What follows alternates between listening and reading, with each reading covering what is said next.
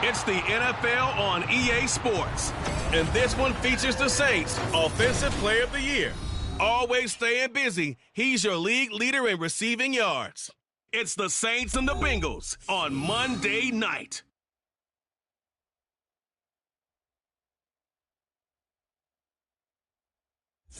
It's a brisk night in the Midwest, but we've got football at Paycor Stadium in the Queen City of Cincinnati, Ohio. Tonight we polish off Week 10 with a good Monday night matchup, as it'll be the New Orleans Saints taking on the Cincinnati Bengals. With Charles Davis, as always, I'm Brandon Gaudin. And Charles, you talk about storylines in this one. I think it begins and ends with our two quarterbacks, certainly two of the best in the business. And nowadays, I don't think you get by for long periods of time without a top-flight quarterback. The way the game is played, with all the responsibility he has and how the game flows through him, if he's not on the top of his game, your team's not going to benefit at all.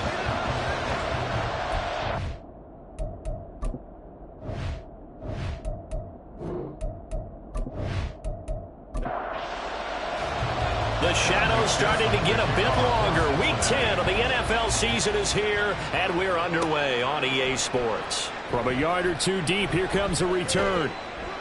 And ultimately, he stopped right where he would have been if he had simply gone down to a knee at the 25. And here come the Saints for their opening drive.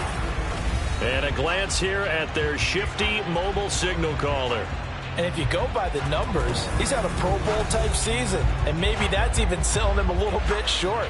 He's the NFL leader in touchdown passes to this point in the year, and with the end of the season not too far away, he's got his guys playing at a very high level. Kind of tackling they want to see all game as he'll lose yardage to start things out. During that run, an injury here. We got one of those big blockers in some discomfort. Hopefully, obviously nothing serious here. Medical staff, though, going to take a peek, and we'll take a break. On second down, Lincoln. And he'll be upended here after a pickup of 3, getting it out to the 25. So, CD, this defense, they know that they have to be at their very best when they're taking on a team here that's in the midst of a winning streak that's now stretched over multiple months, not weeks, months. I think the challenge they put upon themselves is we want to be the guys to end that streak. And what's working in their favor? The winning streak on the other side. Sometimes that carries a burden with it because they feel like they have to play perfectly as well. Let's just go out there and get them is the idea.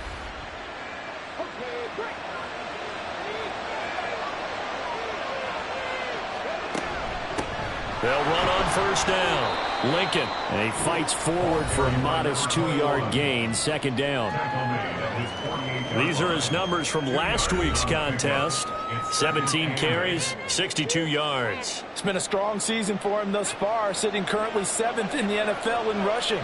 He gives their offense really good flexibility because if he's gashing a defense, they can ride him to an early lead. But the defense sells out to stop him, that opens up their passing game.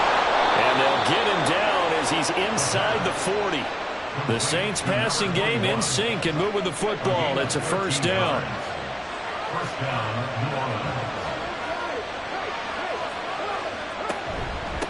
Up the middle they go. Lincoln. And nothing much materializing there on the first down run. He'll get a couple, and that's it. Line of scrimmage, the 36 on 2nd and 8.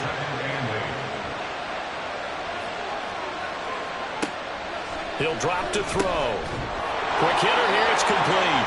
And he's got another first down as the tackle's going to be made at the Bengals' 26. It's a gain of 10. First down, Saints. Looking to throw. And it's incomplete. Boy, he doesn't drop many like that one. Second down. Here's 2nd and 10.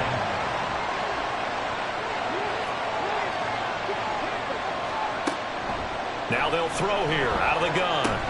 Completes it to Perry. They do get a couple, but they'll be left staring at a 3rd and 8 coming up. They'll be in search of 8 yards here as they hope to convert the first down. Again, he'll drop to throw. And he'll find the open man. That's complete. And they do get him down, but not before he's able to slip it inside the 5-yard line. Now a timeout here, at least for the moment. Looks like one of the Saints is injured, shaken up on that last play. First and goal, a chance for an early statement here on the road. Gibbs is going to go backwards. He'll lose yardage back to the 5. It's a loss of a yard there, and it's second down. This defense is a difficult one to prepare for, one of the best in the league. They'll come at you from all angles, and they did a nice job there stopping him for a loss. Back at the 5-yard line now, second and goal. Again, it's Gibbs. And he gets halfway there from the 6 to the 3 on a gain of 3. Driven it down the field nicely here on the opening drive, and now it's put up or shut up. No doubt about it, because to make that type of a drive and ultimately kick a field goal would feel very disappointing. And I'm just wondering, is the head coach thinking, is this 4-down territory? Might he go for it? Nothing doing there as the 13th play of the drive proves to be unlucky. That's a really alert defense there, because they saw the heavy look come in from the offense, countered it with extra linebackers who brought a little bit of speed and heft, and able to really make a big-time play for their defense. And the 11-year veteran bangs it through.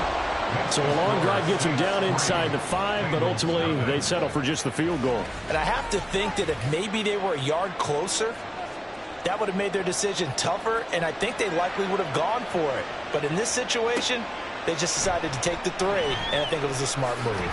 And beyond the 20, but not by much. In fact, just a yard pass there to the 21. Here come the Bengals now to take over. And they are led out there by their mobile quarterback. And what a performance in his last game. A couple of touchdown passes, that was positive. But more than 2 interceptions. Yeah, that's not what he's looking for. What did Vince Lombardi say, though? Winning isn't everything. It's the only thing. And that's what he hangs his hat on after last week's game. He'll get this to the 24, and it's second down. The numbers for him from a week ago. Charles, how do you think he ran the football? I thought he definitely had his moments. I did think that they could have utilized him a little bit better, and I'm definitely going to keep an eye on him to see how they're going to use him this week. Counting down toward the midway point in quarter 1. Here's a 2nd and 7. Over the middle, that's caught by McLeod. And he's brought down, getting this one up to about the 35. Ball up to the 35 now as they come up on 1st and 10. Now a handoff up the middle. Downing. That's some good hard running there as he'll push his way forward for about 5. Ball at the 40 here for 2nd and 5.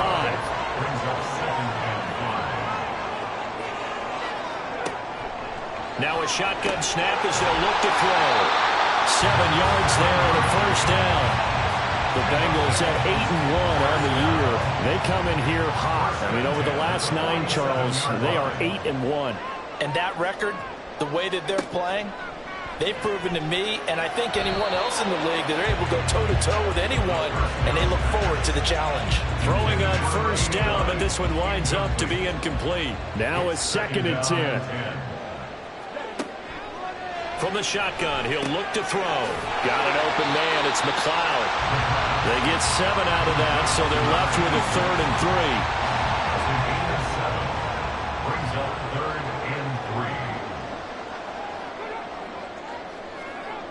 3. They'll stick with the passing game as he looks to throw. And this pass broken up. And the contact well timed there, and now 4th down. Brandon, watching their tape from last week, I saw plenty of plays like we just saw there, forcing incompletions. It was key in their win last week. They're hoping the same thing happens this time out, too. McPherson's kick is good. Wow, I mean, it's so rare to even see one attempted from that distance, CD, let alone converted, but he came through with confidence and matches what was Tom Dempsey's 43-year NFL record at one point of 63 yards. Yeah, I can still see that highlight of Dempsey making that kick, and nowadays we see it a little bit differently because, remember, Dempsey was a straight-on kicker. But these guys nowadays, the range keeps increasing, and they keep putting it through the posts.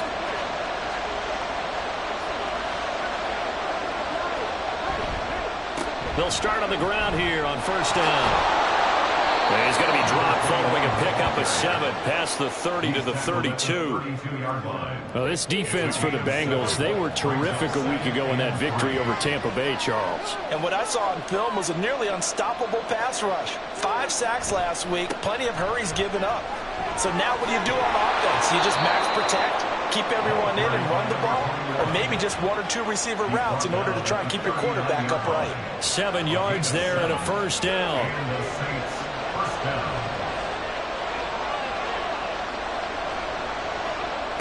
He'll look to throw. He's going to loft one deep left side here. And this one is incomplete. That's what you're going to need to do against those big receivers. You got to get in there and get physical with them.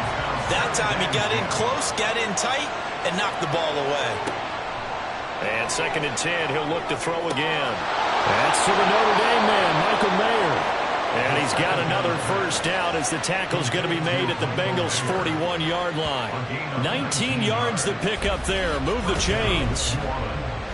A lot of tight ends just use their size and their strength, try to occupy some space and kind of body people away and catch the football. But not this guy. He's a refined route runner. Makes me wonder if he took some dance classes in his background with his footwork. On first down, Lincoln. Oh, good move. And they're going to be set up down around the 15-yard line. 45 yards now on the ground on just 7 carries. Well, they came into this game saying it was important that they set the tone and show that they can run the football. I believe that they've done that here in the first quarter. They'll look to throw now on first down. Touchdown, Saints. A.T. Perry. Touchdown number 15 of the year. And the Saints have taken the lead. A nice connection there, finding his target, and that'll put 6 up on the board. Just like they drew it up in their playbook and reiterated it on the sidelines, right? Perfect route, a good throw, and the defense, they had no answer for that right there. Blake Groupie now for the extra point.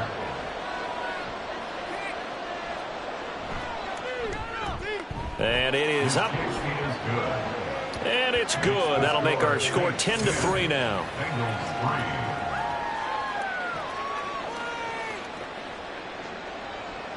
The kickoff team on the field now as they will send this one away. Here's McLeod from his end zone. And he had no room to run as he's tackled down inside the 20.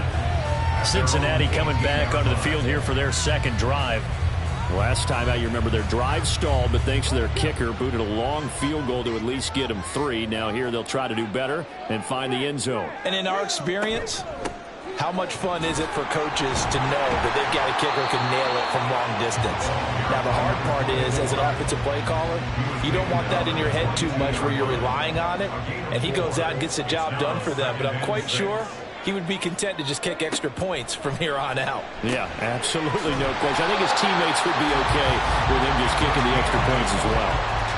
His first catch, good for 8 and a first down. 1st and 10 at the 30-yard line. Out of the gun, they'll look to throw. Able to complete this one to McLeod. So the completion good for 7 there, and that'll make it 2nd down.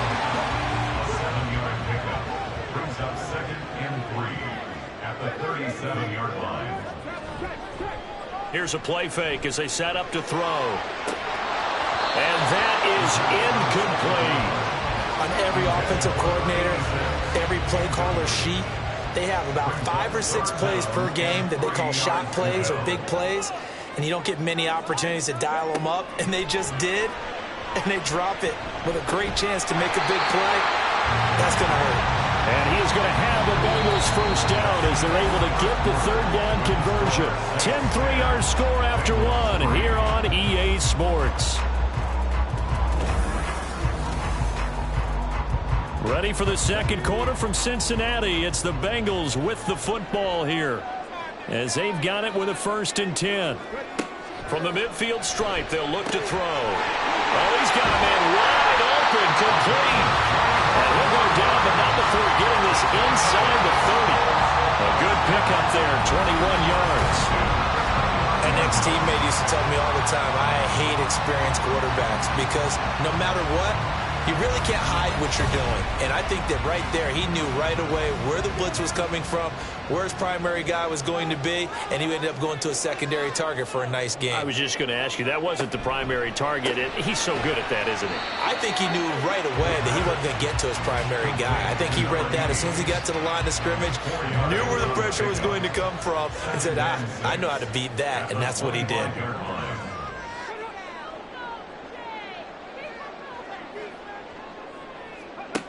They'll look to throw again. He's got the hook up to McLeod. The result, only 4 yards there on the play. And it makes it 3rd down and 2 yards to go. Makes it 3rd and 2. They'll try the left side. Downing. And he picks up the 1st down yardage as he takes it down to the 16. Give him the 3rd down conversion, 5 yards on the play. They had to settle for 3 last drive, hoping this second go-around ends in 6. In good position, 1st and 10. They'll set up to throw. They'll roll him out right. And they'll take this into the end zone for Bengal TD. A 16-yard touchdown run. And the Bengals are an extra point away from drawing level. Well, the defensive coverage was good, so good he just decided to make a play of his own, and it worked out. Yeah, you often wonder if they think to themselves, was the coverage too good to allow him to run the football? I think you'd rather take your chances with him doing exactly that, and he beat him on that play all the way to the end zone. Extra point by McPherson, up and good, and we are even at 10 apiece.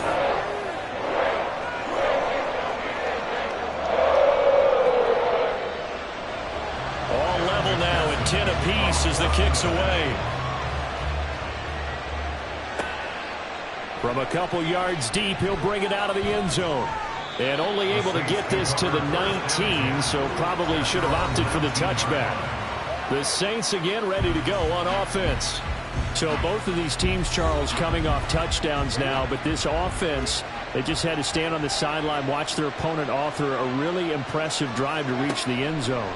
Yeah, and I think you're not telling yourself the truth if you don't think there's some one-upsmanship going on right now, because they just had their touchdown answered by a drive of double-digit plays that also found the end zone.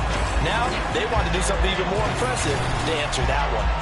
Well, the pass rush has been a real strength of late. They know how to get after the quarterback. Absolutely. 4 sacks last week. That's their first one here. Anything in particular you've seen from them or on film? I think that they're winning athletically up front, winning those one-on-one battles, but also when the offensive line wants to keep everyone in and mass protect, they know how to scheme their way back to the quarterback as well. A second down pass play there, but it's incomplete. And this drive is almost over before it began thanks to a great defensive effort. Sack on 1st down, followed by an incompletion, one more good rep, and they get off the field.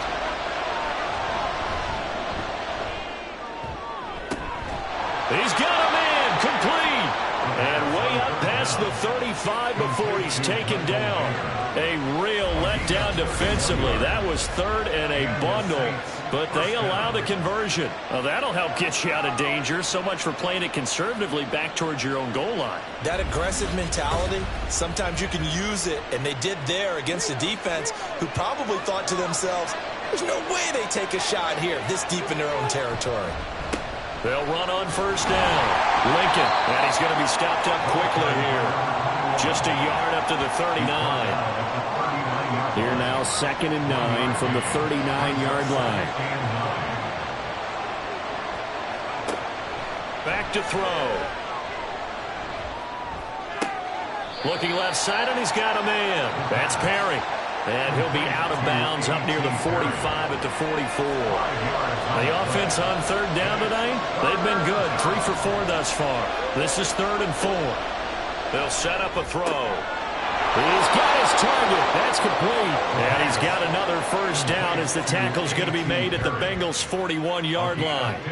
A solid gain of 15 yards, and the sticks move.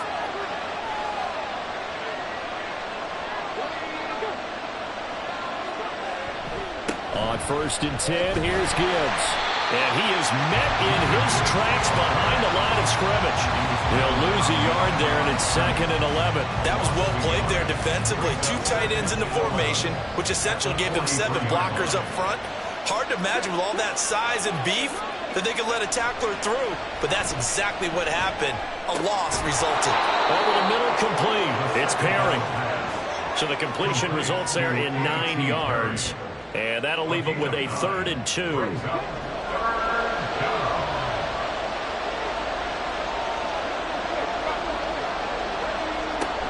Gibbs will try and pick it up. Good footwork at the 30. And down he goes, taking it inside the 10, just shy of the 5 at the 6. They're able to convert on 3rd down, and that sets up a 1st and goal. This is a very impressive drive, especially when you consider where they started from to now be set up 1st and goal. Yeah, and some nice running right there. That's what got them the 1st down. But at this point, I suggest open up your playbook. You can call just about what you want. So another 3rd down conversion, and now they've got a 1st and goal. Now back to throw. And he takes a shot on the release as this will be incomplete. I think I didn't load that one before he wanted to. He was right up in his grill. I think he was a dentist there without a license, don't you? Just not enough time for the play to do. Hammering for the goal line. He loses the football. Could have been a costly mistake, but as it turns out, they keep possession. You can't give away these types of opportunities in the red zone. And I'm sure that was flashing through his brain as the ball escaped his hands. Fortunately for him, able to get picked up by his team, fumbled, recovered. They still have an opportunity deep in the red zone. Better ball security, but not much else to show for it. This is a long drive offensively. Wouldn't you hate to end this with just 3 points? Doesn't it feel like during a ball game you have certain narratives going on and there's certain drives that seem to take on just a bit more importance than others? This feels like one of those, doesn't it? To me, 3 points here, a major letdown. This is the time to go and put 6 on the board. 4th down to give to Gibbs. And he takes it across and into the end zone. Touchdown, Saints. Jahmyr Gibbs with his 6th rushing touchdown on the year. And the Saints' decision to go for it pays off with 6 points. This defense held out as long as they could, but ultimately the running game wears them down from the 1-yard line. And that gets set up throughout the entire drive, doesn't it? And when you put those big bodies and determination into that carry, the end result, touchdown. Groupie able to add the PAT, and that makes it a 17-10 score. The ball upright on the tee, and the Saints kick team booms it away. This fielded right at the goal line. And good coverage there on special teams as they'll get him down shy of the 20. Ready to go on offense. Out come the Bengals. As this offense comes back out here, Charles, they're trailing in this ball game. And they've been on the sideline for a while. They did score their last time out, but they just had to watch that long, sustained drive, so we'll see if they can shake the rust off. Yeah, and that's always a question that you have when you have to come off the bench after having sat there for a long time. Are you ready to go? Are you loosened up? But even more so, are you mentally alert and ready to put your best product out there? From up near the 40 now after the big play to start, here's another 1st and 10. Flushed out right. And this will leave him a yard short. Nice pickup of 9 yards on 1st down. Just need a yard here, 2nd and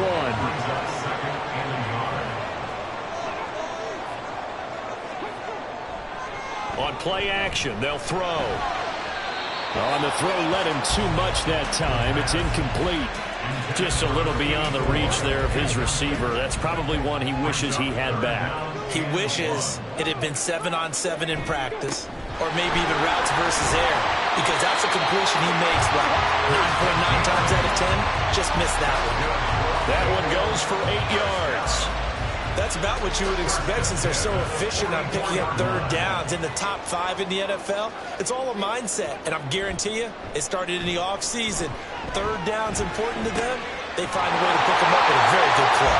And they'll wind up getting this one all the way down inside the 20. A good pickup there, job pulling that one in from a guy, as we know, who can really blaze. He's got a lot of speed. And that speed can work for him so many different ways. Sometimes he just takes off and goes, just runs past people. Sometimes you get people to back off so far that you can catch everything underneath. But still, at some point in the game, under a heavy rush, and down he goes. They overload him that time with a safety blitz, and he winds up being dropped for a loss of 7. 2 minutes remaining in this first half of football. Now, following the sack, they'll look to make amends on a 2nd down and 17. He'll look to throw. Now he'll dump it underneath to his running back, complete. They'll give him 4 yards there, and it'll be a 3rd and about 13. Brings up 3rd and 13. They're going to look to throw. He's got his running back out of the backfield. Touchdown, Bengals. A 22-yard touchdown grab. And the Bengals are an extra point away now from tying this ball game. Getting your back involved, what's the importance there in the passing game? well, oftentimes you can create mismatches because who's going to cover him? And you get him into space, which is where he likes to operate with the ball in his hands. Oftentimes makes people miss, gets that run after the catch, and off he goes. And into the end zone. McPherson now for the extra point.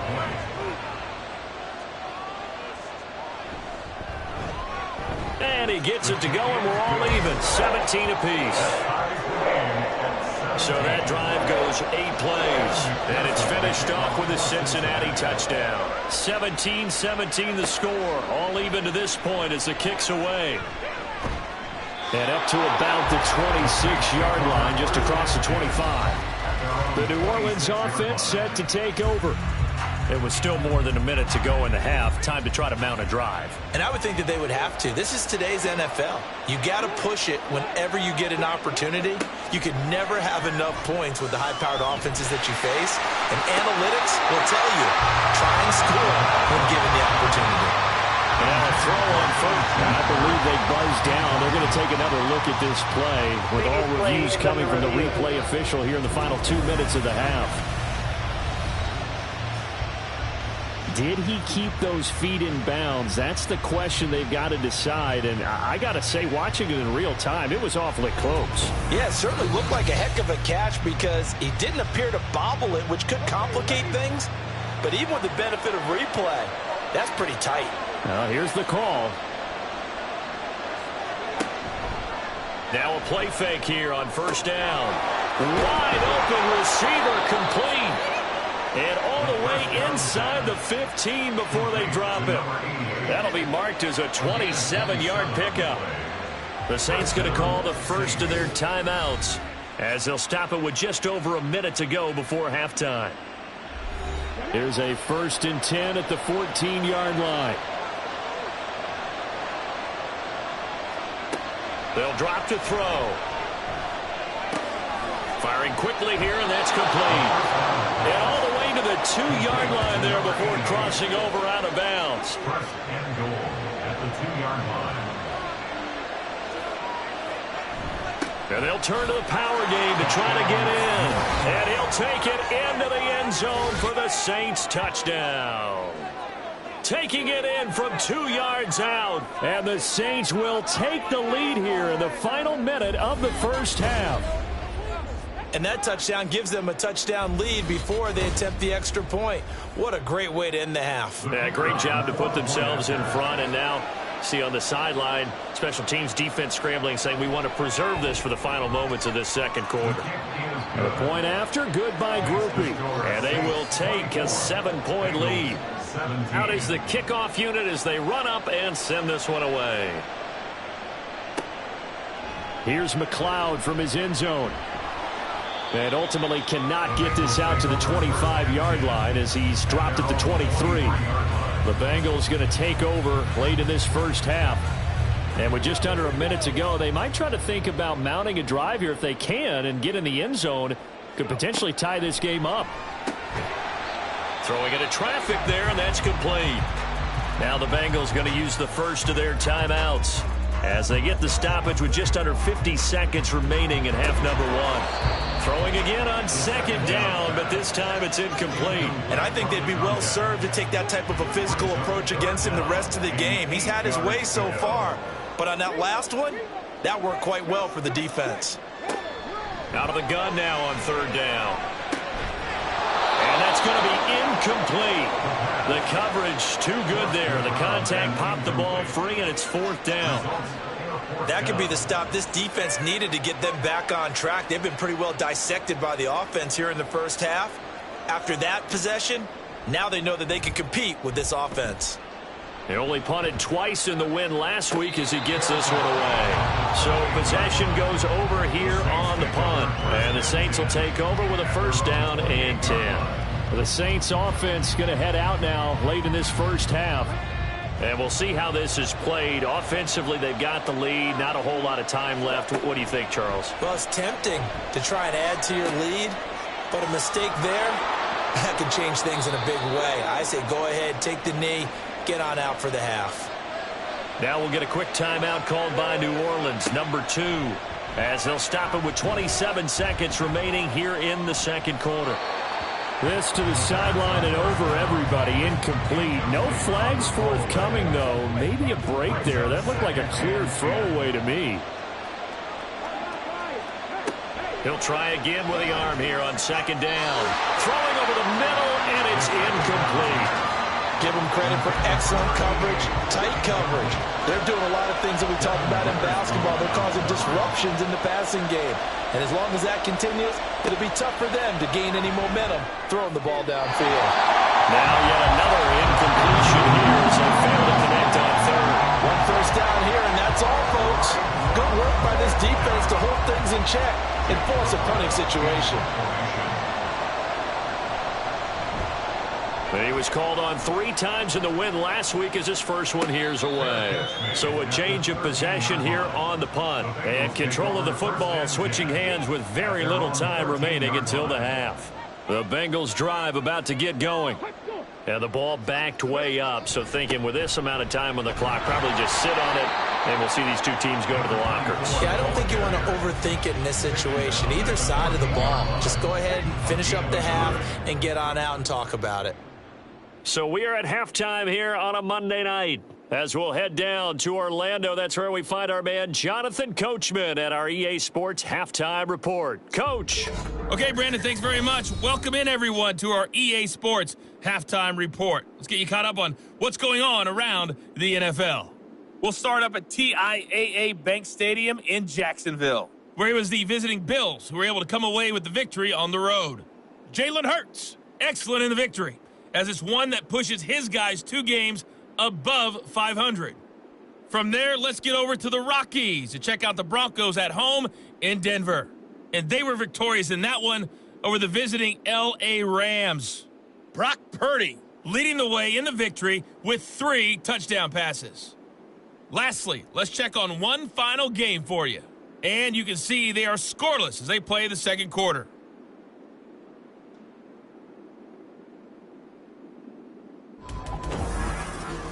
We saw a couple of high-octane offenses getting it done in the first half. Both teams had no problems moving the football. And you'd have to think, the team whose defense shows up in the second half is going to be the one who walks out of here with a victory.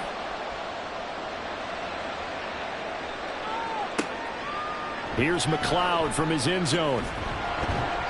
And he will be brought down here inside the 20. Good coverage as he's dropped at the 17.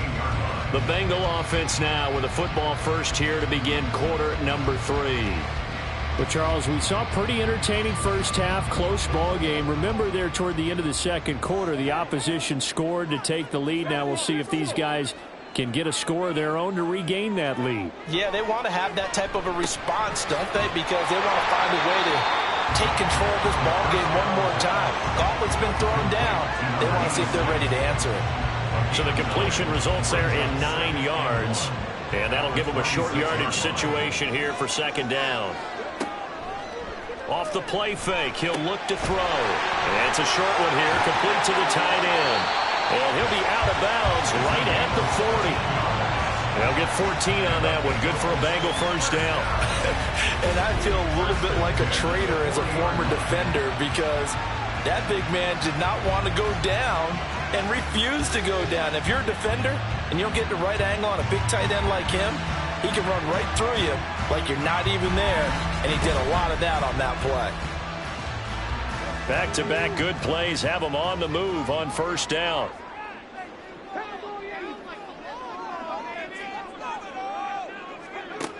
He'll drop to throw. Over the middle into traffic, and that's complete.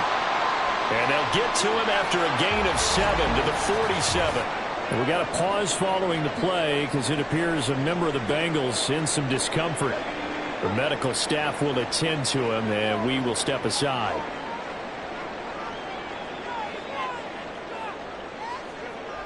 Again, he'll drop to throw. And he's got his man in stride, complete. It's a first down, his 4th catch of the game after having 3 in the first half. First and 10 at the 46-yard line.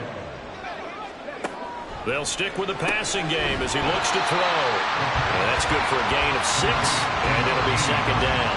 One thing you're hoping for when you run drag routes, you're able to hit a receiver in stride, and he can pick up a lot of yardage after the catch. But in this situation, the defense was effective, able to stop him before you get a good head of steam going. Call it a gain of 4 there, so it sets up a big play here. 3rd and a yard. Brings up 3rd and 1. Back to throw here. Pass taken in by his big tight end. And this is going to be another first down as the tackle's made at the Saints' 27-yard line. They only needed 1 yard on 3rd down. They get 10 instead by going to the air. We often hear the phrase sure-handed tight ends, and he certainly fits into that category.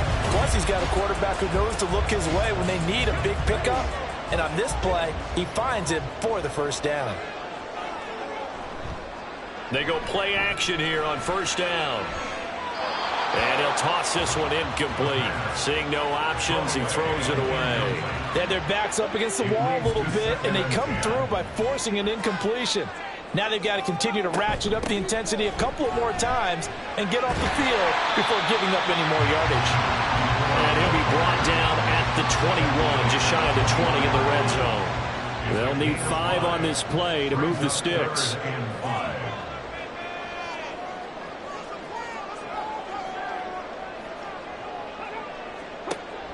He'll look to throw. And he fires one, but incomplete.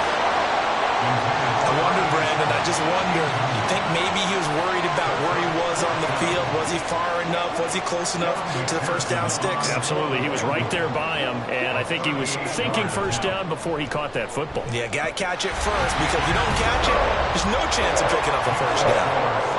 So they were facing the deficit coming out of the locker room at intermission, and at least they're able to get the field goal to cut into that deficit. Yeah, now your offense feels pretty good about itself, right? A little bit more up to speed coming out of the break. You turn to your defense now and say, hey, we got 3 there. We're chipping into the lead. Can you help us out? Hold them. Let's get the ball back for us. So here are the Saints to take over. They've gone 2 months without a loss, 8 straight wins for them.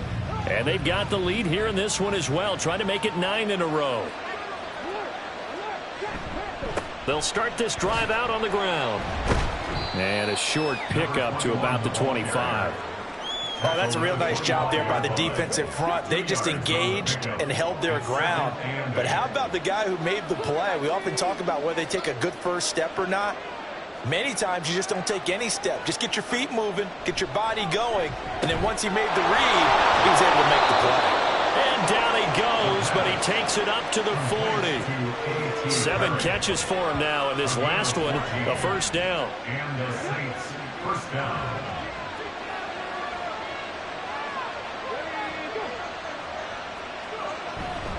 Hand off to Gibbs, headed right here. And the play goes nowhere. Losing yardage back near the 40 at the 39. So after the loss of a yard, they'll look to push forward here on second down and 11.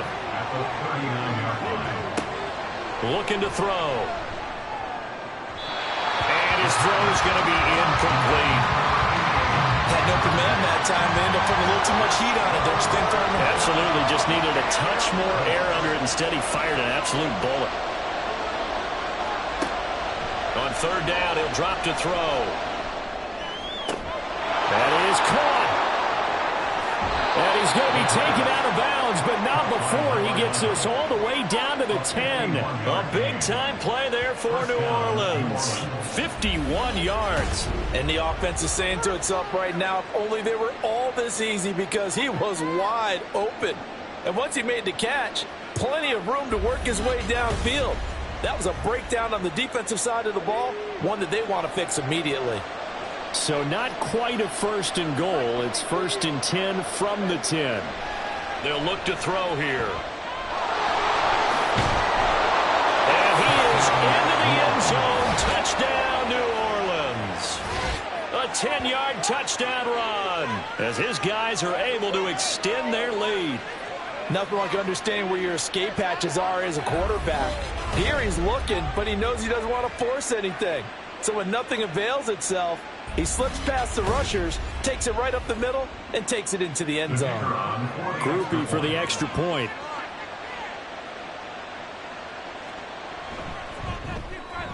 And that one pushes the lead up to 11. A drive that time of 6 plays. And it was finished off with a 10-yard touchdown scamper. Here's McLeod from his end zone.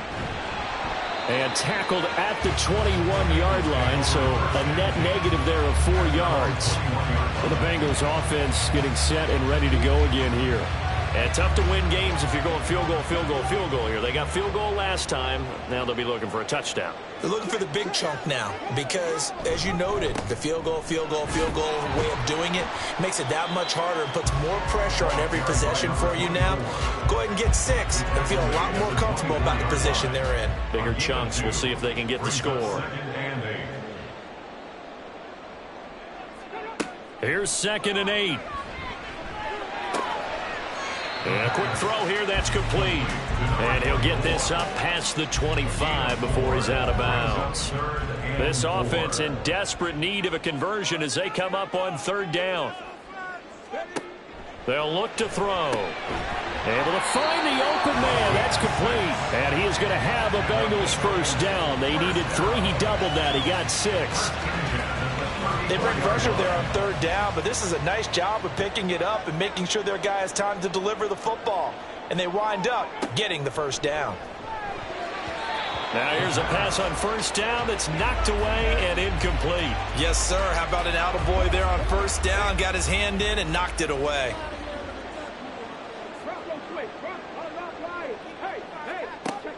They'll look to throw again.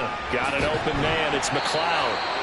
They get 7 out of that, so they're left with a 3rd and 3. They like going to him in the slot. He catches another one. I think this comes under the heading of until they stop him, why not go back to him? He has something going really well. Great working relationship with the guy throwing the ball, and they keep making the connection. Now the throw on 3rd down, knocked away and incomplete. Looks like another empty possession offensively. And you're at that point in the game where you can't afford too many more of these. So this is going to require some heavy thinking on the sideline to figure out what they can do to crack this defense. This is taken around the 12. 44-yard punt, return of 9. And out will come the offense as they take over. Back out onto the field now comes the New Orleans offense. And they'll just simply be looking to build off the confidence of the last time out where they scored a touchdown. And confidence is powerful, isn't it? When you've scored once, you feel like you can go back out there and get it done again. Doesn't matter what the defense throws at them. They feel like they're in a groove right now, and they want to get out there and show it. Yeah, hoping to stay in that groove here this go-around. 3rd quarter on a Monday night with a 2nd and 10 coming up.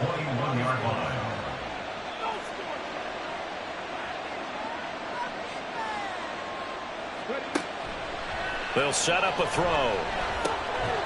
And he comes back with one complete. Now a timeout here, at least for the moment. Looks like one of the Saints is injured, shaken up on that last play. Well, now they're going to come out and take a look at this injury, and we'll be back in a moment. They need 2. Here's 3rd down. Up the middle they go. Lincoln. And he's taken down but able to slip across the 35. 58 yards rushing on 12 carries for him now. This offense #1 in the NFL in picking up first downs, and their run game got him another one there. A really good stat to lead the league in, isn't it? Because if you keep picking up first downs, sustaining drives, that means you're controlling the football, controlling the clock, and letting your defense rest on the sidelines. Second down and 6 now from the 42. They'll keep it on the ground. Lincoln. And able to work about 5 yards out of this as he's taken down up near the 47.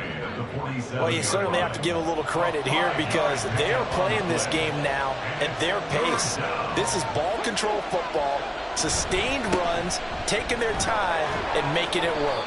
And he is going to have a Saints first down, and comfortably so, as he gets 5 there on 3rd and a yard. Everyone understood their role on that play. 3rd and 1, you know the defensive guys, they're trying to get down and get low and get leverage on the offensive lineman, but they didn't allow that to happen. They created a crease and allowed him to get through for a first down. And good work there in open space, and he's got this all the way down now to the 32. 17 there, and a New Orleans first down. First down, New Orleans. Now they'll switch it up here and look to throw. A throw out wide, going to be incomplete. It sort of looks like they stopped some fight in them on this series because it seemed like things were headed for the red zone. But if this defense gets 2 more stops, they can keep them out of that area.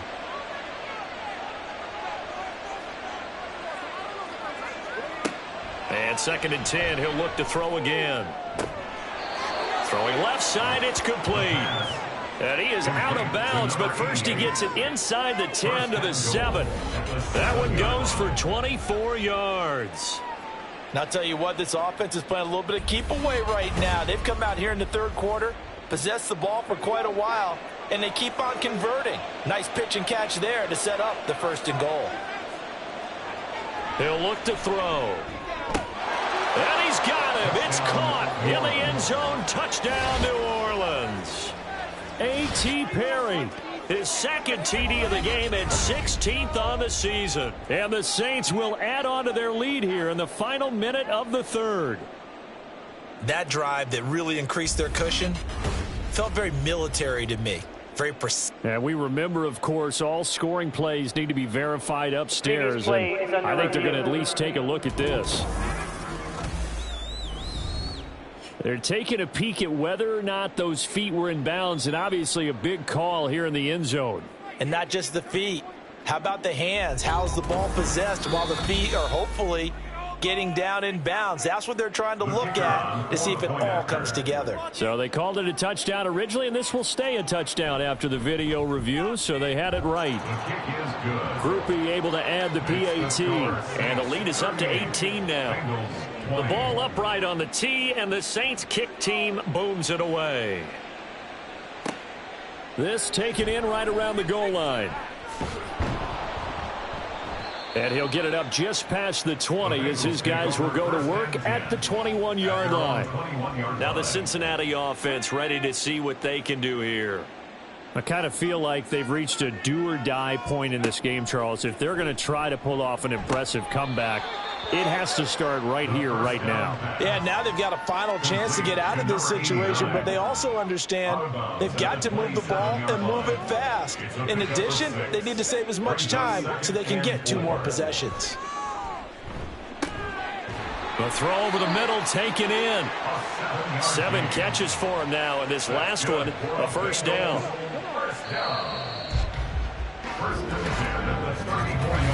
One quarter remains here as we wrap up the week on a Monday night. We'll return with more after this. This is the NFL, and it's on EA Sports. Back now in Cincinnati. From the 34 now, here's 1st and 10. It's the Bengals. They've got the football, but they trail here as we get rolling in quarter number 4. 7 yards there on the first down screen play. You got the big lead defensively, willing to give them that underneath stuff, right? And this is why you work on your tackling. Tackle them after the catch, inbounds, keep the clock running. Just go ahead and bleed the game out that way. Back to throw again. And he's got him. Got his man on the end route. Complete. 50 catches for him now on the year, and he's got a first down. First and 10 at the 48-yard line.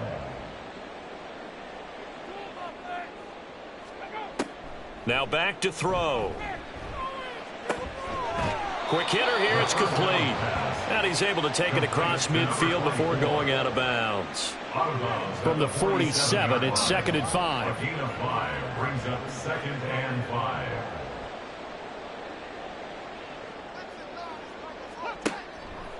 They're going to look to throw. Firing quickly here, and that's complete. And this is going to be another first down as the tackle's made at the Saints' 32-yard line. The Bengals passing game finding a rhythm. They've got another first. Well, I can put my defensive cap on right now, and I know they're saying don't give up any big plays now. They've controlled this game throughout, and all they want to do is see it through to the end. I think they let their guard down a little bit with that last completion. Sometimes when you're trying not to give up bigger plays, you don't react as fast as you should on other throws. They'll look to throw here on first down. And a quick throw here, that's complete. It'll go as a gain of 4, and that will bring up 2nd down. 2nd and 6 at the 28-yard line. They'll drop to throw. Oh, he'll want that one back. Incomplete. He doesn't drop too many in that department. 3rd down. They are in need of 6 yards here if they hope to move the chains. On 3rd down. Downing. And he will take it on in for a Bengals touchdown. A great play there. His 2nd touchdown of the night. And the Bengals have got it back to a 2-score game here in the 4th. So a little bit of a letdown there defensively. I mean, look, you're still 2 scores to the good, CD, but things may be a little more uncomfortable than they had hoped. Yeah, if you kept them out of the end zone there, this game's over. You've locked the door on them. Instead, it's still open a little bit, and they've got a puncher's chance.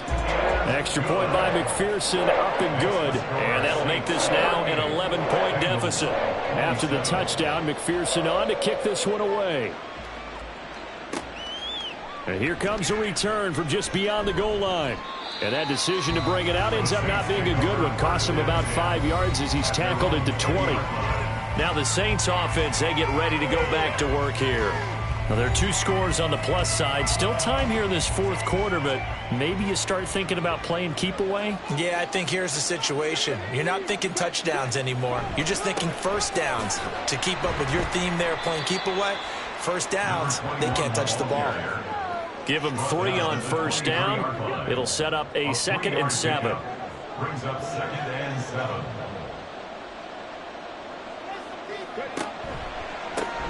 They run the counter. Lincoln. And he stopped immediately there.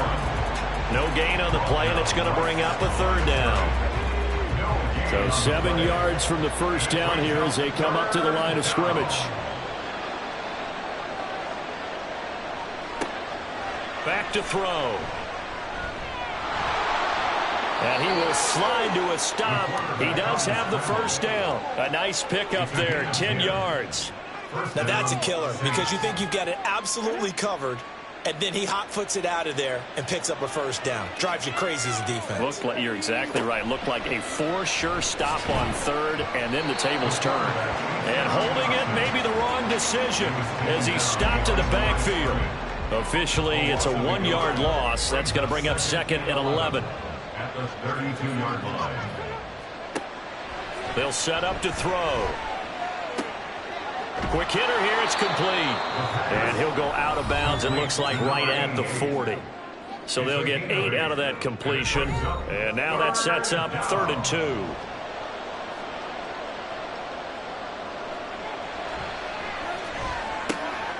Short throw, and that's hauled in by Mayer. And down he goes, but the stiff arm utilized effectively there, and it helps him move the sticks. A 3rd down gain of 3 yards, and that'll be enough. A couple of first downs has the football positioned at the 43 as they come up 1st and 10. Out of the gun, they'll give to Gibbs. They juked him, and he'll manage to pick up about 4. It's 2nd down. I'm sure that's going to be the formula. Just keep the ball on the ground, keep that clock moving. And when you have the lead this late in the game, above all, stay in bounds. Yes, take care of the football. Yes, gain yardage, but stay in bounds and let that clock tick. A 2nd down pass play there, but it's incomplete. So they need 6 yards here on 3rd down. They're 2 for 2 on 3rd down tries so far on this drive.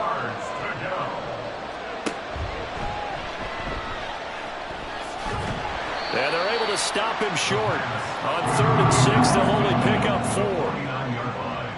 A gain of 4 yards. It's now 4th down.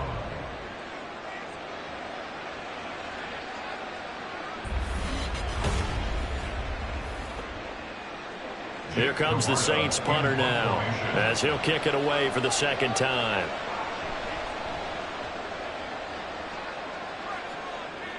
And they'll play keep away from the returner as this one will be marked out of bounds at the 13-yard line. Pretty good spot. So now the Bengal offensive unit back out onto the field. Their defense was able to force the punt. That's the good news. But this is still a 2-score game, and they need points on this drive and in a relatively quick manner. First play of the drive, a success, 19 yards. Now, correct me if I'm wrong. Yeah, you're down 2 scores. I don't think you need to rush just yet, but you can't take your time either. Yeah, even if you don't want to commit to full 2-minute offense, you have to up the tempo, up the urgency. Maybe you're starting to call 2 plays in a huddle each time you snap the ball. And he'll be taken down, but not before he works it past the 50. It's another first down as they look his way again, this time 19 yards.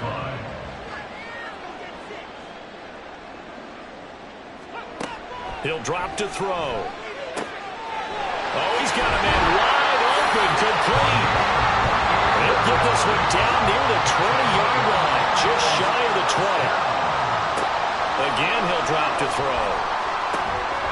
And that is incomplete. Oh, the coverage a little too good there, and it's 2nd down.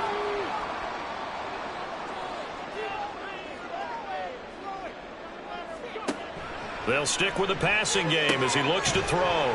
Firing quickly here, and that's complete. And a couple of yards as they move it from the 21 to the 19. Back to throw here. Work in the middle of the field, and he's got a man complete. And the Bengals are going to have 1st and goal as they try to finish off this drive with 6 points. Now a shotgun snap as they'll look to throw. Touchdown! From 10 yards out. And the Bengals have made it a 1-score game again here in the 4th. Well, time to let those folks know who are tuning in looking for the late local news. We may be a moment because we've got a game again. And, partner, except for those on the West Coast where it'll be seen in its regular time, right? That's the way it works, doesn't it? But how about that? Big-time drive right there. If they're going to have any chance, they needed a touchdown there. They went right down the field and worked their way into the end zone. Here we go now as we get set for a big 2-point conversion. They'll try and throw for it. And this is caught. They got it. And that could be an important 2 points. It gets them back within a field goal. I guess the coach looked at the 2-point cheat sheet, said go for it, get it to a 3-point game, and they did it. Yeah, and sometimes you just throw out time of game. You don't worry about that. There's just a feel sometimes in making that call, and he felt good about what he had for a 2-point conversion, and now they're only down 3 and feeling great about themselves. After the touchdown, McPherson on to kick this one away. From a yard or 2 deep, here comes a return. And the decision to come out of the end zone is going to cost him 5 yards as he's taken down right at the 20. Now the Saints, they trot their offense out here. And with that last touchdown, I mean, we're set up for a good finish here. Some things to consider, Charles. Obviously, it's a very close game.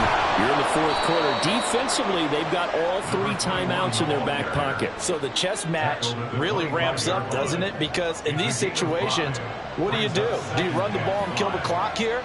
Or do you try and bury them with another score? And how about defensively? Do you use your timeouts at earliest opportunity?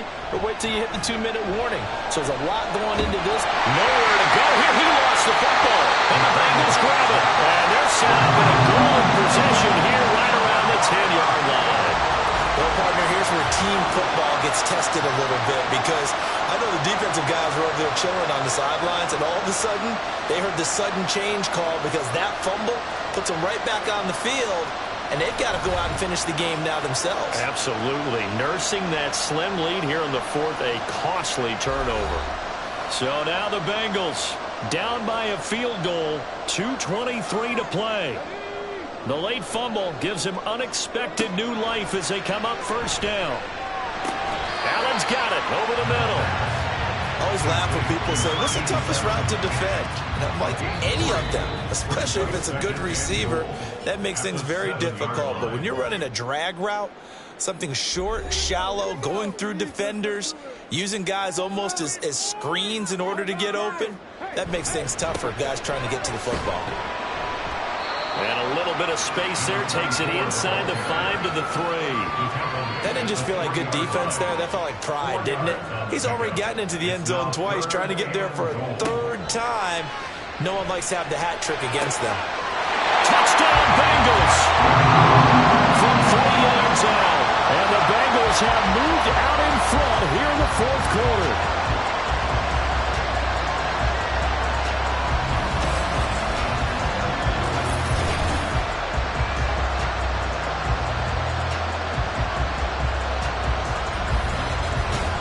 So from 3 scores down, these guys have fought all the way back to grab the lead. And I'll just tell people what happened when they went up 3 scores. I wrote on your paper 2 words, game over, and now I'm eating those words. I was wrong. A little salt, a little pepper, goes down pretty easily. I will admit when I make a mistake. Well, it looked like it was going that way. This is one of those paging Frank Reich moments, and I can't believe I just brought that up. Because Frank Reich, at Maryland in college, did it to my Tennessee Volunteers, and that was a big reason why my team lost. Sounds like he still harbors some pain from that game. You know, we still got a little time to work it out with the doctor. They'll come up 1st and 10 here. He'll look to throw. And he's got his favorite target yet again. It's complete. And they're able to get this one across the 35. Now a timeout here, at least for the moment. Looks like one of the Saints is injured, shaken up on that last play. While they come out and take a look at him, we will step aside for just a moment. He's back to throw. And that's to the left sideline and incomplete. I guess you can't be afraid to take those chances late in the game. He tried to fit that one in there. Nice job, though, defensively. Well, to your point, it was a nice job of knocking the ball away. But you're also right. You can't be afraid to take those chances. That means your guys going downfield to catch the ball, they've got to elevate their game and come down with these in order to keep your offense moving. Back to throw. And incomplete on the deep ball. This one, an absolute must. It's 4th and 4.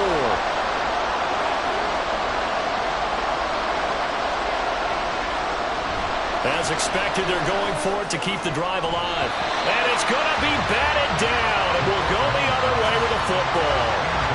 They had to go for it with such little time remaining.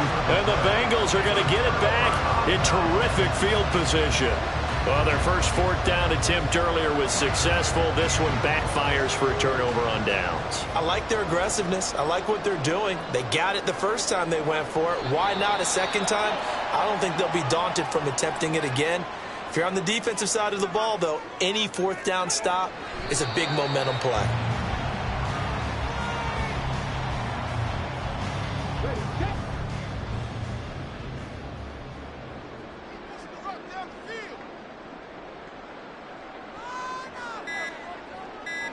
So he'll take a knee here to wrap this one up, and he's going to want to keep that game ball. He was sensational.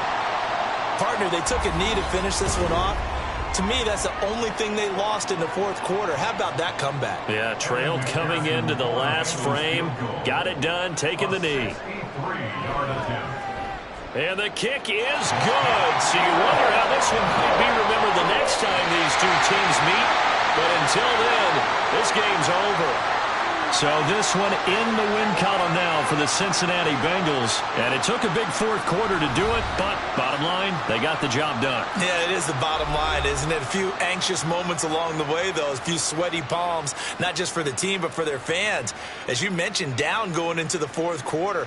How about the rally? How about the comeback? Getting it done on both sides of the ball, holding them when they needed to, and finding ways to get points when they had the football. So for Cincinnati, the great run they've been on continues as they move to 9-1 now. And they'll get to stay home again next week. Meanwhile, for the Saints, they suffered just their second loss as they drop to 8-2 now on the year. And they'll get a chance to redeem themselves at home next week. Thanks for tuning in, everybody. Alongside Charles Davis, we thank our entire crew. I'm Brandon Gaudin. This is the NFL on EA Sports.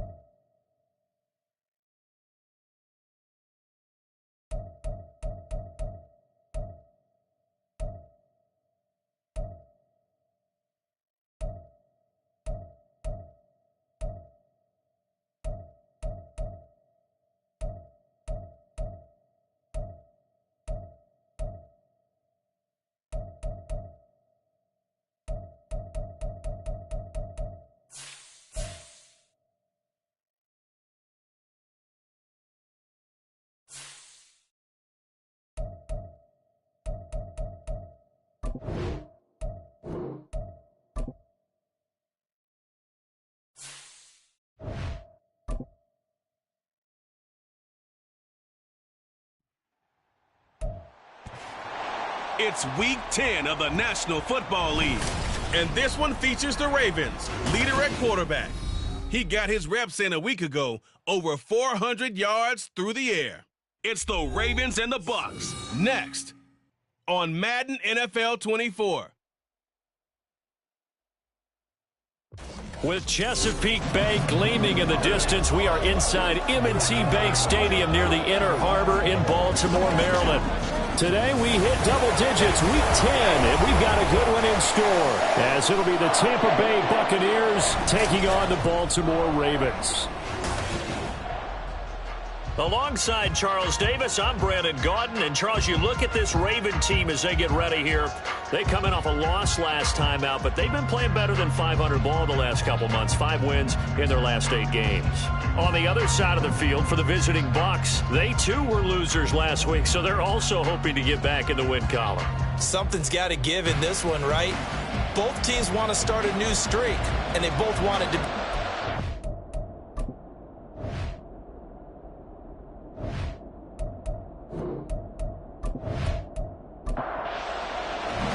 The shadow's starting to get a bit longer. Week 10 of the NFL season is here, and we're underway on EA Sports. This taken in at the goal line. And he won't get this to the 20-yard line as he's down at the 19. So out come the Bucs now for their first drive. And leading him out, their veteran quarterback. And what I loved about meeting with him before the game was talking to a guy who takes ownership of his performance. 2 touchdowns, 2 interceptions last week, but all he focused on was the loss, okay? And he did say, if I change my stats a little bit, not necessarily for me to look better, but that'll help my team. Oh, absolutely. He's got some space now. 19 yards right off the bat, and a quick first down. Just the first quarter, but tackling going to be so important going forward. They've got to limit plays like that.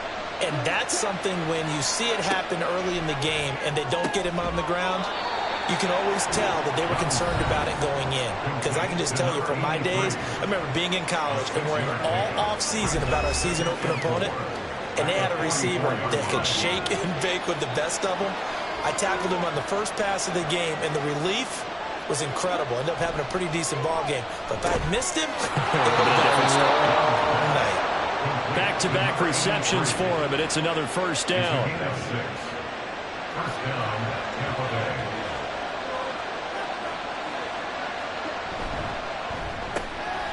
A quick throw by Young, caught out wide.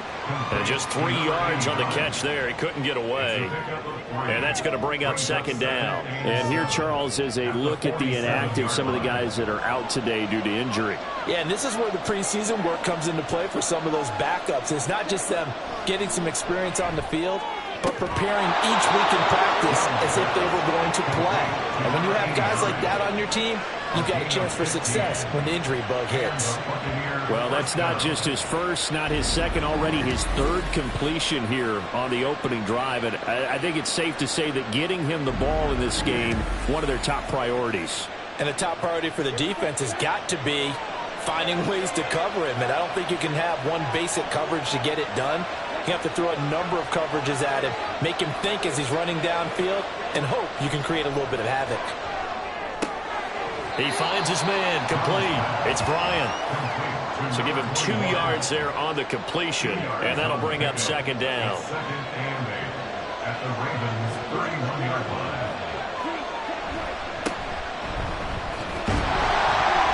And he'll lose yardage. Brought down at the 32. A yard in the wrong direction makes third down tougher. 3rd down and 9. Throwing, Young. And he goes down. The Ravens able to get to him. The defense rising to the challenge and setting him back on the sand. I spent a lot of extra time preparing for this game, watching this offensive line, because they gave up 5 sacks last week in their loss. They just gave up another one now. They don't seem to be working together as a cohesive unit. Right? 4 guys might have it right, but the 5th guy is giving something up. They've got to find a way to all get on the same page. And last week in the loss, 5 punts as he gets this one away. And they won't risk defending a return here. That one's out of bounds, and it'll be spotted at the 14-yard line. So a long field ahead for the Ravens to start things out. And a look at a guy, definitely got a little razzle-dazzle to him. Can do it with his arm or his legs. Their mobile QB. And while he won't admit it because his team lost the game, he had some fun in the last one. He threw for over 400 yards. I mean, there's no getting around it. As a QB, yeah, okay. We lost the game, but boy, that felt good flinging it around. Now he's got to figure out how to do the exact same thing, yet turn it into a win. First and 10 at the 26-yard line. On first down, Goodrich. And he's going to get a solid gain of 9 before being brought down. Second and right at a yard. These are his numbers from last week's contest. 13 carries, 109 yards, and a touchdown. And when he went over 1,000 yards last week, you know what it did for their offense? It gave them a true identity because everyone's going to talk about this. The offensive line's going to take pride in it. Of course, the guy carrying the football will. But how about the coaching staff? When they go in and talk contracts, when they talk to reporters, hey, we have a 1,000-yard rusher this year. That means something in today's NFL. Line of scrimmage, the 37 on first and 10. Looking to throw. Flowers. A short pass here taken in by Laporta. And able to get this one across the 45 before he's brought down. That's another Baltimore first down. First and 10 at the 40. They'll run on first down. Goodrich. And he's corralled, but not before getting it inside the 35. Another big gainer that time. This one goes for 19 yards. Well, there's plenty of real estate for him to maneuver on that run, and let's face it, it shouldn't be a surprise. He's one of the better backs in the league. Had to come into this game with the idea, slow him down, otherwise it's going to be a long afternoon. So from Buccaneer territory now, it's first and 10, down at the 33. They run the counter. Goodrich, and not much running room, down to the 32. Credit him with a 1-yard gain there to make it second and 9. Brings up second and 9. Back to throw. Flowers. Got a man and he hits him in stride. And he's got this down almost to the 20 before he's dropped. 11 more yards there and this methodical drive continues. On first down, Flowers. And in for the Ravens touchdown. Sam Laporta with touchdown number 8 on the year. And the Ravens are on the board first here this afternoon. Extra point splits the uprights, and it's now a 7-0 game. Here's the kick unit now for the Ravens as they'll send this one away. And he'll elect not to return this one, so they'll bring it out to the 25 on the touchback. Tampa Bay, they're getting ready to set up shop here for their second drive. Yeah, they dipped a game below 500 following the loss last week, and you get the sense that maybe this team's at a little bit of a crossroads here. Yeah, I think that's a really good way to put it because what's that old malaprop? If you come to a fork in the road, take it. Because this crew, they're losing ground fast. They've got to start winning some ball games. And the good teams, they're starting to separate themselves, and these guys are being left behind. Here's second and 7 now from the 28. Young. And that is incomplete. A lot of force bearing down on him there. He could not hang on. It's third down.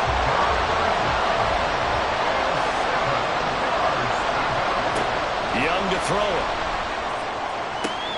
Able to find the open man. That's complete. And he's going to be out of bounds right at midfield. Now a pause, and there's an injured Raven in need of some assistance. So as the medical staff takes a look, we'll step aside.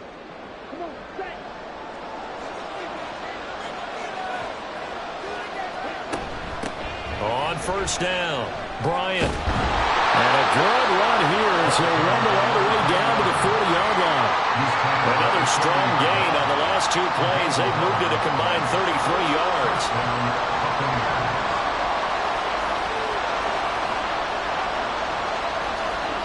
Young looks to throw on first down. Throw left side complete. That's Bryant. So he stopped for no gain, and it'll be second down. Second and 10 at the Ravens' 39-yard line.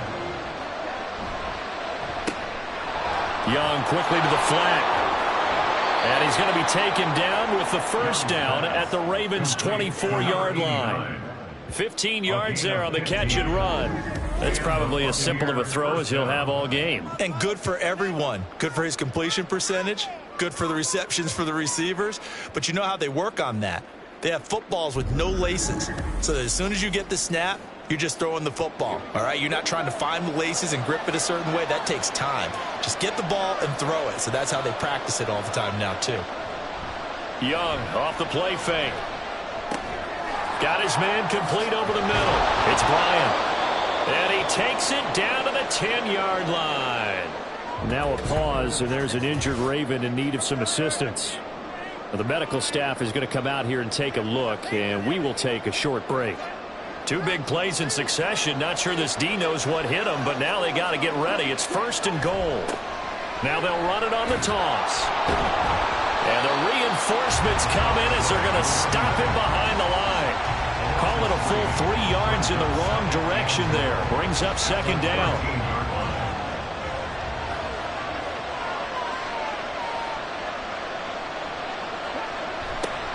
They'll keep it on the ground. Bryant. And a carbon copy there, at least as far as the results are concerned, as he'll be dropped behind the line yet again. Well, now after all of this, hang on here because he appears to be shaken up. Hopefully, obviously nothing serious here. Medical staff, though, going to take a peek, and we'll take a break. Now on third and long, they'll look to throw. To the goal line, but it's incomplete. They've got man coverage on the outside, and my scouting report on these DBs tells me that they love to take matters in their own hands. They want man coverage, not zone. And there was good coverage there that forced the incompletion. And his kick is indeed good. And they are on the board, but still trailing. It's 7-3. So they're able to end that drive with 3 points in this one-possession ball game. And ideally, you want to end every drive with points. Most quarterbacks would tell you, let's end it with a kick, right? A PAT, that's number one. Field goal you'll take. Punts, you really don't want to do that. In this case, they'll take the field goal and get prepared for the rest of the game. A look at the running back, the man out of the backfield as he gears up to go again. A tough challenge here in this one. We'll see if he can duplicate the numbers on your screen that he put up last week, up over 100 and a touchdown. We were watching tape to prepare for this game. One thing you noted that I totally agree with, great complimentary piece in the last game. You know, they were able to throw it pretty well. He ran it exceptionally, and I hope to continue that same formula in this game. Complimentary with an E, not an I. That's my English teacher right there. First and 10 at the 50-yard line. They'll run on first down. Goodrich. He'll take this to the 46. The Ravens at 5-3 now on the year. They coming off the loss last time out, but they've been playing better than 500 ball the last couple of months, CD. 5 wins in their last 8 games. And quite frankly, there wasn't a whole lot to draw on in the loss last week because they were dominating every phase of the game. You got to hope that they show a little bit of life in this one because they certainly didn't have it in their last outing. And a good quarterback facing zone coverage. If he has just a little bit of time to survey the scene, that's what's going to happen. No doubt about it. If there's no pressure, he's going to continue to pick them apart because he'll have all that time to find someone open downfield. He can only cover for so long. So maybe they want to go to a zone blitz scheme, get a little bit more pressure. Remember when Carolina did that against Denver? They lost the game ultimately. They dropped the defensive end out, and he ended up with an interception in that game in Super Bowl 50. Maybe some sort of scheme like that to try and get more pressure at the passer. Second quarter now from Baltimore. It's the Ravens in possession as they've got it with a first and 10. And he gets it all the way down inside the 10 and mark him at the 5. 23 yards on the play. 2 big plays in succession. Not sure this D knows what hit him, but now they got to get ready. It's first and goal. Now a first carry for their fullback. And the hole closes quickly here. He can fight only to about the 4. Now we're going to get a timeout. Here's we've got an injured Buccaneer. The medical staff will attend to him, and we will step aside. 2nd and goal from inside the 5.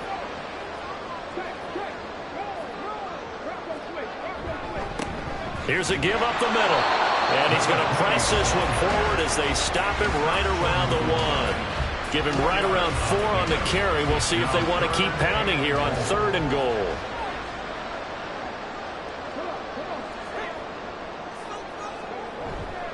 They'll try again. And I don't think he got in. He did not. They mark him short of the goal line. No gain on the play. And what to do now on 4th and goal? Defense didn't budge on 3rd down. Now what are we going to see on 4th? We are soon to find out, but does this feel like old school football or what, right? Yeah. This is an old-fashioned goal line stand. I know what I would call on offense. I would go for it. I want some type of a play. Then my quarterback has a chance to run it or throw it. I don't just want one static play. So 3 points on the board, as easy a field goal as you're going to get, but I can see you shaking your head. I love that peripheral vision of yours, partner, because to me, if it's the 4th quarter and you're up 6, I get it. But now, even if you run and don't get in, you're still setting them up to go a long field, 98, 99-yard drive. How do you look at your defense and not give them that opportunity? Back now comes Tampa Bay. Their drive last time, it stalled out. They were forced to take the short field goal. And the key phrase, you nailed it, forced to, because you know coaches look at these short field goals as a last resort, right? To them, that's not how drives are supposed to end. You're supposed to put 6 on the board. That's a consolation. Well, this is taken in. It's complete. A big play that time for Tampa Bay. 45 yards. That is the exact right play call against that defense. So a hat tip to the offensive play caller because he won that part of the chess match. But give credit to his players as well. They won the execution part of it. So the big play changes the complexion of things. Here's 1st and 10 just outside the 30. And this defense not ready for that one as he'll take this down inside the 25. 10 yards there and a Buccaneer 1st down. Partner, if you want more carries, I think we saw how you get them. Showed that he's got the fresh legs, and he picked up the 1st down on that run. Don't just ask for him. Show him that you're supposed to get the football. And after the good gain last play, this time they say, as he's going to be stopped behind the line of scrimmage. It's a loss of 4 on the 1st down play. They'll have to deal with a 2nd and 14 now after the loss. And a quick throw here, that's complete.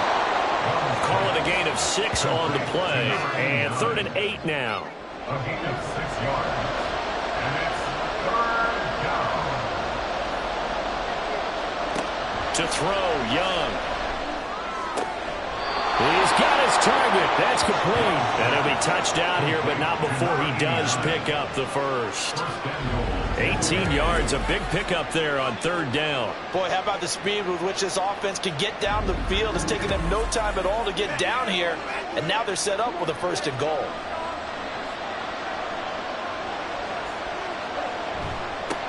They'll try and run for it on 1st and goal. And hit behind the line. He lost the football. It's loose. And it looks like one of the DBs has it. And a big turnover there as his guys will get the football back.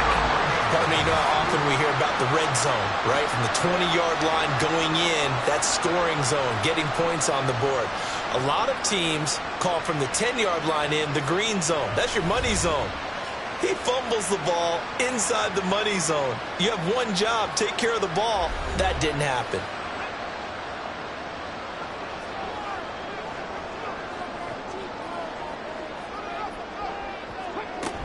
They'll start on the ground here on 1st down. And he's out past the 10 to about the 12. Give him 5 on the carry there, and it'll be 2nd down.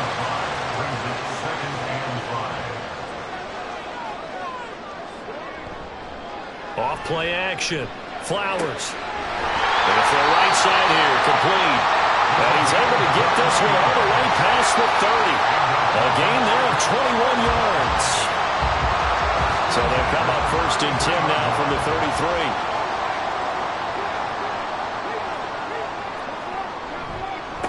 They'll try the left side. Goodrich. 51 yards rushing for him now to this point. Well, I think after that run, the defense is getting back in the huddle and looking at each other and maybe starting to question their confidence a bit.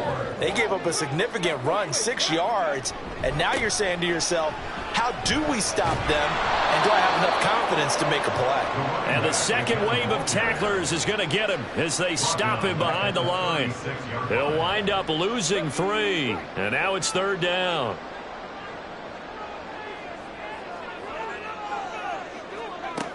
Looking to throw. Flowers. Oh, the ball comes out on the hit, but they'll say it's incomplete. So it doesn't look like they're going to be able to build off the turnover. Well, the defense certainly did its part to get them the football, but you're exactly right. It looks like they're going to have to punt this one away, and it's not a turnover, but doesn't it feel like one after grabbing the momentum with the defensive play? Yeah, and they had all that momentum after getting the football, and now zapped right back in the other direction. Nice punt, but good work on the return to get back 11 yards. And the Bucs will get ready to go on offense. So out come the Bucs now. It's been very much a slow start for them. 3 drives and just the 3 points, CD. Yeah, if you're into the points per drive ratio, that answer is 1. And that's not going to get it done in a ball game. They've got to find a way to finish these drives in end zones, not having balls go through goalposts.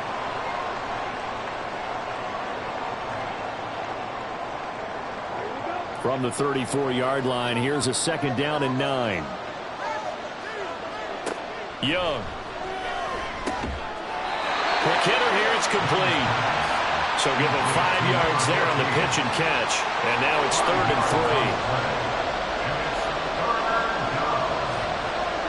3. Young will set to throw.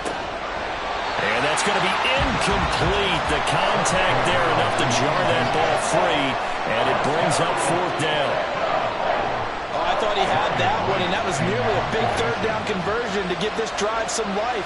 Instead, they're on the spot and help separate the receiver from the ball. This is taken at the 15. 43 yards on the punt, 7-yard return, and the Ravens, they'll take over. So here are the Ravens to take over on offense. They were losers to Kansas City a week ago, but they are out in front right now. They'll start this drive out on the ground. And not a whole lot of room to operate there on the 1st down run. He gets maybe 3. Not a huge carry there on 1st down, but not all of them will be. But still, all in all, a positive play for the offense. It's all about picking up at least a few to set up what you're going to do here on 2nd down. They try to throw on 2nd down, but this one is incomplete. You've always been very good about checking my math. Am I correct? That's the first time that it's been incomplete when they've thrown it to him? Yes, he had caught every other ball coming his way. So they feel like they've got something really good going there, and they're going to continue to go there until the defense makes an adjustment and takes it away. Well, they finally made an adjustment there. We'll see if they can build on that stop. Zone coverage there, and they were playing deep. That makes it obviously a little bit harder to run by guys. And that time, there was not much of a window to get the ball in there, and it winds up incomplete. On 4th down, the punt team is on as this is sent away. The Tampa Bay offense set to go again. And Charles, a very uninspired effort the last time we saw them out there was a quick 3 and out, and they punted the football. Yeah, and you never want to get stopped so soundly during a series, but what would be even worse now is letting it happen again right here. They've got to get going. Meanwhile, the throw by Young was knocked away and incomplete. As a corner, you have to be able to run with guys step for step downfield in man coverage and make up ground quickly in zone. You have to put yourself in position to make plays, just like that one we saw there. That throw by Young incomplete. Well, so far in this drive, they've done some good work. They force incompletions on 1st and 2nd down, bring up 3rd and 10. That brings up the big question. Do they bring pressure or do they play coverage on this down? And Young's throw there incomplete. The passing game not in sync here early. And now it's 4th down. It's going to be another frustrating end to a drive here. This offense, they've not been able to get anything going in this 1st half. And now it's going to be time to gather on the sidelines and try and figure out what's going wrong. Who has an idea? Who has a plan? Time to implement it. Baltimore about ready to go on offense. And Charles, if the season ended today, and it's not going to, we still have December left. More football. We're only in November, but they would be a wild card team, and that's great. They'd be in the playoffs, but you know they're trying to bump up to be one of those division leaders. That guarantees you at least one home game in the playoffs, and that's what you're really seeking. But there also isn't much margin for error for this team, right? Because right where they're sitting, a 2-game losing streak could have them out of the playoffs, so they've got to make sure they continue to keep the momentum down. Absolutely. There's some sharks smelling blood in the water behind them. That one, a first down pickup of 8. Second and inches is oftentimes an invitation for an offense coordinator to take a big shot downfield because he feels like he can come back on third down and pick up the first down. But sometimes you just don't want to break tendency. Stay with what you are, stay with who you know, and go get the first down. That's exactly what they did. A short pass here taken in by Laporta. Now following the completion, we're going to get a stoppage here for an injury. Well, now they're going to come out and take a look at this injury, and we'll be back in a moment. From the 41, here's 2nd and 3.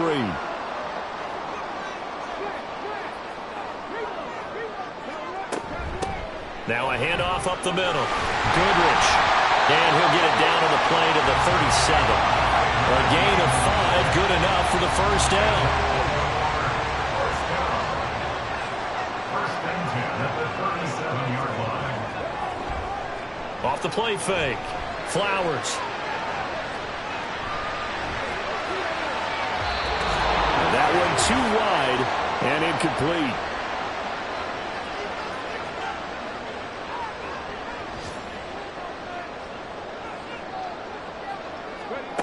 He'll try again with the arm here on 2nd down. To the sideline, and wow, what a catch there. He doesn't get a lot, but he was able to get the feet down complete. Play number 7 now coming up on the drive. 3rd and 5.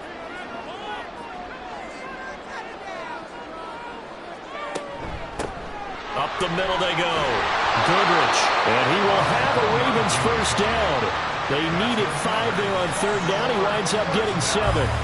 I definitely like the play call. You don't expect it on 3rd and 5, 3rd and 6, do you? You expect a pass play.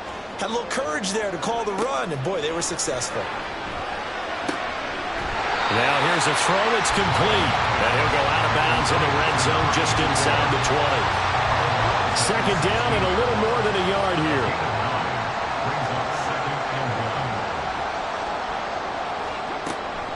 Back to throw. Flowers. And they will not get the connection there. It's incomplete.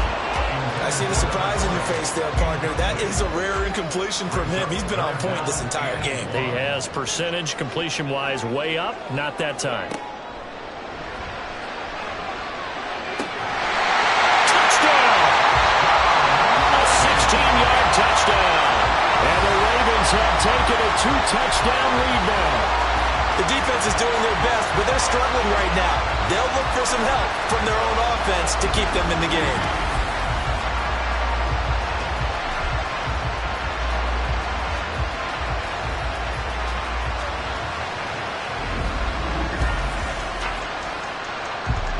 Now the try here for the point after.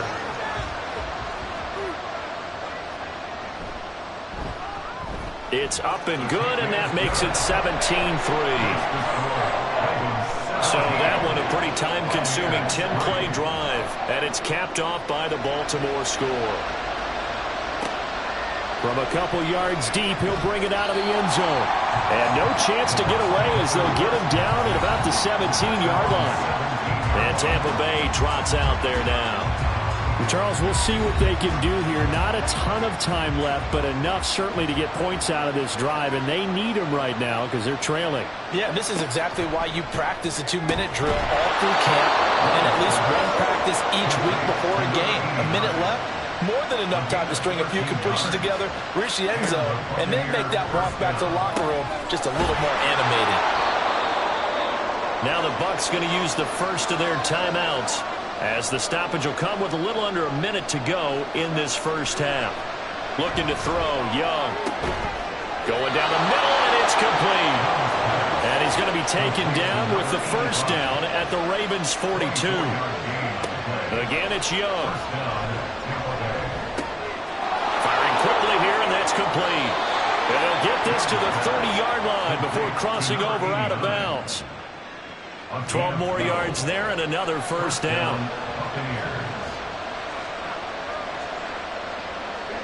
Young now. And it's a short one here, complete to his tight end. The Bucs going to go ahead and use the second of their timeouts as they'll stop the clock with 24 seconds to go in this first half. And in for the Buccaneers, touchdown. A great effort there as the first half is winding down. And the Buccaneers are able to cut into this lead in the final seconds of the first half. Until that late score here in the second quarter, they'd only had the field goal, so that's just big to see that football get into the end zone. Yeah, and when you look at the scoreboard now, nothing seems out of reach. They've been outplayed in the first half, but when the clock hits zeros as they head into the half, you know what I do as head coach? What? I tell my team to sprint to the locker room to show that we've got the momentum and show that we're right back in this game. Point after, right down the middle, and that slices the lead down to 17-10. So not much time to speak of remaining in this first half as the kick's away.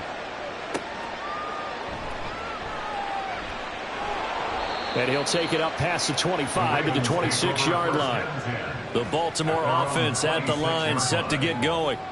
And with a 7-point lead, they'll likely look to take this to the locker room and not really press the issue. And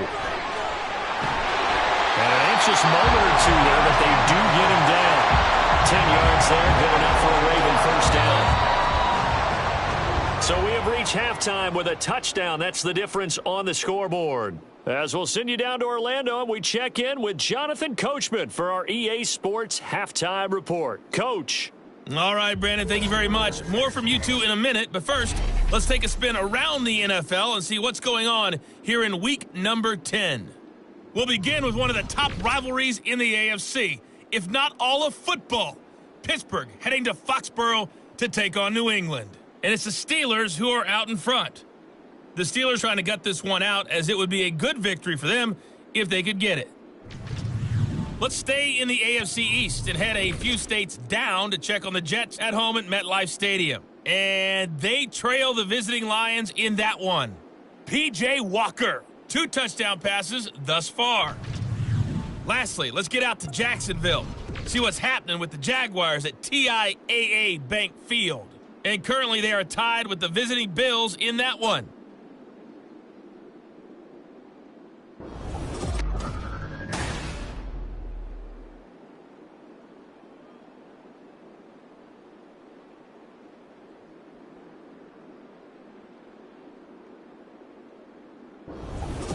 Okay, Coach, thanks as always. This one's still anyone's game as we welcome you back for quarter number 3. 1 touchdown is the difference. 17-10 our score, and we are back underway on EA Sports. And they will wrangle him down a couple yards shy of the 30. The Raven offense set to start this third quarter. And they've got the lead, CD. What do you expect from them in this second half? Well, I like what they were able to do on the ground in the first half because they had a lot of success running the ball, and I certainly think we'll see more of that. But I'd keep an eye on that defense, and I think their coaches up in the box will do the exact same thing. If they start to see 1 or 2 guys start to creep towards the line of scrimmage, that'll be licensed to take some shots downfield. Second down and 8. Off play action. Flowers. Short pass here taken in by Laporta. And he gets this to the 35. Good for a gain of 5. The Bucs with an extra defender now in the secondary here on third down. Looking left side, that's caught by Moore. And he'll be tackled about 2 yards shy of the line to gain. A 1-yard pickup leads to fourth down. As a defense, you're more balanced when you're in zone coverage because you're able to keep your eyes on the quarterback and see the play develop in front of you. They're able to keep the quick pass in front of them and stop it right at the line of scrimmage. It'll be a 44-yard punt, 6 on the return. And they will take over first and 10. Here comes the Buccaneers offense. They get their first reps of the second half. And their defense did its job by forcing the punt to start things out. And now, Charles, can the offense get in gear? I think, partner, you can sense them saying, okay, the first half was theirs, but now let's get the momentum back on our side. We forced a punt. Now let's go downfield and score. If we do that, we'll be set up well for this second half. That throw by Young incomplete. I think he's got to be careful not to force anything into coverage right there. There weren't really any throwing lanes, but the best part for him, he's got second and third down to fall back on. The throw over the middle taken in. He'll get only 3 there, so it leaves him with a 3rd and 7 ahead.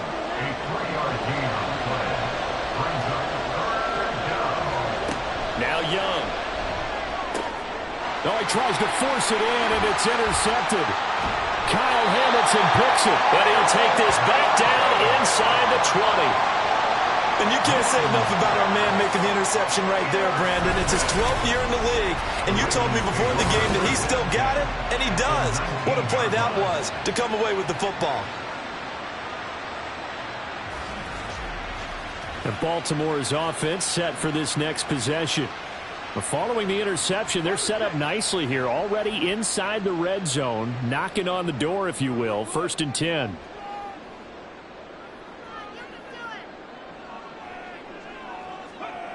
Throwing on 1st down. Flowers. And he will be brought down at about the 6-yard line. The pickup goes for 13 and sets him up 1st and goal. First and goal at the 6-yard line.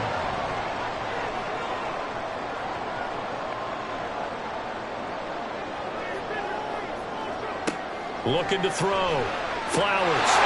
And this is caught. Touchdown, Baltimore. A great play there. With a 2nd touchdown of the game, number 8 on the season. And the Ravens are able to strike quickly to add on to their lead. Well, to put it mildly, he's been able to dice up the secondary all game long, and this time that was a missile that he threw into the end zone and adding another touchdown to his ledger. And I think we see these youngsters develop a lot quicker than we ever have, because when they get started in this game, they're not just throwing passes around. They're reading coverages early. So now they're like seasoned pros earlier in their career.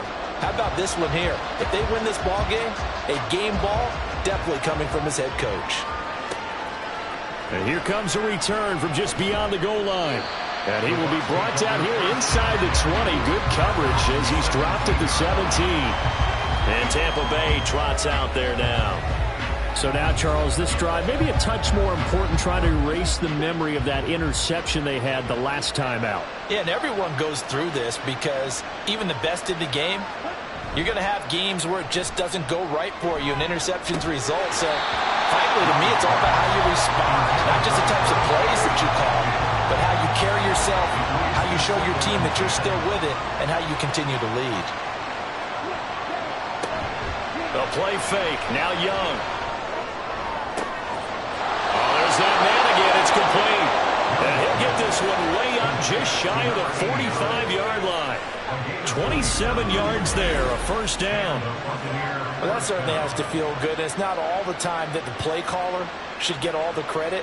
Sometimes I think in the huddle, the quarterback just says, hey, who's going to make a play for me? I just need something right here. And the end result there, nice 1st down. Drive keeps moving.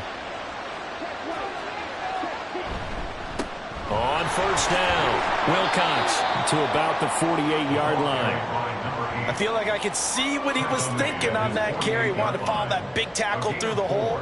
Ended up only getting 4 yards on the carry. I think he had designs on that one being bigger. They'll keep it on the ground. Wilcox.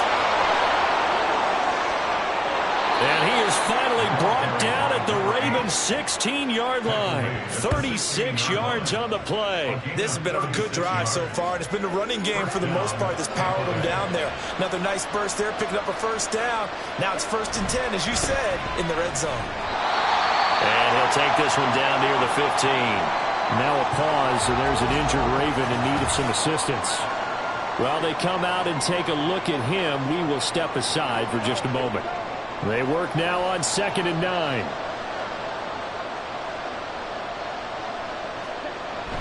Young off the bootleg. And he's got his favorite target yet again. It's complete. And the Bucs are going to have a first and goal as the tackle is made at about the 5. First and goal, and they got to be thinking a chance to get right back into this football game. Now here's Young. Toward the pylon, caught. And he takes this down to about the 2 before going out of bounds. From the 2 now, second and goal. A give to the fullback on the dive. And I think they stopped him again. They did at the 1-yard line. Gotta figure this is one they need here on third and goal. Smith. Diving for the end zone, and he is in. Touchdown. And maybe that's the magic touch right there. They didn't use him at all in the first half, at least running the football. But here they entrust him with some work down in the red zone, and he responds. 1 carry, 1 touchdown.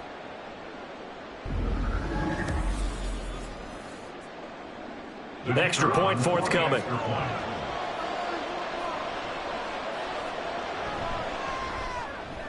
He's got it, and it's 24-17. A good drive that time as they go 9 plays in all. And it's culminated by a 2-yard touchdown run. And he'll elect not to return this one, so they'll bring it out to the 25 on the touchback. And now Baltimore gets set to take the field.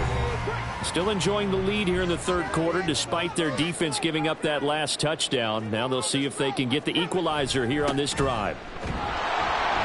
And not much to speak of. Call it a 1-yard gain up to the 26. They'd love to just strike back with a touchdown right here, and if it's a long play, so be it. But the main goal, get a couple of first downs, run some plays, run some clock, allow their defense to get a chance to catch their breath, settle down, and relax a little bit after they just gave up the score. These two have hooked up 9 times now this afternoon as they pick up the first.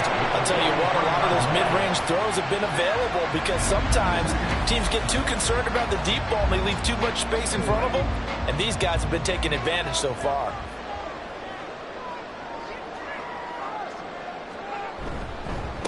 They'll run on first down. Goodrich. And a strong run that time as he's across midfield and down to the 43. 98 yards for him on the ground now as he has been terrific here this afternoon. So the 14 yards actually takes him from 143 to the other for first and 10. They'll keep it on the ground. Goodrich. And he's going to get this one down to the edge of the red zone. 23 yards on the pickup there and a first. Boy, one of these guys be without his performance on the ground. That puts him over 100 yards now for the afternoon, and I tell you, he seems to be getting stronger as the day goes along. And now a throw on first down there, but it's incomplete. In the red zone, precision is the watchword. If the throw's a little too early, too late, maybe off a little bit, going to be a good chance that any attempt is going to be a contested one, and that one falls incomplete. Now they'll try and set up the quarterback draw here. And he's only going to get a yard from the 20 to the 19.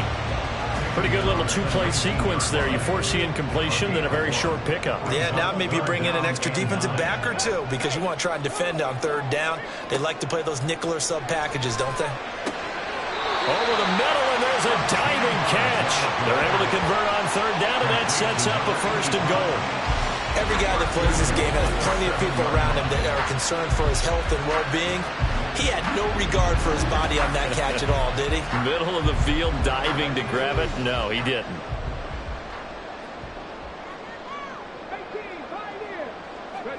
Back to throw. Flowers. And he's got his man in stride, complete. That's good for a gain of 6, second and goal. Nice rhythm throw there on first down. He located his tight end, made a nice easy pitch and catch. Hoping he can break a tackle or two. Wasn't able to do that there, but still good yardage. Got a man, it's caught for a Ravens touchdown. A 1-yard touchdown reception. And they're able to add on to their advantage. There was a lot of zip on that pass, and baseball might have called that a frozen rope. I like it when you bring the diamond into the game. I'm going back to the gridiron. Had some heat on that bad boy. Sometimes you throw a touchdown pass, and sometimes You throw, what, a touchdown strike? There you go. That's my man, in concert. Extra point right down the middle. And the lead now up to 14. That time a 9-play drive. And it's capped off with a Ravens touchdown. From a yard or two deep, here comes a return. And ultimately cannot get this out to the 25-yard line as he's dropped at the 23. And Tampa Bay trots out there now. Right now, Charles, it just feels like they're trying to keep pace. They did score the touchdown last time out, but they still trail by double digits here. We'll see if this offense is once again up to the task. Yeah, and I think that after the last drive, they've got to be pretty revved up, don't you think? Everything they were doing was working pretty well. They go back out there with the same mindset, the same tempo, and the same pace. Still a lot of time left to make something happen in this one. They go play action. Young. Throw out wide is incomplete. That pass just a little bit off. It looked like maybe he tried to force it in there. Game speed, always different, no matter what you do in practice. You can't simulate it, right? So your decision-making, everything has to be a little bit quicker. And the Raven pressure too much. Down he goes. It'll be a loss of 8 on the sack, and it's going to lead him to 4th down. And they brought the pressure there just right up the gut, didn't they? Yeah, they certainly did. And, you know, when you've got so many different responsibilities as an offensive line, you got to deal with the nose tackle, the 2 defensive tackles or ends, and then sometimes you just can't account for everyone. The linebacker slipped free. And here's Ryan Wright now. As the drive goes backwards, so he's on to punt it away.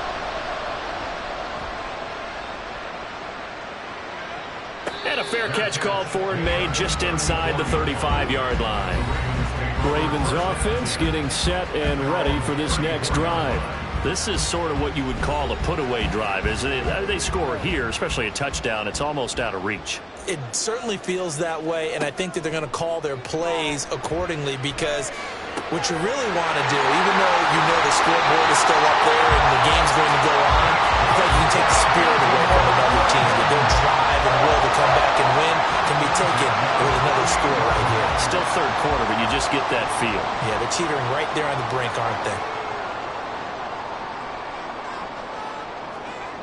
On 1st and 10, Flowers. And it's a short one here, complete to the tight end. It's vitally important to wrap him up immediately because if you let that big guy get ahead of steam up, boy, then you've got real trouble trying to get him down. But they're able to hold him to a short gain on 1st down.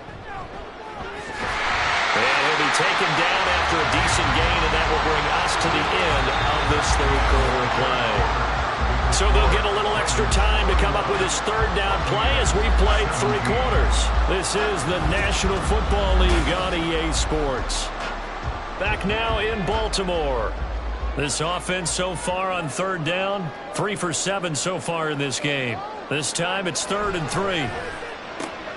That is caught and brought down, but able to get it to their 30-yard line. 2nd catch for him today, and it'll wind up a 1st down. Partner, I like that they're staying aggressive on offense because to me, this drive is what is known as a put-away drive. You score here, that might put this one to bed. I like the fact that they're playing with confidence and not playing with fear. They go play action here on 1st down. And down inside the feet, shy of the 10. Another nice gain. That's now 30 yards between those last 2 plays. And normally you might say start running the football. You've got the lead here in the 4th quarter, but the way that they've passed it with such success, I don't know, maybe keep throwing it. Yeah, I think you brought up something that goes against conventional wisdom, right? In this stage of the game, you would think you would switch to a running attack, but you're exactly right. They've thrown it so well throughout the game, and trusting this quarterback, I think you continue to do so. Back to throw again. There's Flowers. He's got it. Touchdown, Ravens. A 5-yard touchdown catch. And the Ravens look like they're going to get back in the win column as they extend their lead here in this 4th quarter. Another touchdown through the air for them, and for this rookie quarterback at the helm, he has put them in a great position, Charles, to get the victory in this one. He's absolutely taken charge. Every touchdown for them has come via his arm. 0 rushing touchdowns, no special teams, no defensive scores. All him throwing the football. He's in cruise control right now, and so is his team. The kickoff unit is out on the field, and they will send this one away.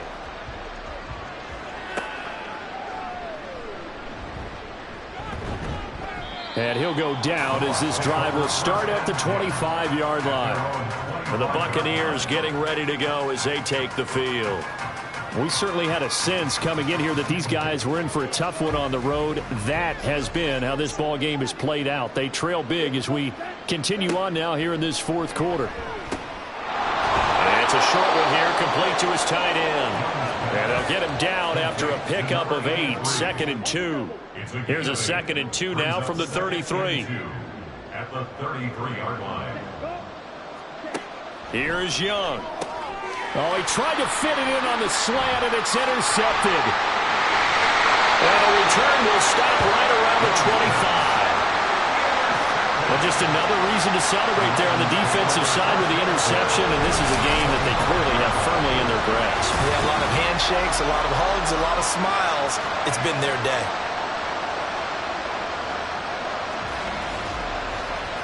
Now the Baltimore offense heading back out onto the field. And after the interception, they are sitting in an even better spot with the ball and a comfortable fourth quarter lead.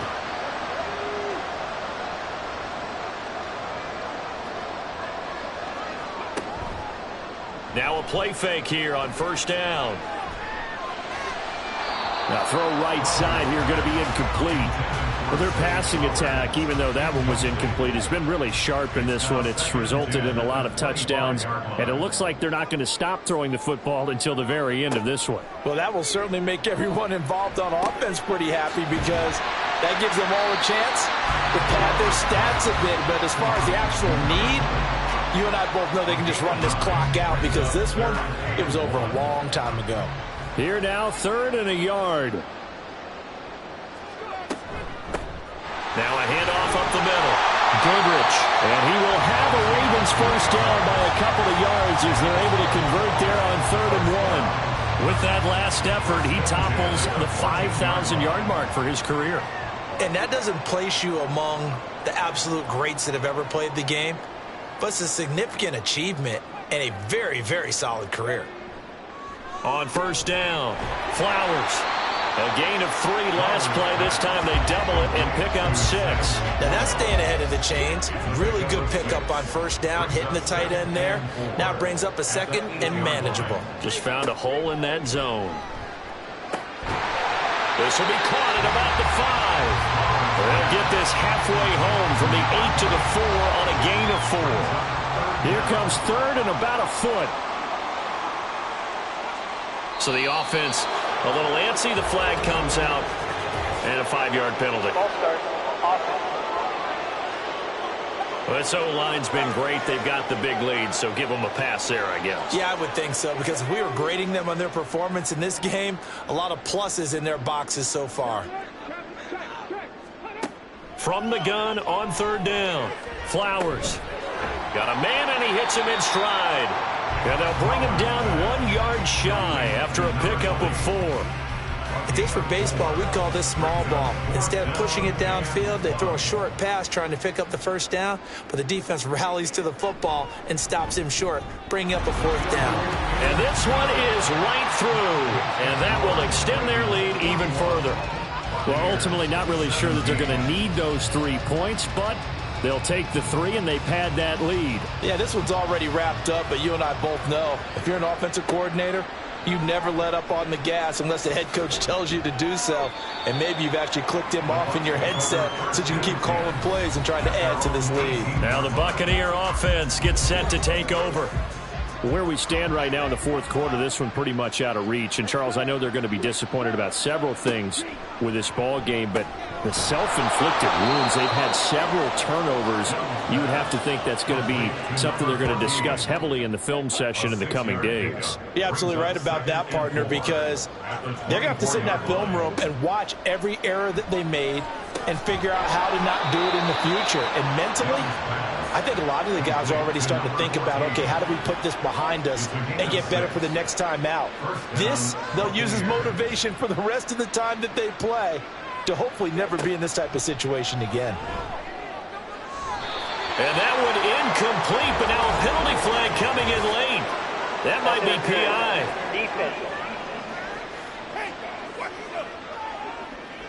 Trying to defend the out route there, got the PI call. And you know what's difficult about that one is sometimes you want to make the undercut move and go for the football, and other times you just want to hang on the upfield shoulder and make the tackle.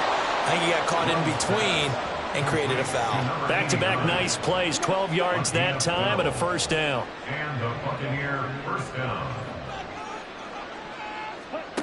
Now Young. Toward the sideline, and look at that catch. Dragging the toes, and that's going to be a first down. Well done. It's a gain of 25 yards. First down, Tampa Bay. Now a give, right side. Wilcox. And he's into the end zone. Touchdown, Buccaneers. A great effort there. His first touchdown on the year. And the Bucs get a bit closer. And we know they won't get their names in the stat sheet, but the offensive line has to get all the credit for that touchdown run. Tremendous job of blocking, paving the way for the 6 points. They'll try and run it here. And he will find the end zone again. So he gets the touchdown and the 2-point conversion, and that'll cut this deficit down a little bit further.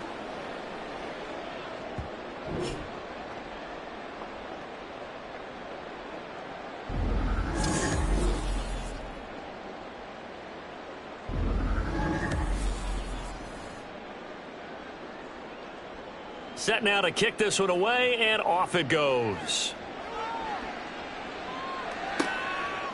And he won't return this one. He'll go down to a knee, and they'll start at the 25. The Ravens offense now, they get set and head back onto the field. If they can score here, they have a chance to make this a 3-possession game and all but put things to bed. They'll start on the ground here on first down. This will be stopped about 2 yards shy of the marker. 8-yard gain, 2nd and 2. 8 yards on the pickup. Brings up 2nd and 2. They'll keep it on the ground. Goodrich. Not much there. Maybe a couple up to the 35. That's it. That's what you want. Straight ahead positive gain. Just keep that clock ticking. The offense on third down tonight, they've hit on half of them, 5 for 10. They're looking at third in the nose of the football. And they'll try and run the option to pick it up. And he's going to have a Ravens first down as he's got this up to the 45-yard line. So finally, at this stage of the game, he lets his legs carry him for a big-time first down. But I think this is all set up by his eyes throughout the game. He's been taking it all in as he's watched this thing unfold. And finally, the eyes carried the legs and took him downfield. You're right. His longest run of the game waited until the fourth quarter, and maybe that lulled the defense to sleep a little bit. 144 yards rushing for him here as he starts to close in now on 1,200 yards for the season.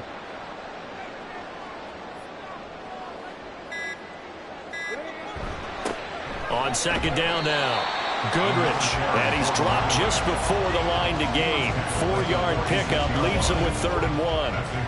3rd down and 1. 3rd and 1.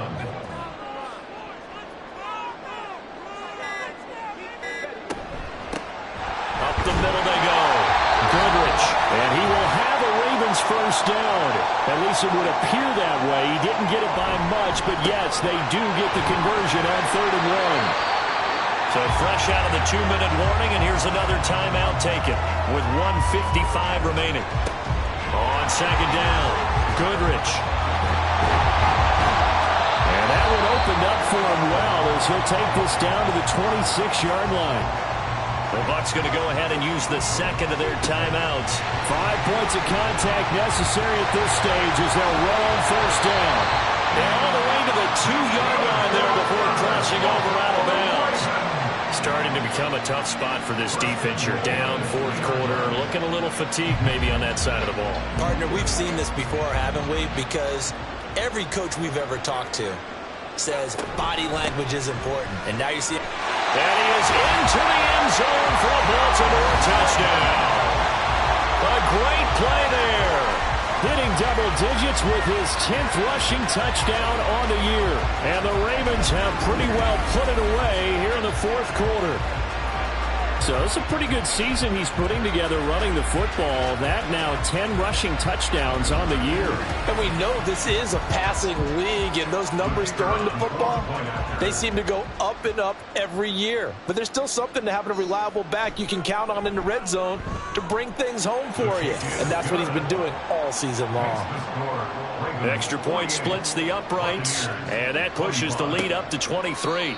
And he'll just sit on this one as their drive will start at the 25. So out come the Bucs now. Well, this game, it has had no shortage of offense. They've been able to put up a decent amount of points on this side, Charles. They just have not been able to keep pace with the other offense they're going against here. Yeah, it's a good way of pointing things out because now it's not a total loss because, as you said, they've scored some points, so there's some plays they can build on, moments where the game plan actually worked. But overall, though, they were just out-personnel. They were going up against a team that's playing at an elite level. Young to throw it. Nowhere to go here. He lost the football. And now this ball picked up by the offense. But here in the final 2 minutes of the game, this will be blown dead. Only the fumbler can advance the football. So this will go back to the spot of the fumble itself. And Young's throw there incomplete. Well, that play was certainly a little bit different because on the previous play, he was sacked. This time, protection a lot better. Had time to survey the field and still couldn't find an open receiver. It's desperation time. Young on fourth down. Pass taken in by his big tight end. And they get him down, but not before he takes it across the 40-yard line. They'll throw again. Young. Looking left sideline, it's complete. And he takes us just a few yards shy of the red zone before going out. A gain of 36 yards. And the Buccaneer first down. On 1st and 10, Young. And he's got his man out of the backfield. That's complete. Call it a gain of 3 on the play, and it's 2nd down. A 3-yard pickup brings up 2nd and 7. Throwing, Young. And he drops it incomplete. And their struggles continue here. That incompletion is not a surprise with the way that this one has gone and the frustration. This team, they've really been put through the ringer in this one. Meanwhile, on 3rd down, they take a shot at the end zone, but it's incomplete. Well, these guys are not going to go out with their tails between their legs. They're going to keep taking their shots until the clock's at 000. But that one, like a lot of others, winds up incomplete. 4th down, Young. And it's going to be batted down, and we'll go the other way with the football. They had to go for it with such little time remaining, and the Ravens are going to get the football back. The D can only stop it one more time as they take the knee.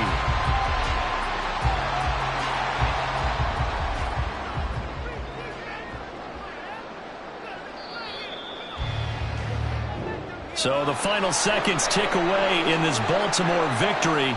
And we talked so much about the turnover battle determining who wins and who loses. This game, no exception. They didn't turn the ball over at all, and they go on to victory. They look like a smooth operation in this one, didn't they? Because you look at every facet of the game, they handled their business. Offense took care of the football, converted it into points. Defense took the ball away, gave it back to the offense. Special teams, right there with them. That's the type of game a coach is going to really love and value. And when they show the film, they have to be careful not to give out too many kudos and kill their motivation going forward. So for the Ravens, the win will help them keep pace in the playoff race as they move to 6-3 on the year. And they'll get another home date next week as the Browns will come to town. Meanwhile, for Tampa Bay, it was a game they really needed as they drop back to 4-6. And they'll get a chance to redeem themselves at home next week. That'll do it for us. I'm Brandon Gaudin alongside Charles Davis. Thanks to our entire crew as well. We'll talk to you next time. So long, everybody.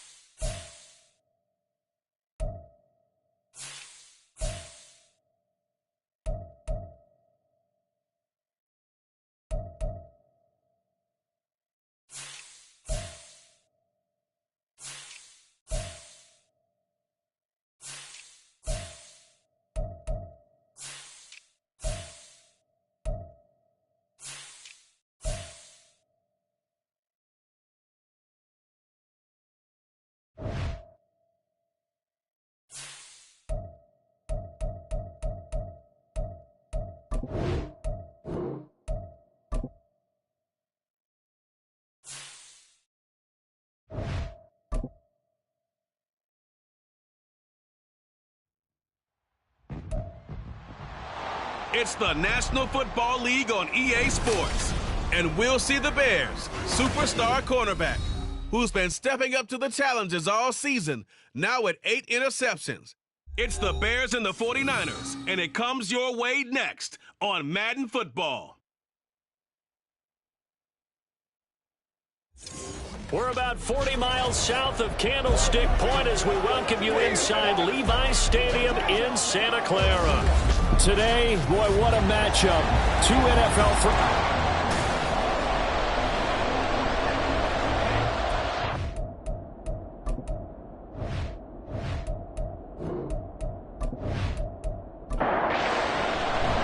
The shadow's starting to get a bit longer. Week 10 of the NFL season is here, and we're underway on EA Sports. From a couple yards deep end zone. And no alley to be found. The coverage was solid, and he's dropped at the 18. So here are the Bears now for their opening drive. And led out by their veteran quarterback. He's been around a while. They don't celebrate birthdays for him. They just cut him up, see how many rings he's got around the middle. He has been in the league a long time. Well, his ratio was good last week. Most quarterbacks are really excited about a 3-to-1 ratio, but it's flipped in the wrong direction. He threw 3 interceptions, not touchdown passes, and he only had the 1 TD pass in that game. So he's trying to turn that around and find a way for his team to win. Here's a 2nd and 5.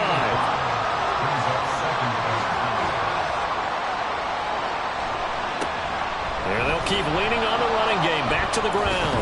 And he'll get to the 29-yard line, brought down there. 6 yards the pickup, and that's a first down. But, partner, if the defense isn't going to adjust and they keep giving them those 5, 6, 7-yard runs over and over, they're likely to run it the whole way to the end zone. They'll be more than happy to take the yardage available and save some of their other plays in the playbook for another time. They'll lose a yard there, and it's 2nd and 11. You look at this Niner defense. They were terrific last week in the win over the Rams. I just consider myself fortunate that I'm not in charge of the offensive line. They gave up 7 sacks last week. And if things don't improve in this game, head coach isn't going to be looking at the offensive line. And the Niners get there and bring him down. And we're going to stop play here, at least momentarily. It looks like there is a 49er who's in some discomfort. So as the medical staff takes a look, we'll step aside. Need something from deep in the bag of tricks here after 1st and 2nd down. Went backwards. It's 3rd and very long. Back to throw. Pass incomplete, but the flag in the backfield, and this might be a roughing call.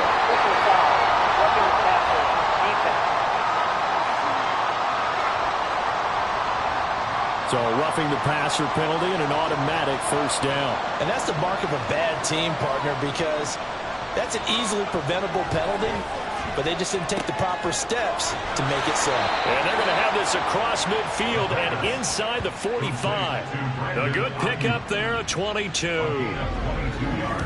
But one of the ways that quarterbacks keep all the receivers alive in a play, never lock in on any one guy. Make sure you keep your eyes moving, scan the field, and here he finds the open guy for a nice pickup.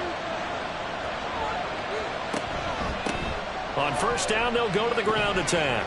And down to the 41. Now, this defense for the Niners, they were terrific last week in the win over the Rams. And the way they did it was by getting after the quarterback. Sacked him 7 times in that game. Came from all angles, created a lot of illusions, and especially just beat them man for man. That's the kind of defense that really frustrates an opponent. And he's going to have this pretty close to a first down as the tackle is made at the Niners 36.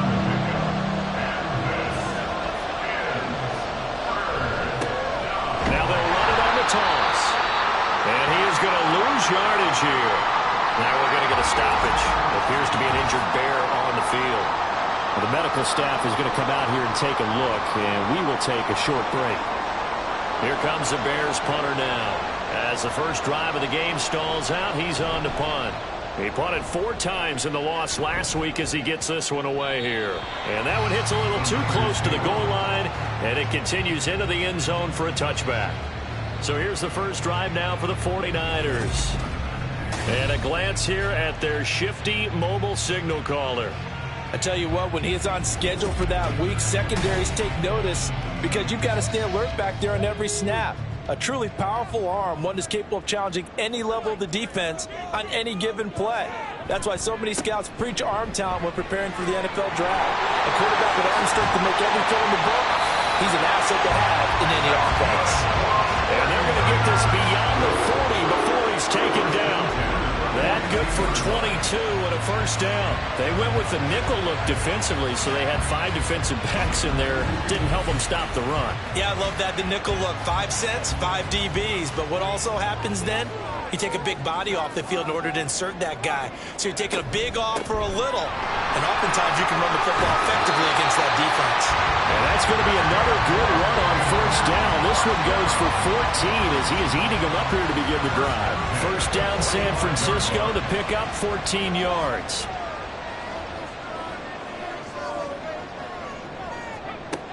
He'll look to throw. And it's a short one here, complete to the tight end. And able to break one tackle, but then quickly brought down. But a nice nice little gain. The numbers for him from a week ago: 10 catches, 93 yards. And you know what he did all week in preparation for this one? Hydrated.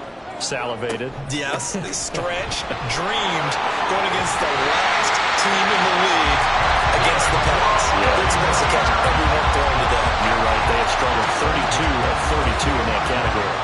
He was solid last week, over 100 yards in their victory on the ground. They want to get that going again. Absolutely. What they also understand is that from week to week, it's not necessarily the same, but they want it to be. Right? What they saw last week on the ground, they want to see in this game as well. 2nd and 10. Brings up 2nd and 10 at the 22-yard line. The play action fake. They'll look to throw. Over the middle, complete. It's Collins. And he doesn't quite make it, taking it within an eyelash. Dropped at the 1. They'll come up now on a 2nd and long after the hold. Back to throw here. Nowhere to turn here, and he's going to go down. Back at about the 37-yard line. Call it a loss of 5, a big sack to bring up 3rd down. Boy, tough spot here as they approach the line of scrimmage. A long way to go to try to pick up this 1st down. Now throwing on 3rd down there, but he cannot connect. Brings up 4th down. Solid coverage by the Bears D. Yeah, it's still early in the game. No sense taking a chance on 3rd down and forcing one into traffic. So I like the wise play he made there. Get it to the sideline out of bounds where no one's going to have a chance at it. And the 11-year veteran bangs it through. And the 49ers take a 3-0 lead. So an opening drive field goal maybe doesn't whip this crowd into a frenzy, but I think that they will take the early lead. There's no doubt about it. They will always take the early lead, and maybe that celebration comes later if they play well and they can break things open. But right now, this is all about letting the offense just get settled in. And he's able to get this across the 20, but not by much, as he's marked down officially at the 21.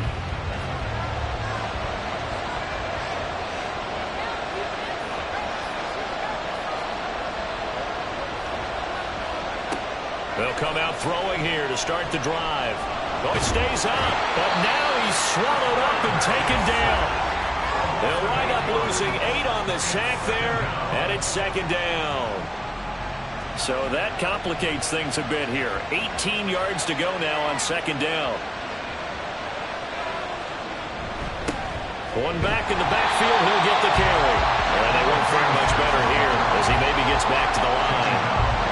49ers have an extra defensive back on the field, a nickel set for 3rd down. They'll drop to throw. And this is going to be incomplete. That certainly looks like nothing to show now from these first 2 possessions. And guess what? When you're on a losing streak, that can lead to a full sense of, here we go again. So on the sidelines, the offensive play callers, quarterback, they've got to get together and dial something up to start their next drive. Otherwise, it could be a long game. A 40-yard punt, 5 yards on the return. And this offense will take over right at the midfield stripe with a 1st and 10.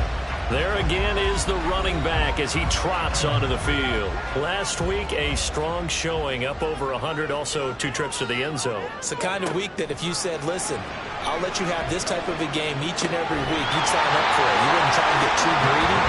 But let's face it, good runners always want to be a little bit more greedy at the end, try and squeeze out every last yard. He's going to try and duplicate that and exceed it in this game. And that was good protection there. No, that was great protection there because it allowed him to lock in on his receiver. Although I think he was looking for his tight end on the corner route all the way. Nice connection there for a really nice game. Now this one to his tight end out on the right side. And that's good for a pickup of 10 yards. And that'll leave him with a 2nd and just a few inches left. It's 2nd and inches at the 20-yard line. They'll look to throw here. That's complete. It's Collins. It'll be a pickup of 4. Good enough to earn him yet another 1st down.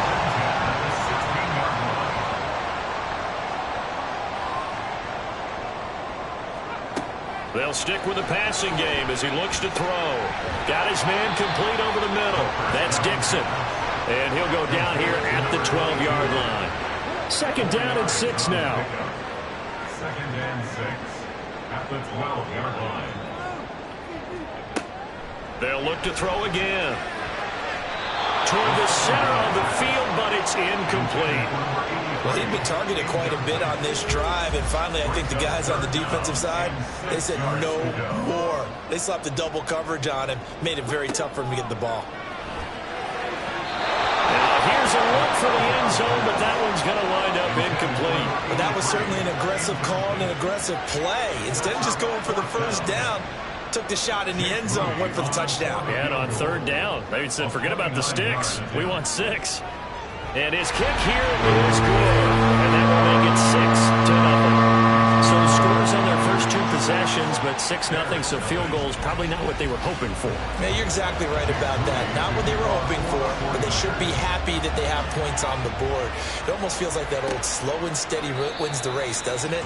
In this case, though, they want to be slow and steady now, but get explosive later and put the points up on the board.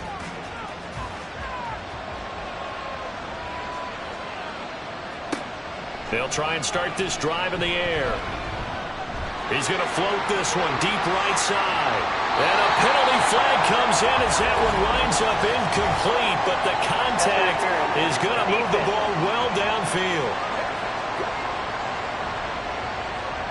So the yellow flag came out, and that leads to a new set of downs for this offense. 1st and 10. He'll look to throw. And a throw right sideline is complete. And down inside the 15 he goes. 16 yards is the pickup there and a first down for Chicago.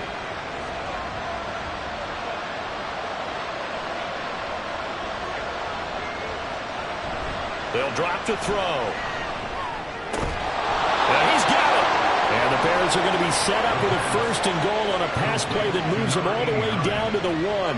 It looks like a jumbo set with 3 tight ends here for 1st and goal. They'll try to run this one in.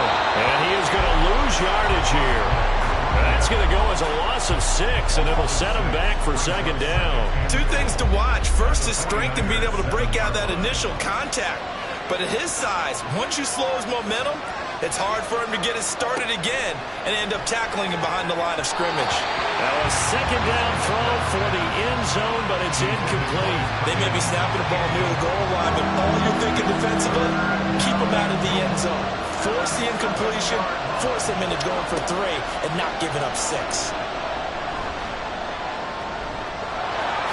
And he takes this one in for a Bears touchdown.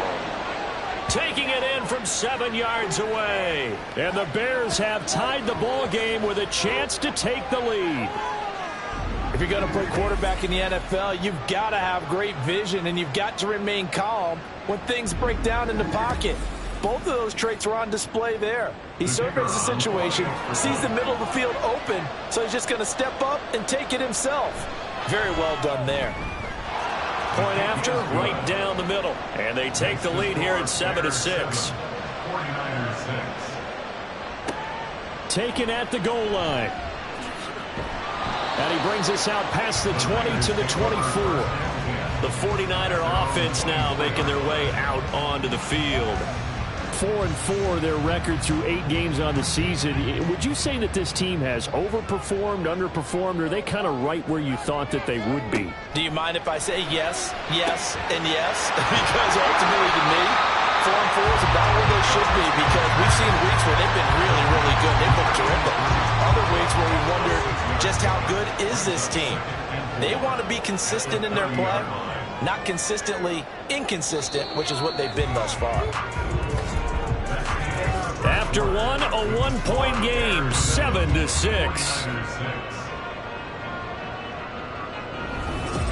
The 49ers with the football here to begin the second quarter. And the ball on the 30 here, 2nd and 4. As they've got it as we resume action. On 2nd down now. It's Ross. And he's going to have a Niners first down as the tackle made at the 35-yard line. Ball up to the 35 now as they come up on 1st and 10. They'll look to throw. And a quick throw here that's complete. And that's good for a pickup of 10 yards. And they'll be left with a second and about a foot. The Niners at 500 now, 4-4 on the year. They were winners their last time out, so they'll be looking to make it 2 in a row. And so much about football, partner, comes down to mindset. Being in the right frame of mind, and the best way to get in that good frame of mind, winning. So they come in feeling good. They get the home crowd behind them. I think they're going to be tough to beat in this one. 15 for the Niners there, and a first down. Up the middle they go with Dixon. And a pretty good run there as he gets 7 down to the 33. You know what really fires up offensive linemen? When the guy that is carrying the ball behind them can create his own space and break a tackle along the way. Here's a play fake as they set up to throw. All right, rifles one, and that's going to be intercepted. Picked up by Javon Holland, and the Bears are going to have it here as they'll start at their own 24-yard line. Oh, timing is everything on a route like this. He tried to drive that football into a tight spot. And if you're a little early or a little late, chances are there's going to be someone there. And sure enough, this one's going the other way. So here are the Bears to take over on offense. They'd lost 2 straight coming in, but good news for them right now. They've got the lead and the football.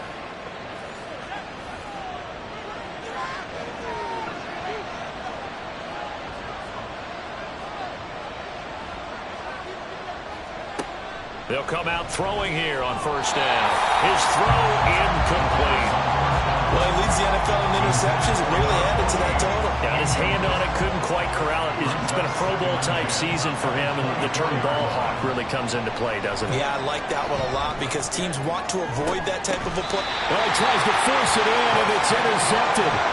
And the 49ers are in great shape here as they take over at their 46-yard line. And, Charles, that's now 4 interceptions over his last 3 halves of football because, remember, he threw 3 picks last week.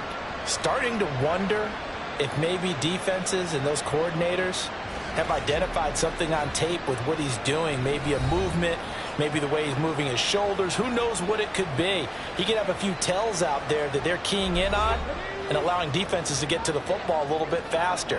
People steal signals. Maybe sometimes they can figure out what the quarterback's doing just by his movements. Here's a throw, complete right side to start things out. And the result here, a pickup of 8. Leaves him with 2 to go on second down. Ball on the 47-yard line. Here's second down and 2. Dixon trying up the middle.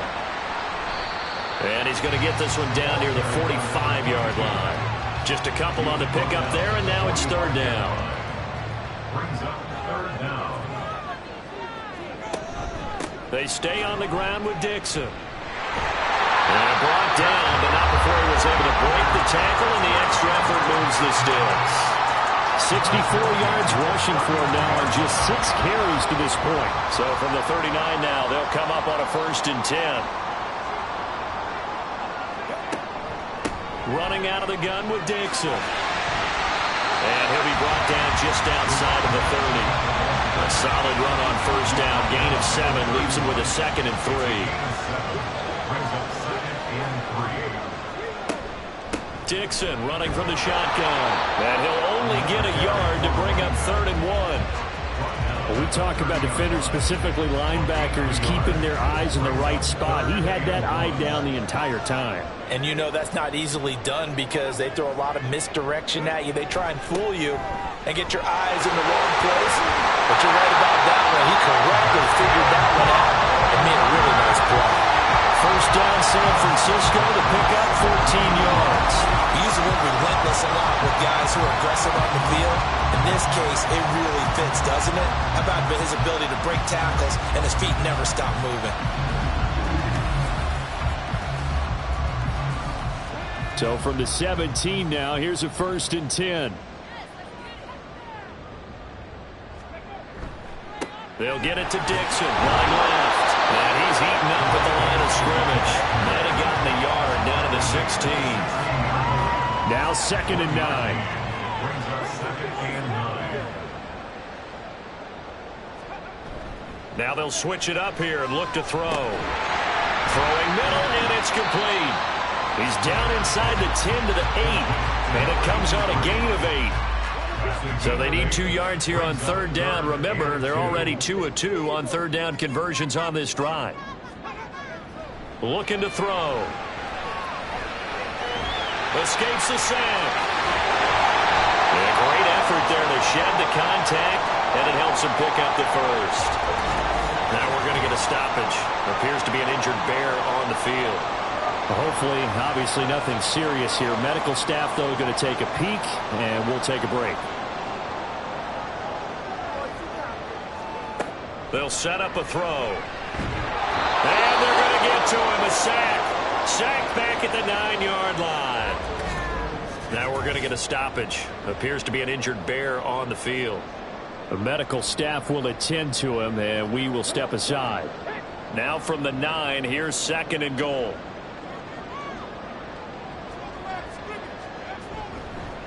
Now a handoff for Dixon. Only about a yard there as he takes it from the 9 to the 8. Partner, I know we're in a goal-to-go situation, but my goodness. Think about running the ball here. Not even a thought, is it? Defensively, they're in a prime spot. And I think the defensive guys are probably expressing themselves to them as well. I wouldn't run it here, guys. You might want... And it's complete. In the end zone, touchdown 49ers. A great effort there. His 6th touchdown of the season. And the 49ers have retaken the lead. I wonder if he changed anything on his play sheet, or they just executed better. Because they had 2 previous drives that ended in field goals. Before this one, they finally were able to put into the end zone. Well, whatever he did, speaking of the offensive coordinator, might be using that formula going forward. It worked there. Yeah, it works very well. He and his field general in pretty good sync right now. They're starting to move the ball well. Moody good with the extra point. And that'll make this a 6-point game. And this will be a touchback, so they'll bring it out to the 25. And now Chicago getting ready to go as they take the field. 3-5 is where they sit on the year. A very uneven start. It's certainly not an ideal position to be in at the halfway point of the season. CD, do you see an avenue where they can still be a playoff team, or is that ship sailed? Well, since you took me to the nautical side, I'm going to try and keep up here because, to me, this ship is about ready to pull out of port. These next couple of games are absolute must-wins for them. Now, if they can win a couple, get to 5-5, maybe they start believing in themselves. But a loss here, that would move them to 3-6. And if that's the case, well, that boat is going to head out to the harbor with them still on the dock. 2nd and 9.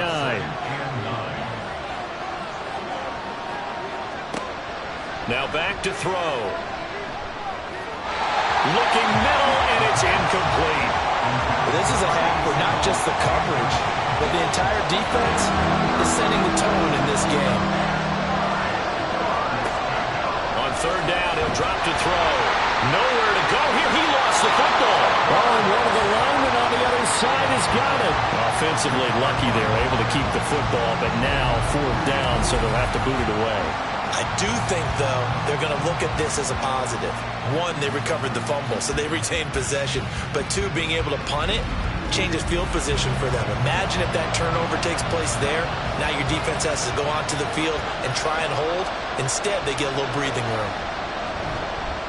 He's been a busy man here in this first half as he gets it away. It'll be a net of 40 yards there following a 43-yard punt, 3-yard return, and the Niners will go on offense 1st and 10.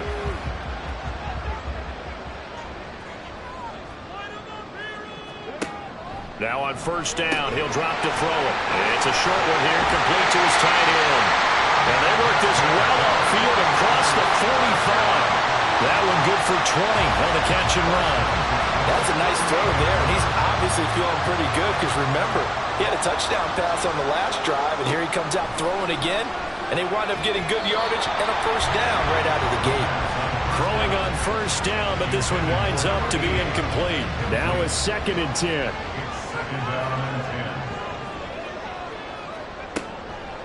Now a shotgun snap as they'll look to throw. And this time he's got the hook up. It's complete. That'll leave him with a 3rd and 2 coming up. They got 8 yards there.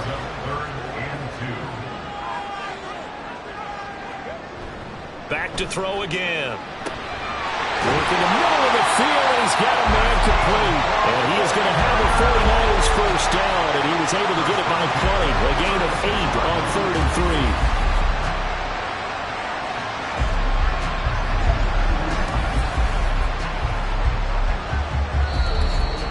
3. And we've hit the 2-minute mark in this first half of action. So from the 36 now, 1st and 10. Again, he'll drop to throw. Quick hitter here, it's complete. And he'll be brought down on the 30-yard line after a gain of 6. Here now, 2nd and 4.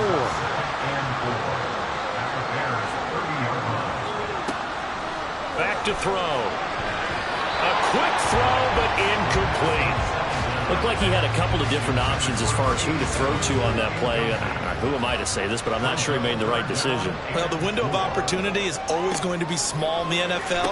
That's why those quarterbacks who make quick decisions and have quick releases have the most success in this league. Give him 6 yards in the first down. And the tight end is certainly a position built to move the chains because they can control space underneath. If they've got good hands, then, of course, they're a dynamic target. But one other thing is they're right in the sight lines of a quarterback on just about every play. And that makes it easier for the quarterback to pick him out and deliver. Mark that as a gain of 16 to set him up 1st and goal.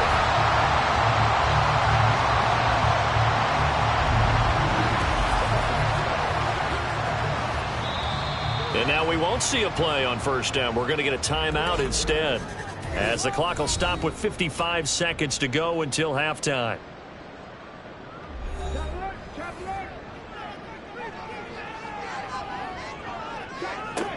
They'll set up to throw. And he hauls it in the end zone. Touchdown, San Francisco. A 9-yard touchdown grab. And the Niners will extend their lead in the final minute of the half. Partner, to me, that touchdown had something that was kind of rooted in that group seeing the future. What I mean by that is they had a plan. Let's find a way to score right here before the half, and that'll give us momentum going into the second half. Give us that cushion that we're looking for.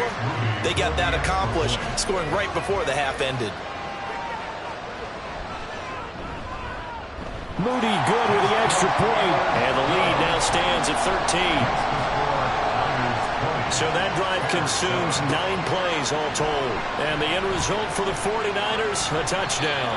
And that decision to bring it out ends up not being a good one. Costs him about 5 yards as he's tackled at the 20.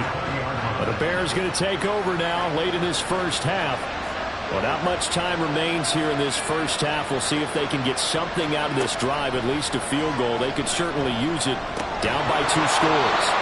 And now a throw on 1st down there, but it's incomplete. So another incompletion there. He's hitting on fewer than half his pass attempts in this one, and that is not a winning formula. Yeah, so let's make sure we give a little bit of credit to the defense here. They're giving him a lot to think about, a lot of different looks. And he seems a little bit confused trying to complete passes.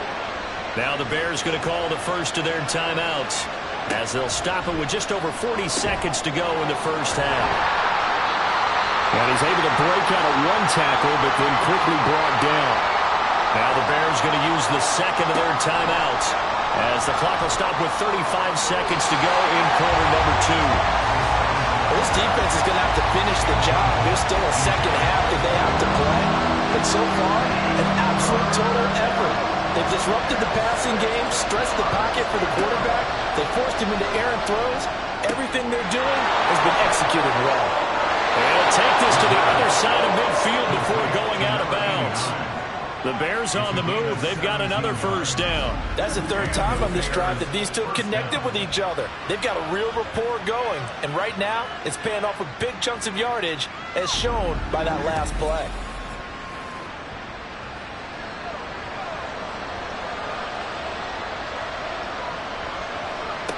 They'll look to throw now on 1st down. Oh, and his early struggles continue. Here's another one intercepted. And the Niners are going to have it here at their own 32-yard line. And that now 2 interceptions thrown in the second quarter. And you know, a lot of people look at these guys and they think to themselves that maybe Possibly. They're still thinking about the first one, and they probably are. I think in this case, he's just trying to atone for the first interception. Tried a little bit too hard, maybe forced it a bit, and instead created a second one. Getting set to go again as we look at the back, heading onto the field again. He's been good. His guys are winning. So far, the recipe working here in the second quarter. He doesn't like to just tote the rock.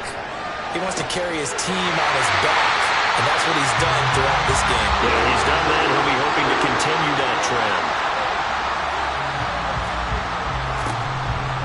They go play action here on first down. And he's going to hook up with his big tight end, complete.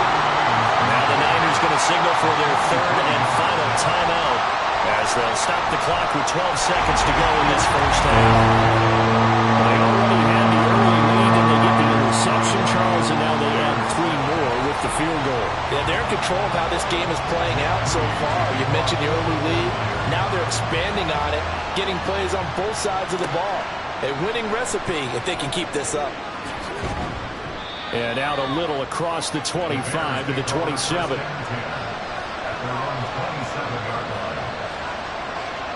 And with time running short here, they'll simply take a knee, and that should do it for half number 1. So we reach halftime in what's been a fairly one-sided game so far. As we send you cross-country to Orlando, Jonathan Coachman is there and has our EA Sports Halftime Report.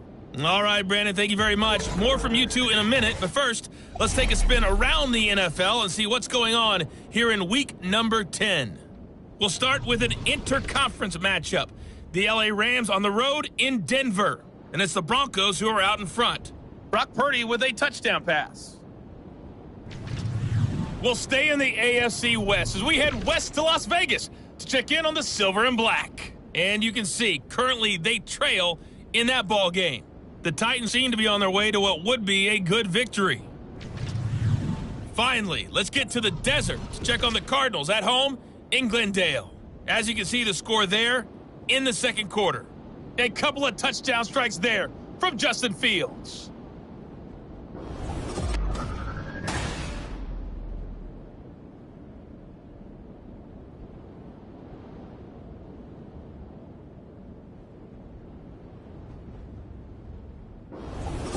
Okay, Coach, thanks as always to you and the gang in Orlando as we welcome everyone back in for quarter number 3. It's the 49ers out in front, and they will get the football first as well as we are back and started in the second half. And he'll be dropped at the 21-yard line, so bringing it out of the end zone proves not a good decision, loses him about 4 yards.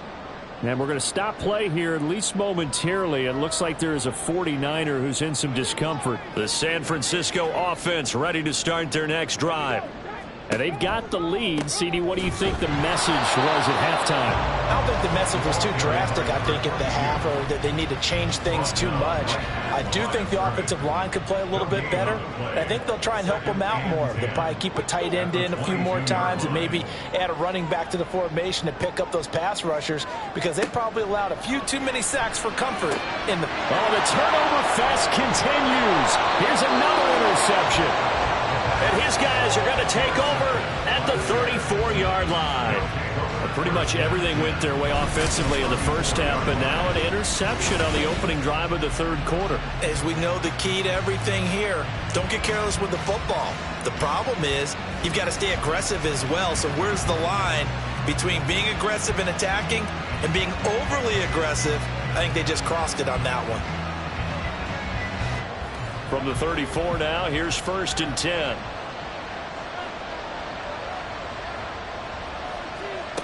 They'll come out throwing here to start the drive. He's got Freeman here. It's complete.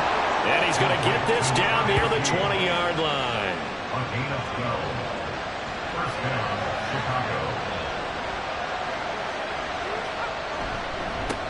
On first down, they'll go to the ground attack. And he's going to take this ahead for right around 3 yards, but no more than that. Second down. A 3-yard pickup brings up second and 7. Hands it off out of the gun. And he's brought down just outside of the 10 at the 11. 7 yards there and a first down. Nice job there finding room to maneuver, and he worked his way into another first down. And look, they had great field position to start. But, boy, they've done a nice job taking advantage of it. Now they're just hoping to cap it off. Touchdown, Bears! An 11-yard touchdown. And the Bears are able to cut into that deficit. That's a score you felt they had to have here in the third quarter to get back in this game. And you know that there was an emphasis on their side. Hey, we know this. We know where we are. But sometimes that binds you up so much that you try too hard, you don't get the score. A perfect combination of urgency, yet relaxed enough to get it done. Now the Bears keeping the offense on the field and going for two. They'll look to throw. And it'll be intercepted.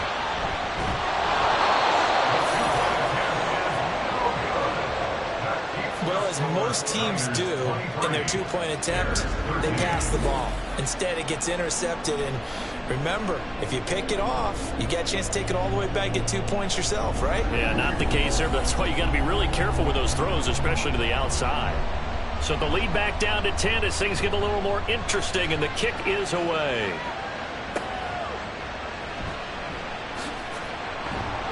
And no chance to get away as they'll get him down at about the 17-yard line. And the 49ers getting set to trot out there. They had that first half lead, but they have been shut down here in this third quarter, so time to retool a bit.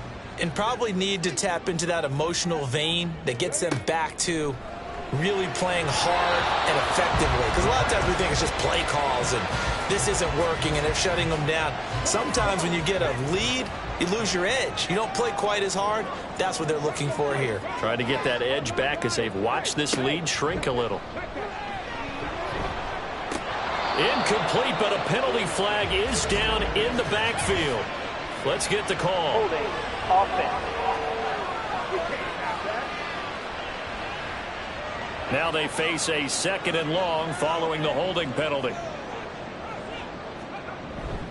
On the give, this is Dixon. And he'll be upended at the 18.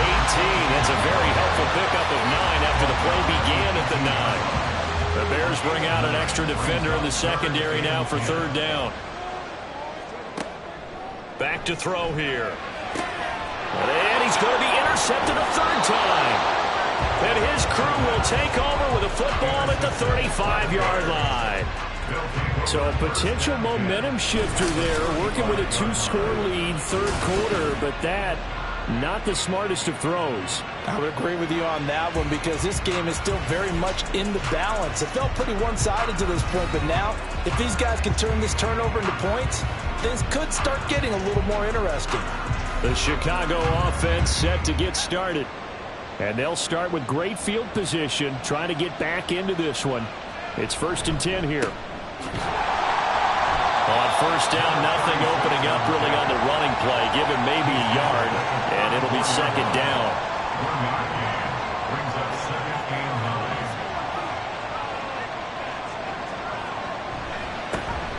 9. And they'll give him another shot here on the ground. Holding offense. Temporarily out of field goal range now as they come up on a 2nd and long after the holding call. From the shotgun, he'll look to throw. The 20! And they're going to be set up down around the 15-yard line. 27 yards there, a 1st down. 27 on the play. And the Bears 1st down. They're going to look to throw. And that's caught. Did he stay in bounds, though? He did not. Ruled incomplete. Here's 2nd and 10.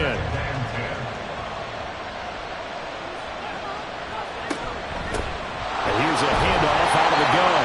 And there just continues to be nowhere to run. He's bottled up again at the line of scrimmage. Still needing 10 yards. Now it's 3rd down. They'll look to throw here. And that one to the right side and incomplete. 4th down now as San Fran's defense is strong in coverage. Smart move to throw that one away. You're in field goal range, so you definitely don't want to be loose with the ball. And that's great work by this defense to force a 4th down. And his kick is right there. It's good, and this is back down to a 7-point game. Well, the 3 points certainly helps, but you feel like, Charles, at this stage of the game, when you force those turnovers, need to start converting them into touchdowns. Yeah, I'm a little bit surprised myself because I thought in this situation they were thinking end zone or bust. Now they got to rely on their defense to get the ball back again for another opportunity to get 6 points. So here are the Niners to take over on offense. They've got the lead right now in this ball game, and they got the victory last week against the Rams, so some good momentum as they come up 1st and 10. And they work this well upfield across the 45. The end result, 21 yards. Certainly no settling into the drive there. They came right out on the first play and attacked the middle of the field for a big gainer and a first down. On first down, they go with Dixon. And he is going to be stopped cold behind the line of scrimmage. 2 yards the loss, 2nd and 12. I'm getting a sense that the momentum of this game is changing since the break. Nice play there, and this D is fired up. Here we go on 2nd and 12. And he rifles one incomplete. Not his best throw there, but where we sit right now in the 3rd quarter, he's had a pretty good game throwing the football. He certainly has, and it's not exactly the point where we're doing 4-minute offense yet, but they've got to think about, I'm not going to say milking the clock, but understanding clock management here on out. And they're able to work this to the 25 before it's all said and done. That's a first down with a cherry on top, 31 yards. Well, as my dad would say sometimes, I'm just scratching my head here trying to figure out what was going on there defensively. How did you lose him in the middle of the field? If you're going to lose a receiver, make sure it's someone on the short side of things, not deep downfield, that can hurt your defense.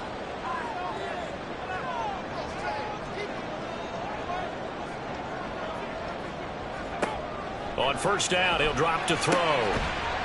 It's a short one here, complete to the tight end. Calling a gain of a yard, and it's 2nd down. A gain of a yard brings up 2nd and 9 at the Bears' 24-yard line. They'll stick with the passing game as he looks to throw. And down inside the 15, shy of the 10. Back-to-back receptions for him, and it's another first down.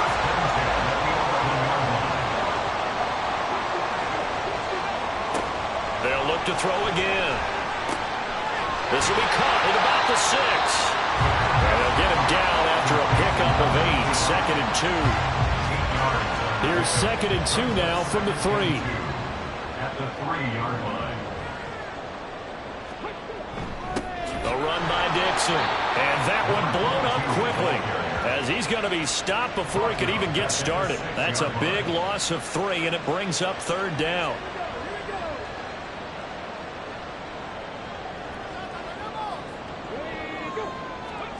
They'll drop to throw. And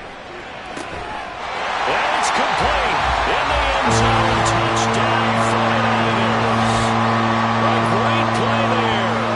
With his 2nd touchdown of the game, number 7 on the year. And the Niners go up by 2 touchdowns.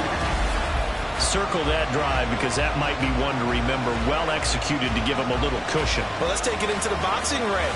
You talk about them commanding it, keeping the fight where they wanted to, whether it was in the center of the ring or putting them on the ropes because it was jab, jab, jab. And finally, the haymaker to put that drive away. Moody good with the extra point, and the lead now up to 14. So a nice drive put together there. They go 75 yards in 9 plays. And it's polished off by a touchdown for San Francisco. And some good special teams coverage as they bring him down just outside of the 15. The Bears offense out there set and ready to go. And last time able to get 3. It's not what they wanted. They wanted 6, but they got at least something. They mustered something out of the drive. They'll take it. I like the way you described it. Not ideal, but they'll take it. Anything to put some points on the board. But this time on offense, they don't even want to see the field goal kicker trot on the field. They want that ball in the end zone. They'll be going for 6. 9 yards, not quite enough, and they'll be left now with 3rd and 1. So they just need 1 yard here to pick up the first down. They'll look to throw for it on 3rd and 1. And he is caught. And he will 49ers first down as they're able to convert by plenty there on 3rd and 1. That's a much-needed accomplishment there on 3rd down. They've been forced to punt far too many times already. They needed something to go their way, and they're able to get a new set of downs. On 1st down, they'll go to the ground attack. Yeah, boy, this defense again really making things tough on him as they stop him for no gain. 2nd and 10 here as we roll along in quarter number 3 from Santa Clara. And they'll keep leaning on the running game. Back to the ground. Yeah, he'll work free from one tackle, but that's about all as he's taken down. This offense in desperate need of a conversion as they come up on 3rd down. They'll look to throw. He had him. He was open, but he couldn't get it to him. It's incomplete. Let's face it, if you want to get back into the game, these are the kind of throws you got to hit. He's wide open right there. Got to be able to get it to him, don't you think? And those are the throws that haven't been available to them every time he's dropped a pass. Yeah, that's a big miss. And a fair catch signaled for and taken at about the 18-yard line. A 40-yard punt, no return. And it will be 1st and 10 as they take over. And San Francisco gets set to go here. A long drive last time out for this offense, Charles. If you remember, they started basically in the shadows of their own end zone, marched it down the field, and a lot of that was through the passing game. And partner, as a former defensive back, I'm having almost a physical reaction watching what's happening right now. But let's give credit where it's due because they've done an excellent job moving the ball through the air. Secondary getting picked apart pass by pass. Obviously, they need to make some adjustments there on the back end. Yeah, because offensively, we know that they're not going to be shy about throwing that football. And they get him down, but not before he takes it across the 40-yard line. A 14-yard gain there as they look to improve this 14-point lead. This offensive game plan has just been sensational. I mean, when you think about all the different ways they've gotten their receivers open so far, it's really been impressive. Scheme, design, execution. They'll look to throw here on 1st down. Oh, there's that man again. It's complete.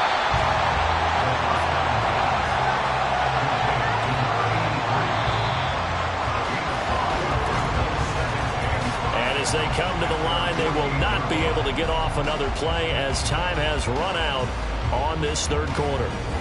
We'll return with more after this. You're watching the NFL on EA Sports. 2nd and 5. Back now here in Santa Clara.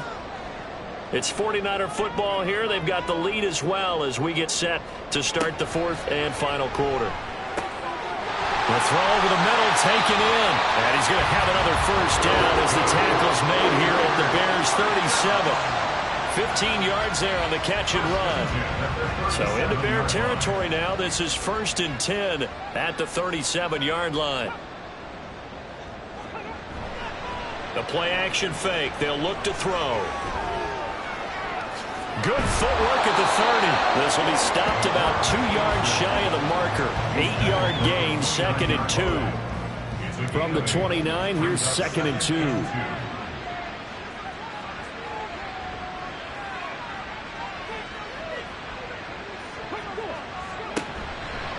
Here's a play fake as they set up to throw. And he's got his big tight end over the middle, complete. A good pickup there, 21 yards. But when you're up by 2 scores in the 4th quarter and you're going to throw the football, expect to see a lot of man coverage because usually what comes along with man coverage is pressure. So if you're a play caller and you want to keep throwing the football, that's fine. Just make sure your offensive line understands they're going to get additional guys running at the quarterback. And he hauls it in the end zone. Touchdown, San Francisco. A great effort there.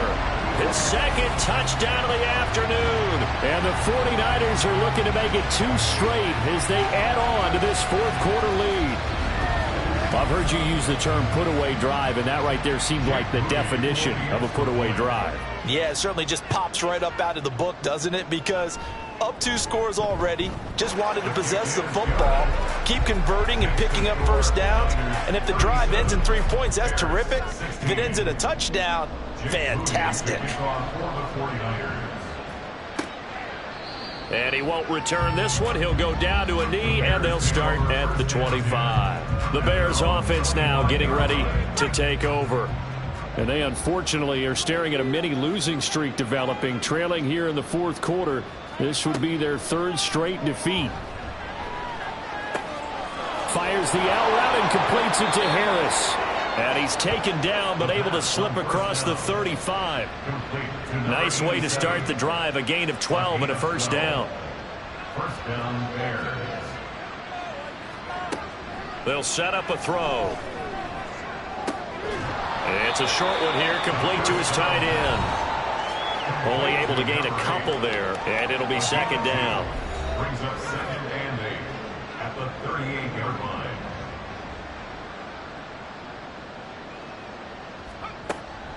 He'll look to throw. And that one going to be off target and incomplete. At this point, down big, you'd have to imagine this defense are just going to sit back, blanket the field as best they can. Yeah, this is actually the easy part of the game for them because, just as you noted, they can sit back, keep everything in front of them. But they've blanketed the field the entire game using a variety. And down he goes. The 49ers get there. The pressure from multiple guys there as they bury him for a big 9-yard loss. But one thing I do know, these guys on defense, they don't want this game to end. They're winning by multiple touchdowns. They've shut down the opposing quarterback in a big way, and they're still picking up sacks as we approach the end of this one. All right, they're going to try and keep hope alive here on fourth down. They're going for it. As expected, they're going for it to keep the drive alive. And it's incomplete. They cannot convert, and they turn it over. The Bears tried it on fourth down, unable to convert. And the Niners take over in terrific field position. Well, at this stage of the game in the second half, down 3 scores, I guess they felt like they needed to push. And let's face it, with this deficit, if they give up another score here after they didn't get it, does it really matter? Right. It really doesn't. They had to go and try and make something happen if they had any chance of winning this game. They'll try and start this drive in the air. That's complete. It's Collins. So just 3 yards on the completion there. And it'll be second down. Brings up second and 7 at the 26-yard line. Looking to throw. Looking left side, and it's complete. And they do get him down, but not before he's able to slip it inside the 5-yard line.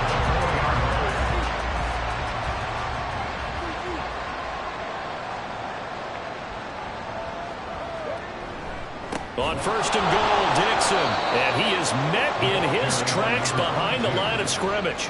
A loss of 2 there, second down. They have 3 tight ends in that formation. That's almost a universal sign that they're planning to run the football. But how about the defense there? They met force with force and caused a stack up behind the line of scrimmage and threw him for a loss. Now he is going to be stopped cold behind the line of scrimmage. It'll go as a loss of a yard, and it'll set up third down. We all know how much running backs love getting the ball down near the goal line. They think they're going to find a way into the end zone. He hasn't had that kind of luck so far. Ends up not getting in on the last 2 carries. And it's complete. In the end zone. Touchdown, 49ers. A 7-yard touchdown grab. And the 49ers have opened up a 4-touchdown lead here in the fourth. And you wonder now if he might be able to remove the helmet, put on the baseball cap, and watch the rest of this one from the sideline. His 5th touchdown pass of the game. Say that again. Did you say 5th touchdown pass of the game? Yes, sir. But that's a heck of a performance, isn't it? Because they've had no answer for him at all game long. Receivers have been open constantly, and he hasn't missed a single one of them. Moody good with the extra point, and that'll increase their lead to 28. Jake Moody to kick off for the 49ers. This fielded right at the goal line. And he will make it to the 20-yard line and no further. And now Chicago getting ready to go as they take the field. Charles, we know that this offense is aggressive. We saw that last drive. They went for it on fourth down, didn't get it. Then they give up the touchdown. So now you feel like they really need to respond here. They certainly do, but let's face it. Sometimes when you take that risk, you understand if you fail, a little more onus goes back on your ball club to try and pick themselves back up. He'll try again with the arm here on second down. Out to the flat. That's complete to his running back. And he'll be taken down at the 20 after a gain of just 1. The Bears on third down. Not quite 50%. 4 for 9. This is 3rd and 9. He'll drop to throw. And that is incomplete. As a defensive back, you have some weapons at your disposal that we don't often talk about. And you can read the receiver's eyes, you can read his hands, and you know that the arrival of the ball is imminent, and that allows you to make a play on it and oftentimes knock it away. Got to try it here. He's back to throw. And his pass is intercepted for the 4th time today. And this return is going to be halted right around the 28-yard line. That's interference. Defense.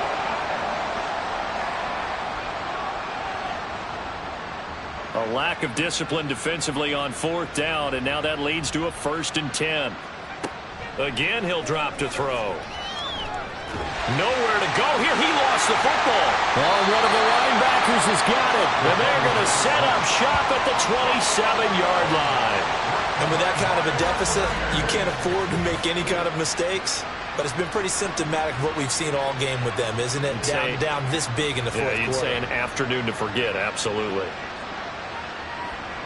The 49ers offense now, they work their way back onto the field. Well, they don't really need the points here, Charles, given what we're looking at on the scoreboard, but they've scored on 3 consecutive possessions, 3 consecutive drives, and I'm sure that they would like to keep that streak going here and continuing to pour it on. And things have gotten that way in the NFL, haven't they, partner? Because in the old days, people would have, they'd get off the gas a little bit, right? But now, people continue to accelerate. But we'll see what they decide to do as they come out for this one. But the way this game has gone, they've got to be awfully happy with their execution overall. Just need a yard here, 2nd and 1. The 17-yard line. They'll set up to throw. A dump off for Dixon. And the Niners are going to be set up with a 1st and goal here as the tackle made at the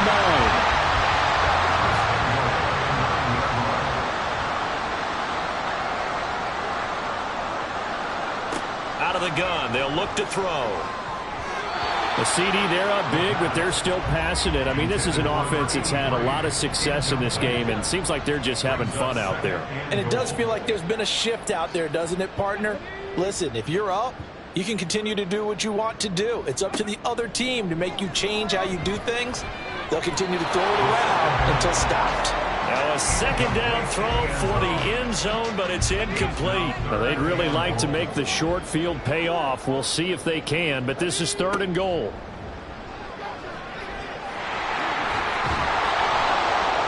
And he'll be brought down this time at the 5-yard line.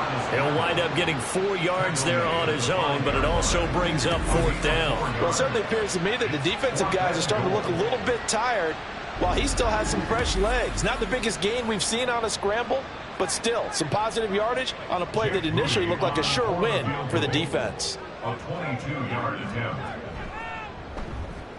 And his kick is good. And that will extend their lead even further. So they got the turnover started with great field position, but in the end, the defense able to hold firm, and they only get 3 out of it. And I like what you said right there. That defense able to hold firm, backed up into the shadow of their own end zone. Goalpost right behind them. They had to make sure they didn't give up the 6. And, boy, they came through in a big way. To them, even though they gave up 3, that's a win for their side.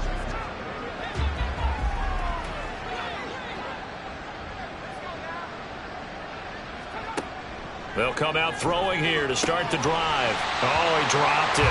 And that's pretty indicative of the way this one's gone. From the 24, they'll go again on 2nd and 10. At the 24-yard line. Now back to throw. Quick throw to Freeman on the slam. And they're able to get this one across the 35.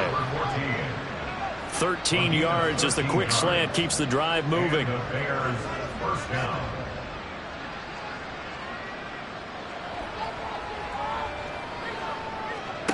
Back to throw now on 1st down. And he's got his target, Harris.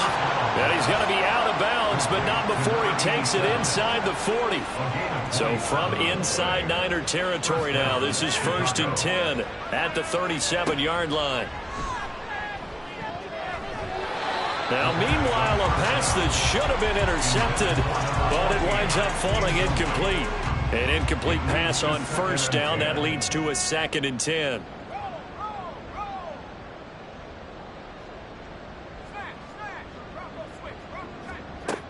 They'll stick with the passing game as he looks to throw. And the Niners get there and bring him down. They'll wind up losing a full 9 yards here on the sack. Now it's 3rd down. We all know he's one of the better quarterbacks in the league, but definitely not today. His team trailing by multiple touchdowns and a late sack. Just a party gift from the defense for him to take back to the locker room with him. 3rd and 19.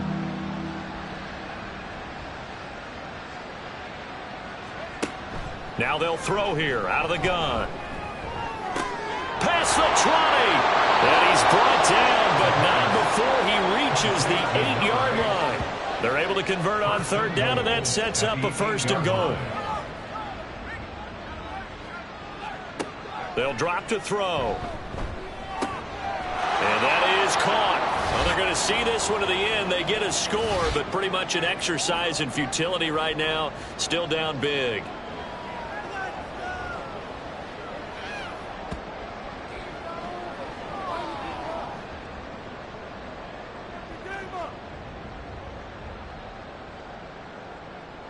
Extra point attempt to come here.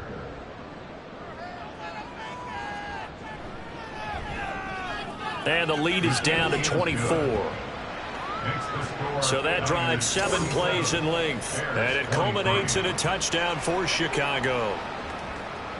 So still lots of work left to do, but here comes the onside kick. And the 49er hands team does its job. The 4th quarter, they felt like they needed the football back. Unfortunately, they couldn't get it. And I know we brought analytics into the game, and someone has said here that the data says that when a team's expecting an onside kick, 80% of the time, the team expecting it, they do actually recover the ball, which is what we saw here. I just wonder if that number is much more of a anecdotal type of a number. Kind of like when the coaches tell us, well, when you score on special teams, 93% of the time you win the game. I'm still waiting to see that number is empirical. Now a handoff right side. It's Dixon. 5 yards on the carry. Good pickup on 1st down. I like the call there because that was one to take time off the clock and get them closer to getting out of here with a W. In the mind of the play caller, all you want to hear is tick, tick, tick. On 2nd down, it's Ross. It'll only be a gain of a yard, and it sets up a 3rd down and 4 now. I like it. I like the call. Still an opportunity to run the football and chew up a little more time off the clock.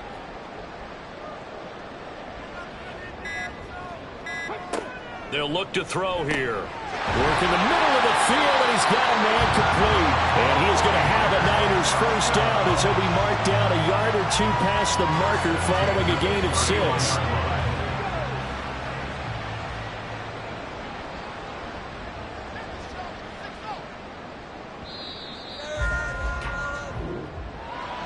Charles, a lot of happy faces heading into the tunnel as this one ends, and understandably so. Not only did they get the win, but boy, their offense was on fire in this ball game. And partner, I have no idea what the top speed is on one of those high-end sports cars. What's the top gear you can get into? This offense, they certainly were there in this one, huh?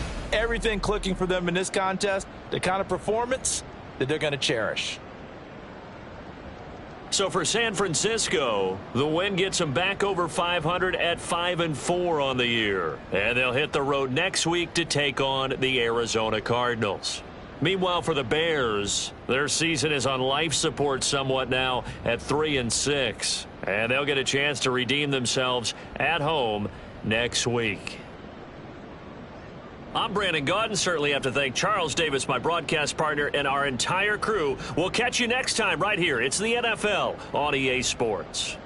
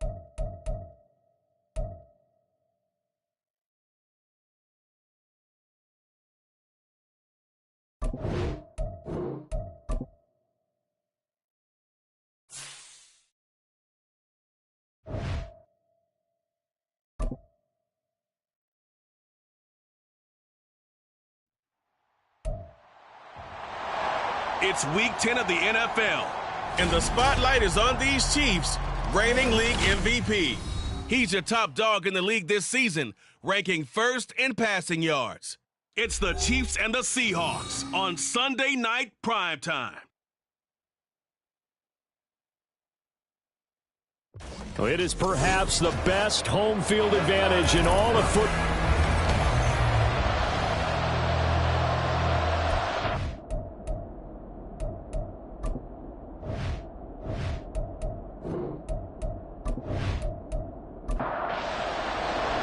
The shadow's starting to get a bit longer. Week 10 of the NFL season is here, and we're underway on EA Sports. And he opts to not bring this one out. The first drive will start at the 25. So out come the Seahawks now for their first possession. And a glance here at the vet. He's got a lot of years under his belt in the National Football League. If you ask coaches at any level to design their ideal leader of a team, I think they're going to check every box with this guy. He's got the poise to handle responsibility. He stays calm under any kind of pressure, and he brings out the best of his teammates each and every week. And he will lose yardage here back at the 23-yard line. Call it officially a loss of 2 on the first play from scrimmage. Second down. With his size, he's a tough man to bring down, but they do a nice job there stopping his progress and not allowing him to get back to the line of scrimmage. To throw on second down, Tyler. And that's incomplete. You talk about this Chiefs defense. This unit against the pass, hoping to get better for sure. Number 25 in the NFL right now. They'll take that play right there each and every snap because throughout this season, they've given up some big plays. To be able to hold someone to no gain, oh yeah, they take that one all game long. And he's not going to sniff the first down here. He stopped at the 25. They'll get only a yard out of that, and it'll bring up fourth down. The Seahawks send out their punter. He'll kick it away after a 3-and-out on the opening drive of the game. Fair catch called for and taken right near the 30-yard line. So here are the Chiefs now under their veteran head coach, Andy Reid. And their quarterback, well, everyone knows he's got height, standing at 6'6". And he's had such a sensational season to this point, leading the NFL in passing yards. He's been helped out a lot by an outstanding set of receivers, and he's quick to give them credit.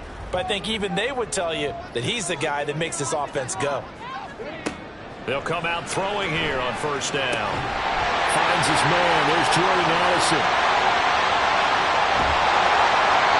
A big play there for KC. 53 yards.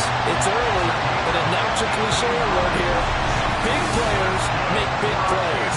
Should I say big games too? Oh, what the heck. And this defense, they're going to have to find some way to slow him down as this game goes on, because when this combination is going good, they can tear your secondary apart. A real field flipper there as all of a sudden they've got a first down in the red zone. Now he'll dump it underneath to his running back, complete. And the Chiefs are going to have a first and goal as the tackle is made at about the 5. 5 yards from the end zone, first and goal. Now they'll send a tight end in motion left. Give him 4 on the carry there at second and goal. When we talk about being on schedule, I think they're on schedule after that run, getting it right down there on the doorstep. Maybe even a little bit ahead, because now the defense can't dictate with... And he is in! Touchdown! Kansas City with his 11th touchdown on the ground, number 13 overall. And the Chiefs put the night's first points on the board as they take the early lead. So that a great sequence for these guys to begin the ball game. They force the punt on one end, then come right down the field and score on the other. And that's a great example of leaning on each other and building a little momentum that way. How about the defense forcing the punt, turns it over to the offense with confidence, and they take it downfield and score. Extra point right down the middle, and that makes the score 7-0. Just a 4-play drive that time, and it's capped off with a Kansas City touchdown.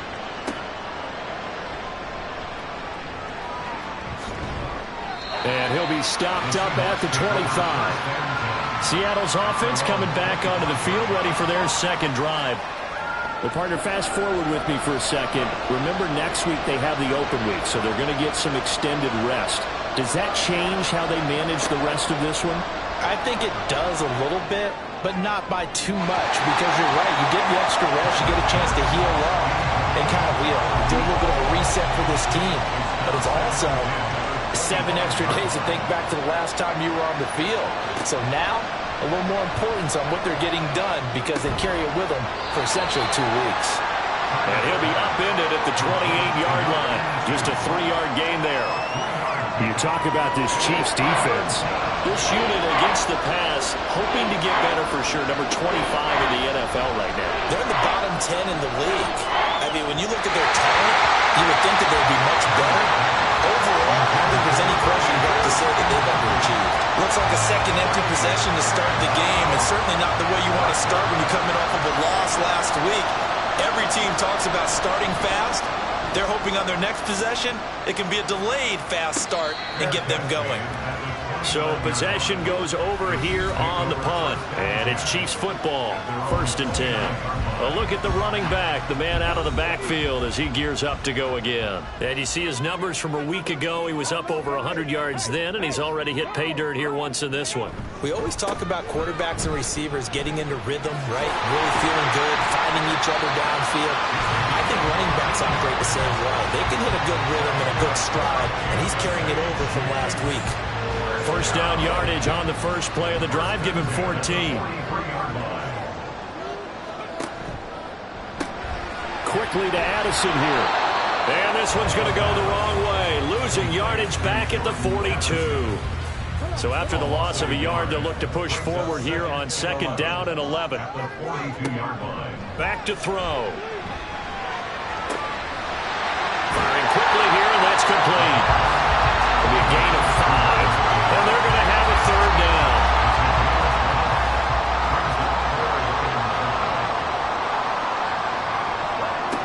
Back to throw here.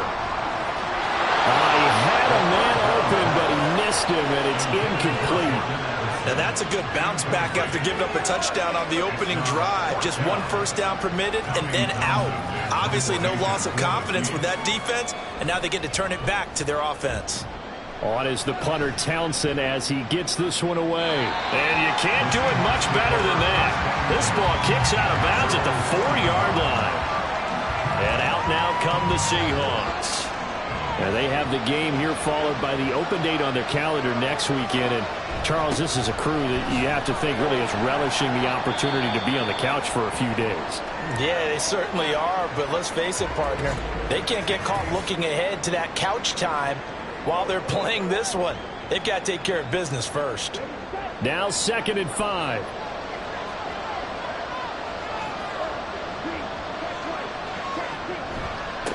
They'll keep it on the ground. Michaels.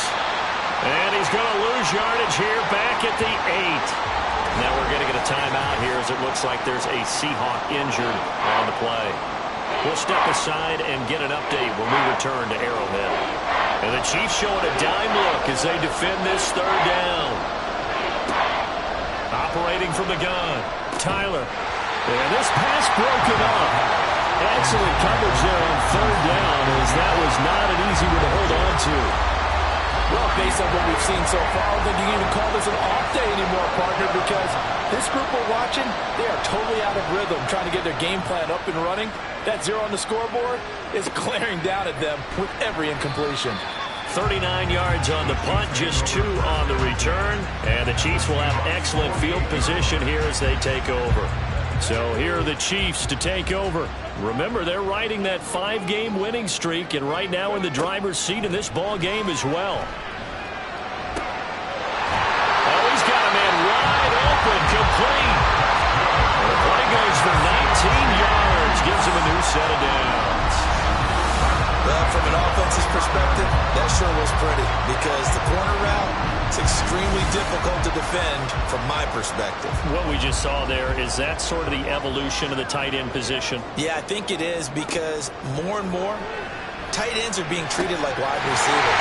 These are some agile players who can make a play in any spot on the field. Back-to-back receptions for him, and it's another first down. Well, this can happen when you get man coverage on a tight end. This is a nice route. He's just going to run a corner to the left side and find some open space. That's asking a lot to make a linebacker run with him. And this ball's on the money as they pick up a first down. That's good for a gain of 6, second and goal. Brings up second and goal.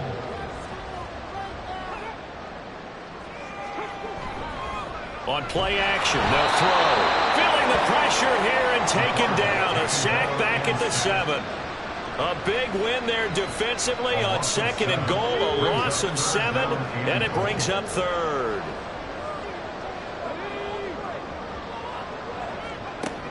They'll set up a throw. And pressure coming, and they got him once again. So a big sack for a loss of 4. It brings up 4th and goal. So on 4th down, Andy Reid decides to send in the field goal unit from 28 yards out. And the 10-year vet knocks it through the goalpost, and that will extend their lead even further. They had it first and goal, 3 attempts, couldn't get it in, so they settle for 3. Yeah, the field tends to shrink a little bit the closer you get to the goal line, doesn't it? It doesn't sound right. It sounds a little counterintuitive. But you run out of space to run the deep routes, so they can just sit on the shorter stuff if you're going to throw it. If you want to run it, there's just not as much space. They end up having to take 3 there. Seattle again getting ready to take over offensively. Sitting in first place in the division. They've got an open date on the calendar coming up next week. So, Charles, you and I were talking about this before the game. This one for them kind of has some extra importance. It certainly does, because if they can get the win here and pad their lead a bit or at least keep pace, then they can really kick their feet up and say a job well done at this point and not have to worry about ball at all until they're back in their facility, back in their meeting room, getting ready for the next game. And the stiff arm made it a pretty little run. Not a huge gain, but a nice chunk of yardage. Here comes 3rd and the length of the football.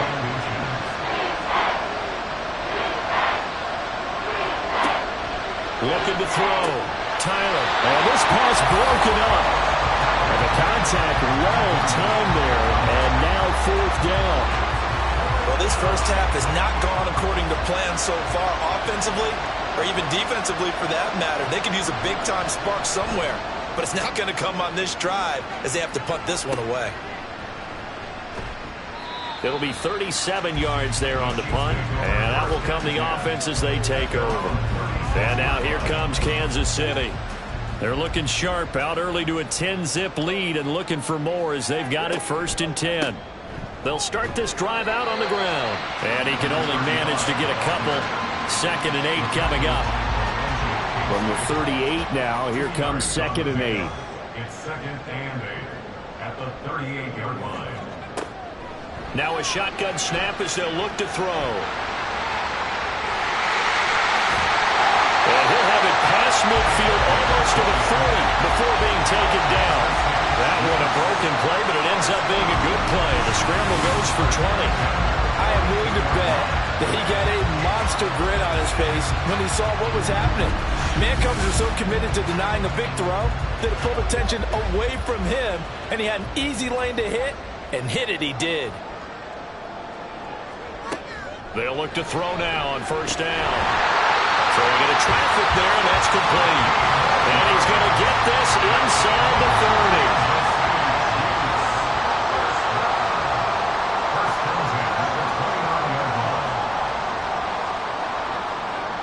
On 1st down, he'll drop to throw. He gets it to Addison. And the result here, a pickup of 8. Leaves him with 2 to go on 2nd down. Now a 2nd and 2.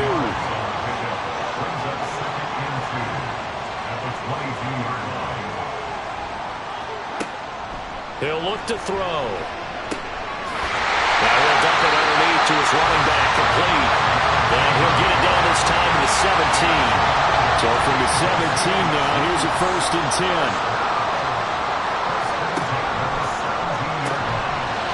There's a quick throw right side, and it's complete.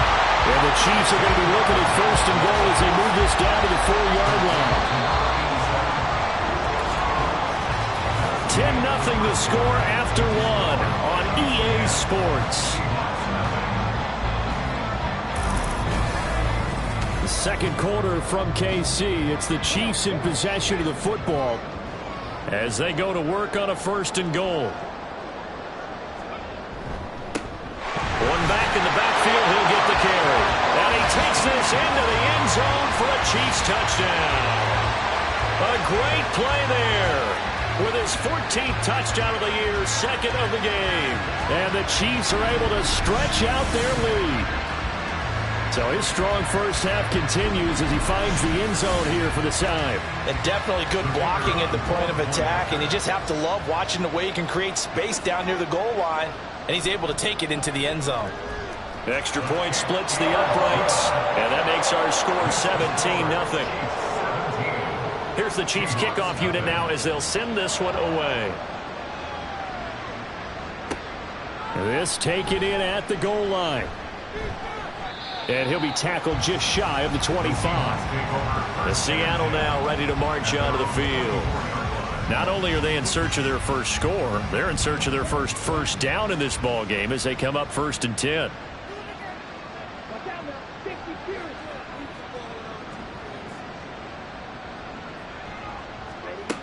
Throwing to start the drive. Tyler throws a quick hitter on the slant. That's complete. That'll go for a gain of 7, and that's going to bring up 2nd down. 2nd and 3 at the 31-yard line.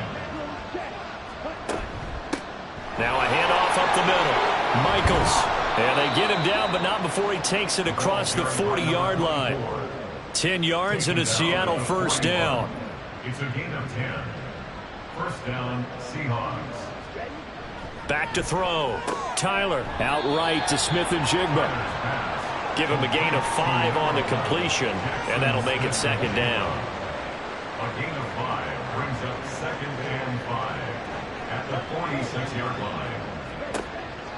Looking to throw. Tyler throwing quickly there, but it's incomplete. I would say it'd probably be a good idea for him to reintroduce himself to his receivers at the half because they're definitely on different wavelengths. But I also don't advocate waiting that long. Next series before you get out there. Hey, let's get together, guys. Let's get this thing moving. And now the 3rd down throw incomplete as well. How about the coverage we just saw break out on 3rd down? Dime defense, blanketed the field with extra defensive backs and speed, unable to find an open hole to complete that pass. And this is going to be ruled out, I think, just inside the 20. Yes, it will. Side judge calls it at the 19-yard line. Jordan Addison in the offense out for another drive. He's doing what he's capable of, having a solid game. Not the most amazing game. He's not over 100 yards, but a good game so far. And you just know that mentally he feels like he's one catch away from turning it into a great game and starting on that road. And the defenders are well aware of that, too. They've got to figure out a way to not let that escalate.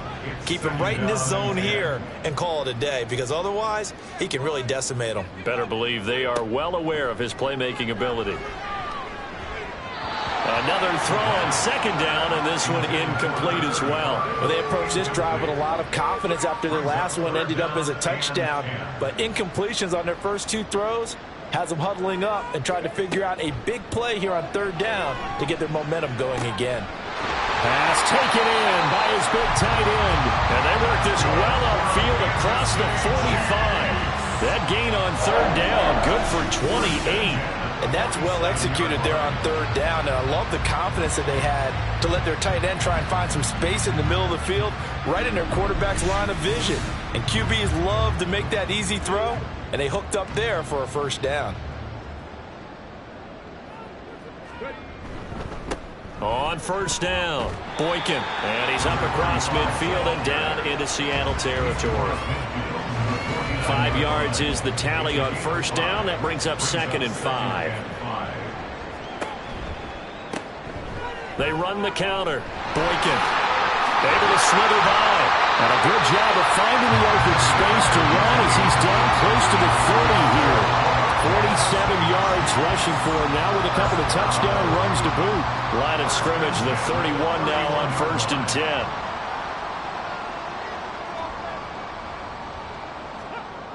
They'll look to throw. The completion to Riddick.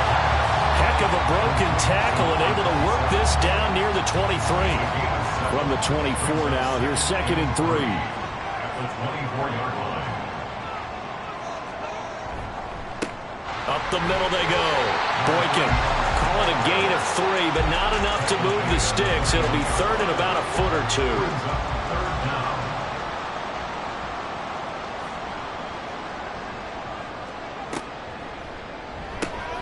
Pass complete to Addison.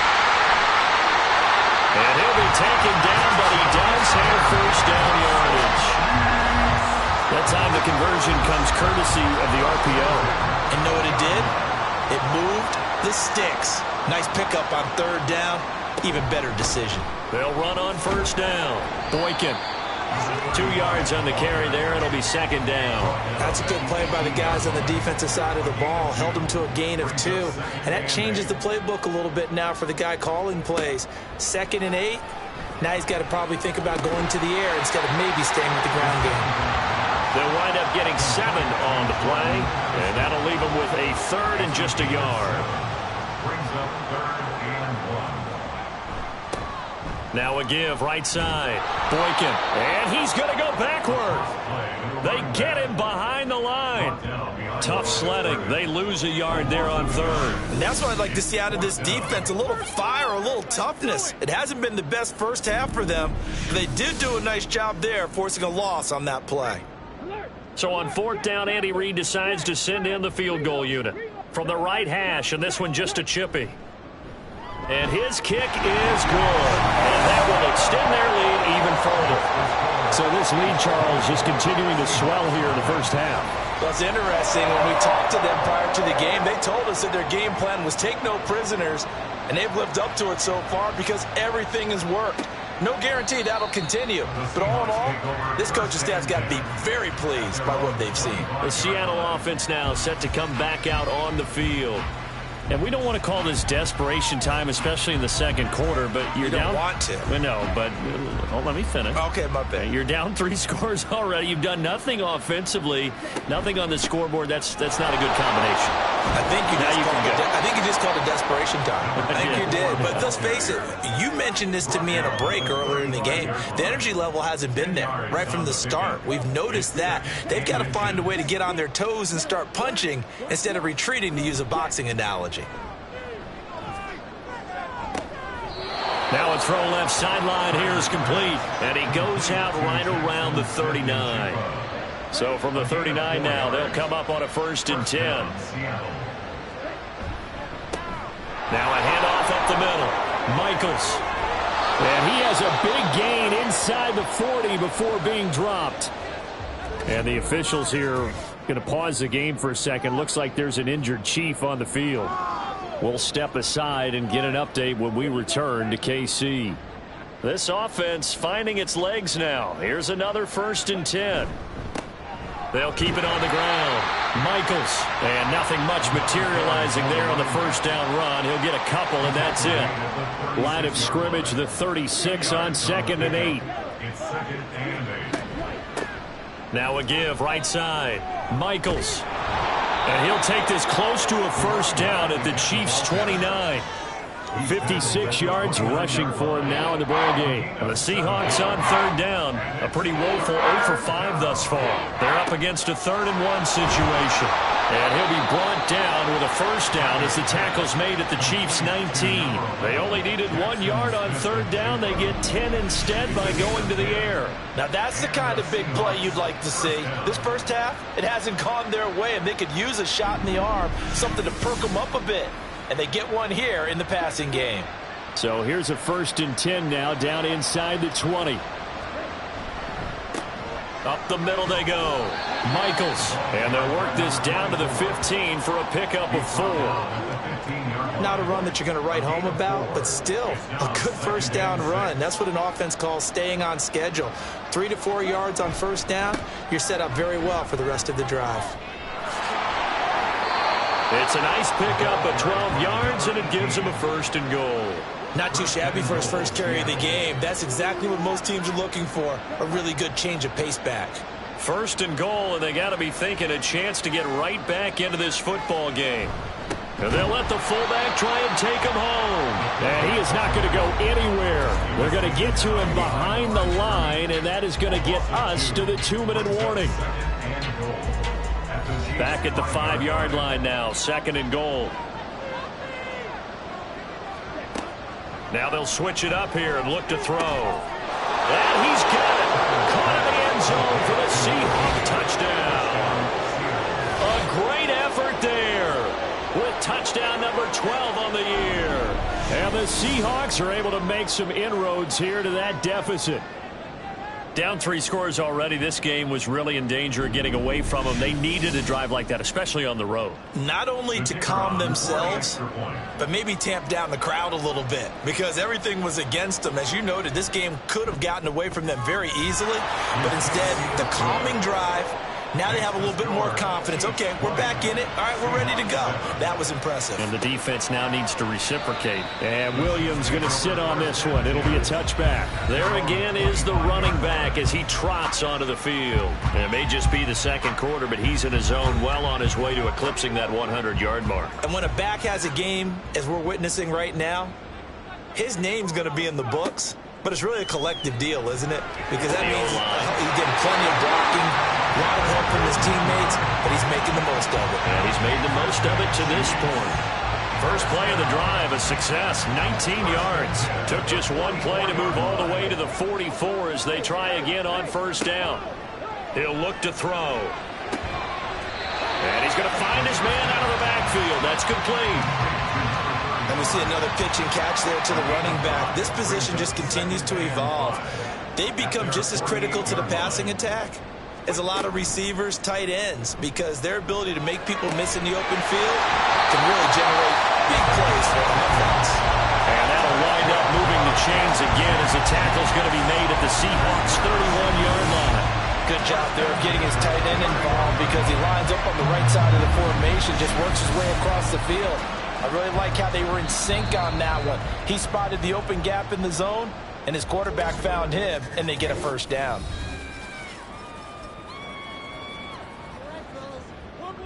Line of scrimmage, the 31 now on 1st and 10.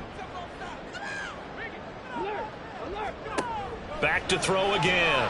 And it's incomplete. Boy, he doesn't drop many like that one. 2nd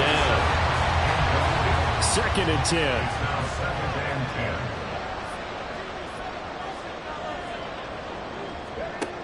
Again, he'll drop to throw. And a quick throw here, that's complete. And they'll be inside the 25 now at the 24. Now another timeout called for by the offense as the clock will stop with 37 seconds to play in this 1st half. 3rd and 2. They'll look to throw again. All right, rifles one, and that's going to be intercepted. And he'll take this all the way down inside the 40. So that changes things. You get the interception, and then to boot, a good return tacked on. And really it was down to him versus the quarterback on the return, and that's one you would think the defender would win. But a nice job there of seeing the play all the way to the end and making the tackle by the QB. Getting set to go again as we look at the back, heading onto the field again. And I'm wondering if maybe they don't go away from him on this drive a little bit. He's been great, but they haven't scored a lot of points. I think they still have to show him as a threat, make sure he touches it a few times, but as you pointed out, use him as a decoy a little bit and get the ball in the hands of some other people in order to put more points on the board. But he's done a really nice job of establishing them with his running. Yeah, he's established himself well. Now can they put more points up? They try to throw on 2nd down, but this one is incomplete. Tough series for the passing game. Things just aren't clicking. Hopefully they can come through on this play and get this series back on track with a completion for enough yardage for a 1st down. On 3rd down, Tyler. Eluding the pressure right. And he's going to be brought down short of the 1st at about the 31-yard line.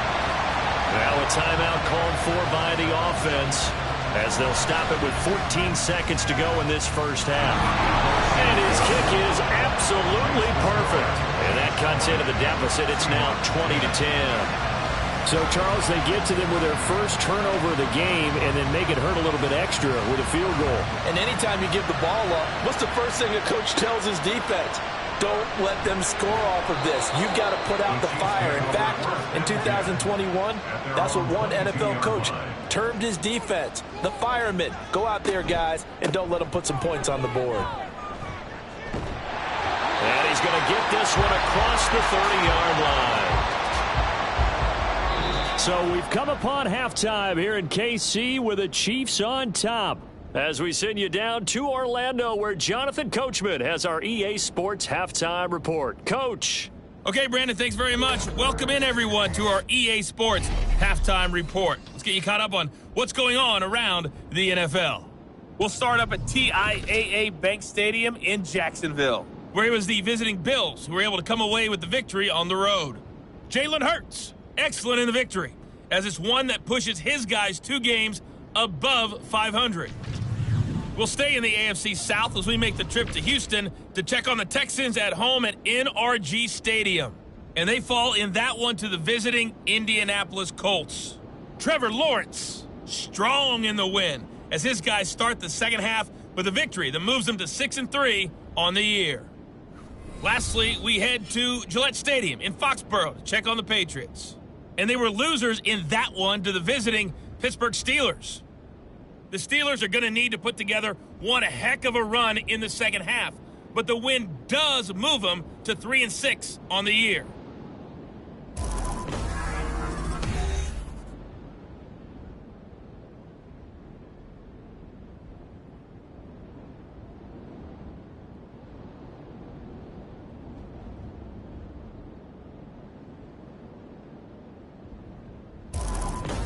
All right, Coach, thank you very much as we welcome you back for quarter number 3.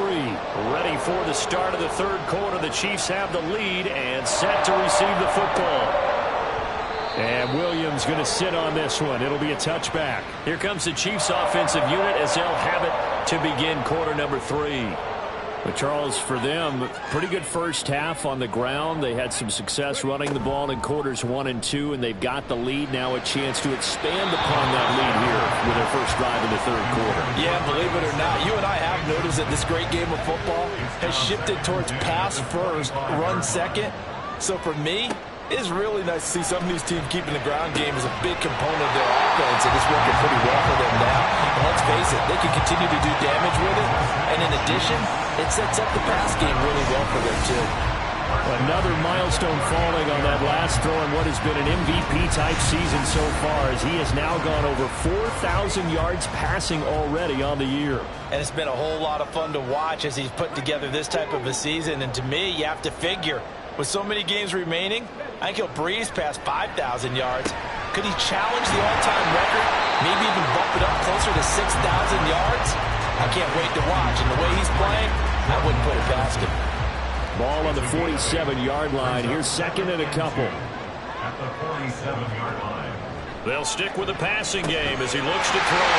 He finds Riddick complete. 7 yards there and a first down.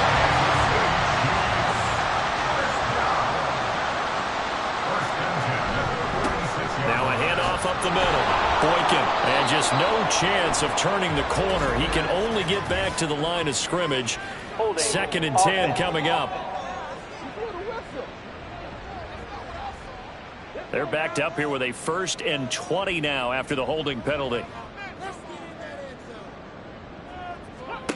They'll drop to throw. And that'll be incomplete. And that's the knowledge you gain from being in this league for a long time. He's learned the hard way when to give up and fight another down. And that's a smart move to throw it away. Now they'll throw here out of the gun. Addison hauls it in. And just 3 yards on the catch there. He couldn't get away. And they're going to face an uphill battle here on 3rd and long. Out of the gun. They'll look to throw. And that's going to be incomplete. The coverage too good there. The contact popped the ball free, and it's 4th down. Well, it's too early to figure out what kind of adjustments this defense made at halftime, but that's a good start to the second half. They cannot afford to give up more points and fall further behind, so well done to force the punting situation here. And there's a work of art right there. Out of bounds at the 2-yard line. Now we'll see what this Seahawks offense has in store with their first possession of the second half. That is how you flip field position. That's an absolute bomb of a punt. Downs it inside the 5-yard line. Absolutely ideal. From that position, you're hoping to get it down inside the 15, inside the 5. Superb. Credit him with a 1-yard gain there to make it 2nd and 9.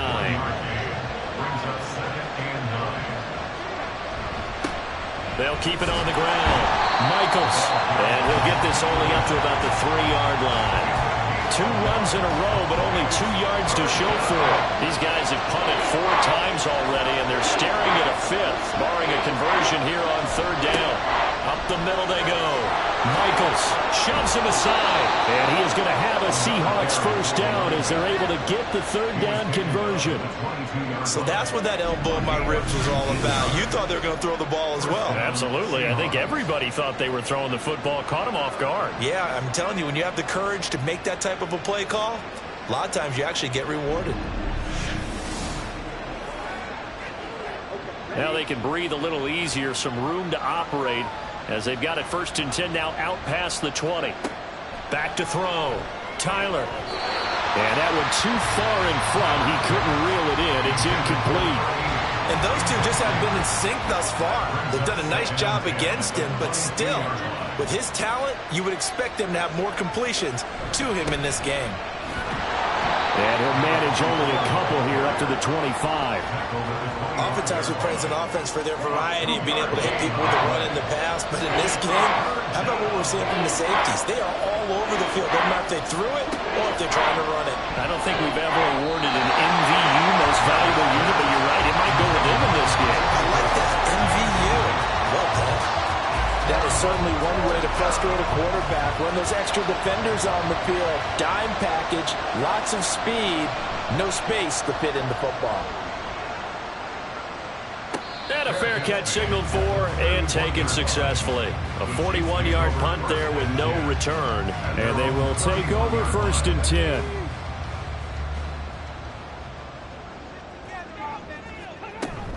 They'll start this drive out on the ground. Found a little room there as he's out to about the 37. 68 yards for him on the ground now. He has been a tough man to bring down all night. Brings up 2nd and 4. On 2nd down now. Boykin. And he's going to be met at the line of scrimmage and taken down. Call it no gain that time as it's going to leave him with a 3rd and about 3 to go. From the shotgun, he'll look to throw.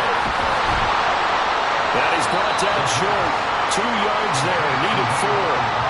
A short game that doesn't get him the first down brings up a 4th down situation. Really nice job defensively. They knew where the sticks were. They got the stop before it. Averaging 50 yards a boot so far as this one's away. 39-yard punt, 6 yards on the return. And it'll be Seahawk football 1st and 10. The Seattle now ready to march onto the field. And our game's hit a little bit of a lull here, a little bit of a snag. Punts on back-to-back drives. And old school coaches don't necessarily mind that. Didn't turn it over, right? Didn't create a big play for the other team. Right now what you're looking for is can you gain an advantage in field position? And that's what both teams are seeking right now. Yeah, they'll be seeking to gain that advantage here on this drive. On 1st down, Michaels. And he's dropped right at the 40. Gain of 3. A big part of a middle linebacker's job is being able to take on blocks and then go make plays. But the best ones, they have those big guys in front of them playing defensive line that hold blockers off of them and allow them to flow sideline to sideline and make the big hits. A 1-yard gain there following the 3-yard pickup on 1st down. This offense in desperate need of a conversion as they come up on 3rd down. Looking to throw. Tyler. And he will not be able to hang on through the contact. It's incomplete. The coverage strong, and now it's 4th down. The The Seahawks send out their punter as he's on here to punt it away.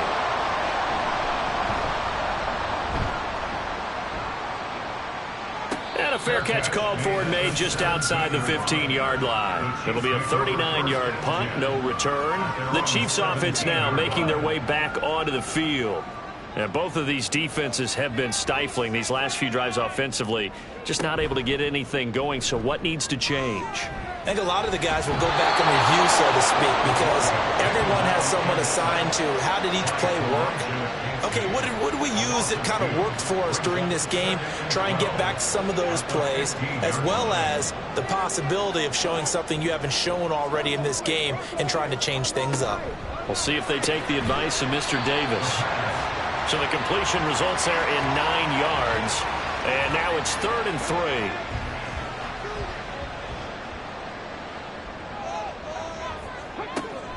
They'll set up to throw. Able to find the open man. That's complete. And he will have a Chiefs first down by about 3 yards or so as they wind up getting 7 there on 3rd and 4. First and 10 at the 31-yard line. Now a give right side. Boykin. And he'll be tackled just past the 35 at the 36. Give him 5 on the carry there, and it'll be 2nd down. Brings up 2nd and 5. Back to throw. Quick hitter here, it's complete. And he'll be out of bounds after getting this one across the 40. A couple of first downs has the football positioned at the 43 as they come up 1st and 10. They'll run on first down. Boykin. And good vision there as he's across midfield and down to the 45-yard line. 85 yards on the ground for him now as he's done that on 15 carries. So from Seahawk territory now, it's 1st and 10 at the 45-yard line. He'll drop to throw. And he's got his favorite target yet again. It's complete. 15 more there, and they're on a roll. It's another first down. And now we get into the psychology of the whole thing, because a lot of teams with a 2-score lead in the 3rd quarter, they almost become defensive with their offense, just playing not to lose. I think with this team, you got to figure at this point, this is a great spot for them to go into attack mode, really try and put the hammer down and finish this one off.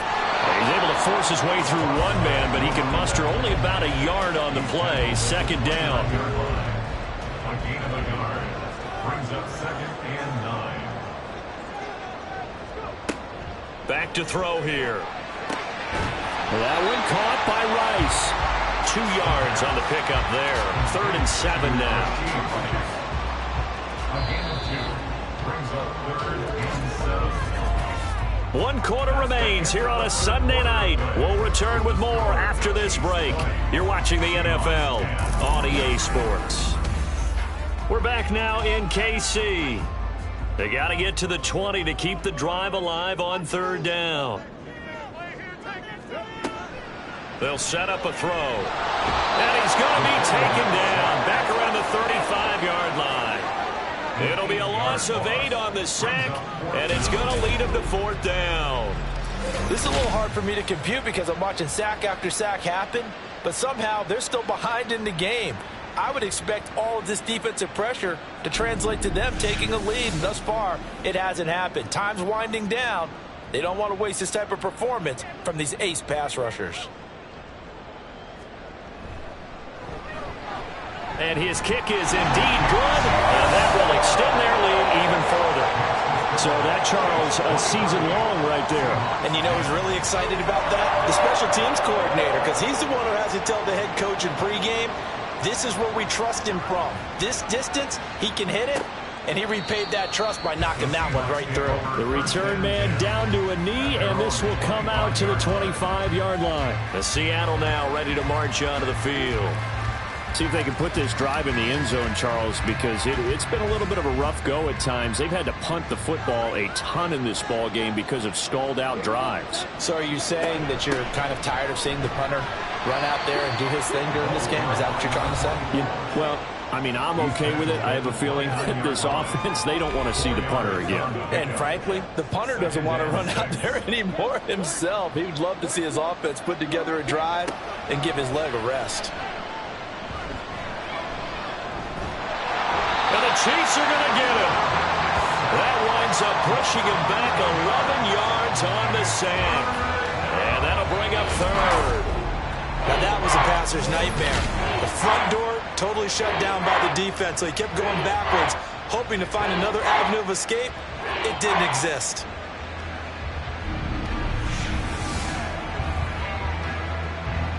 The offense on third down tonight, just a 20% success rate at 2 of 10. This is 3rd and 17.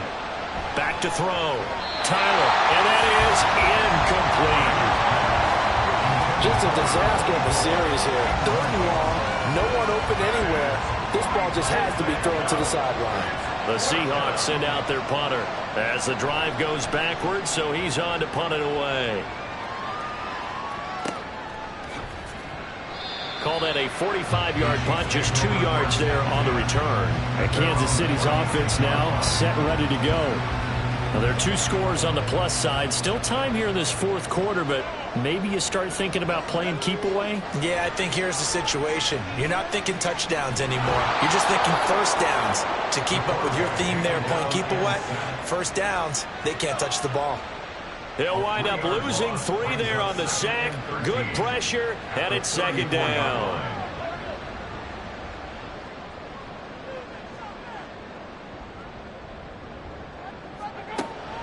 They'll look to throw here. He's going to flip that out to the flat. It's complete. And he gets this up across the 35 before he's out of bounds.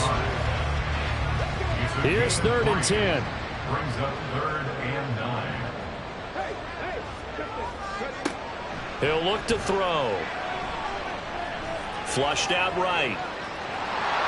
And a nice job there defensively. They get him to the ground short of the first, right around the 42. Decent gain on the scramble to 6, but now it's 4th. And defensively, they had an extra defensive back on the field, their nickel package, and it made a difference. All the receivers were blanketed, so he tried to run for it, but he came up just a bit short. Here's the Chiefs punter now, as he's on to punt for the 4th time tonight.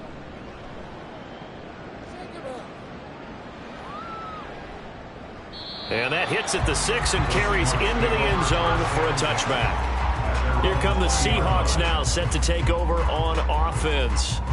Their defense was able to force the punt. That's the good news. But this is still a 2-score game, and they need points on this drive and in a relatively quick manner.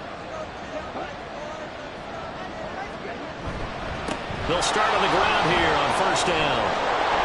And he's going to get a solid gain of 9 before being brought down. 2nd and right at a yard. Up at the 29 now, they'll head to the line. 2nd and a yard. Looking to throw. Tyler. And this throw a bit late as he couldn't reach back for it. They tried to throw on 2nd down, unsuccessful. Now it's 3rd and 1. Now a handoff up the middle. Michaels, and he will be very close to a 1st down, but I see the closed fist of the referee, and that means 4th down. Well done to sniff that out defensively. He had it diagnosed pretty quickly. I love that description because diagnosed is perfect on that one. Read his keys, made the play, and he couldn't even get going moving the football. The Seahawks send out their punter as he's on to kick it away. Fair catch signaled for and taken just shy of the 30-yard line. 37 yards on the punt with no return. And it will be 1st and 10 as they take over. So 1st and 10 now from the 30. They'll start this drive out on the ground. And he'll be tackled at about the 35. He'll get a nice chunk there on the 1st down run, and it's 2nd and 4. Brings up 2nd and 4. Looking to throw. And he's got his man in stride, complete. And they bring him to the ground just shy of midfield. His big game continues. 10 catches now and another 1st down.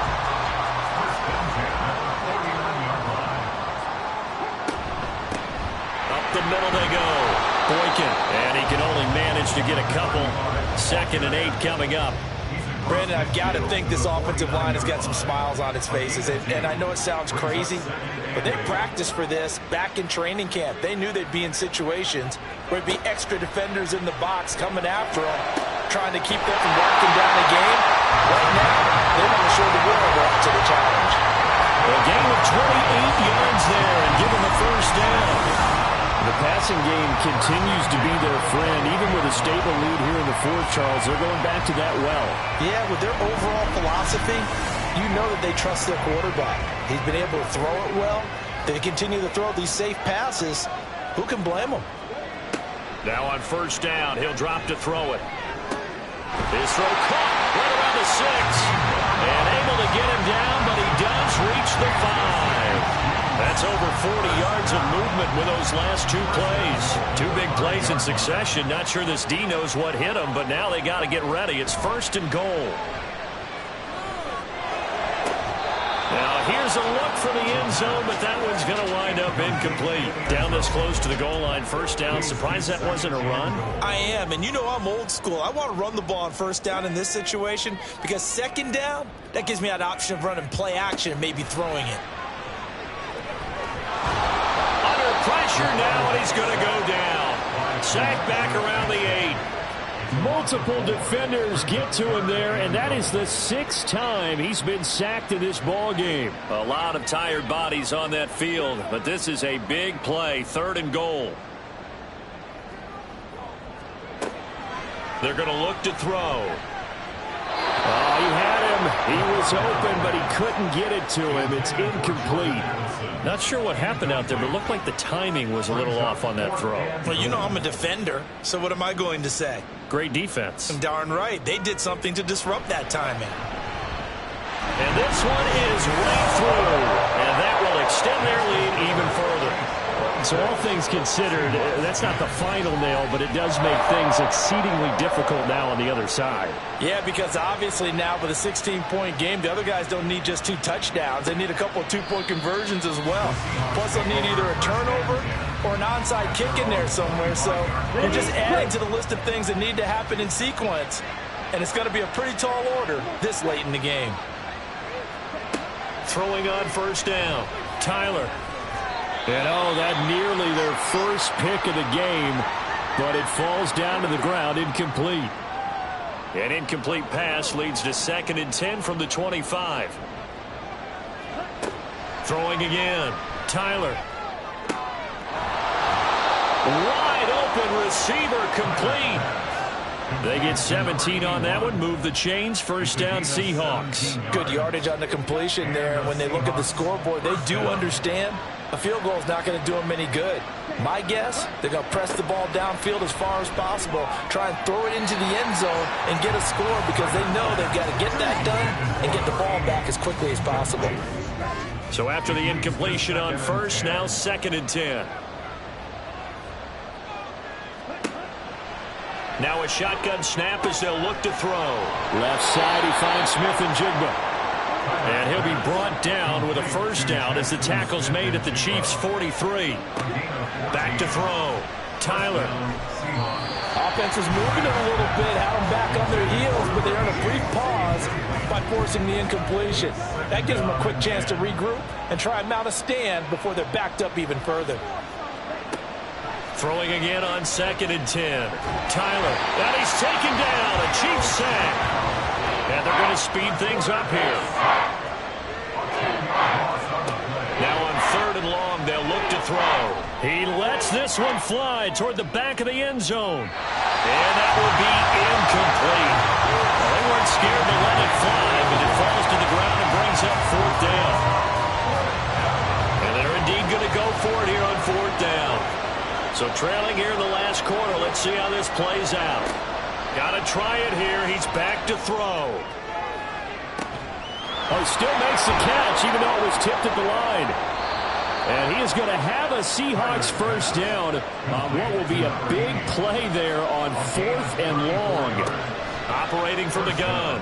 Tyler. And it's caught. Touchdown, Seahawks. A great play there. his second touchdown of the night. And the Seahawks get a bit closer.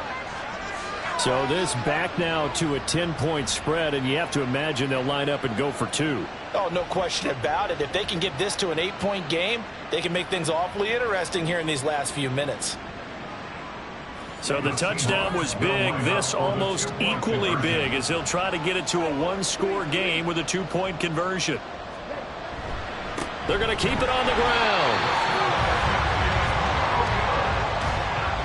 A very pivotal 2-point try that does not go their way. Now it's a big uphill battle for the rest of the fourth quarter. The attempt was to try and make it a 1-score game, right? Touchdown, get 2, and now you've tied it up. Instead, they don't get it, still down 10.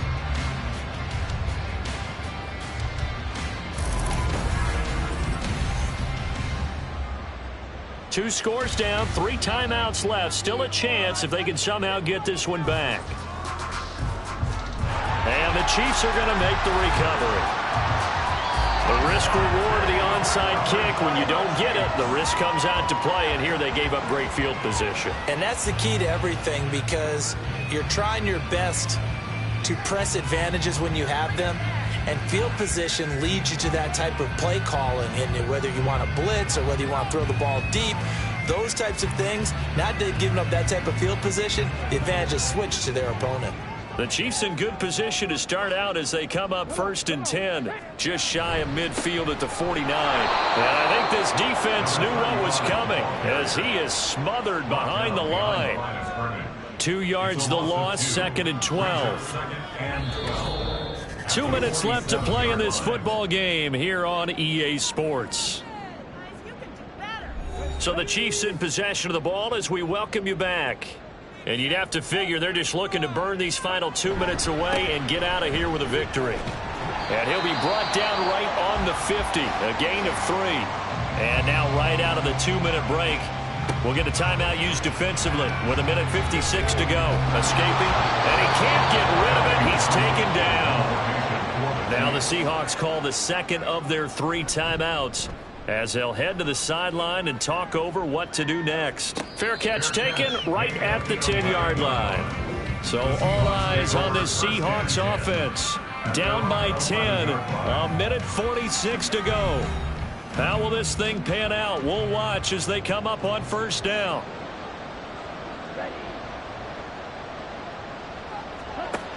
On 1st and 10, Tyler. And his throw here is incomplete. This offense has had its troubles moving the ball all night. So now you get in this situation, hard to imagine that suddenly they're going to start clicking and moving the ball downfield. Another throw on 2nd down, and this one incomplete as well. Back-to-back incompletions, but we know this is definitely 4-down territory. Time not on their side. I don't think they want to try and get the 1st down in 2 installments. I think they got to go and get it right here, right now. Now yet another incompletion here as they fail to connect on 3rd. That means it's just one last chance left, and this has to be a 1st down or a touchdown, or this game's over. 4th down, 10 yards to go. As expected, they're going for it to keep the drive alive. Gets this complete to Smith and Jigba. And he is going to have a Seahawks 1st down. It's going to be a gain of 13 there as they convert by a good 3 yards on 4th down. And they get him down, but not before he takes it across the 40-yard line. Again, he'll drop to throw. And this is intercepted, and that should do it. And they take possession 2 yards away from midfield at the 48-yard line. Well, there's a time and a place for everything. Down 2 scores late in the 4th. I get it. Now is the time to throw it downfield, but that one might just write an end to this ballgame. Yeah, I hear all the time how critical I am of play calls. Not in this situation. No other choice, really. Look at the clock. Look at the scoreboard. Had to press it and take a chance. The D can only stop it one more time as they take the knee. Now the Seahawks forced to use their 3rd and final timeout as the clock will stop with 55 seconds remaining in the football game.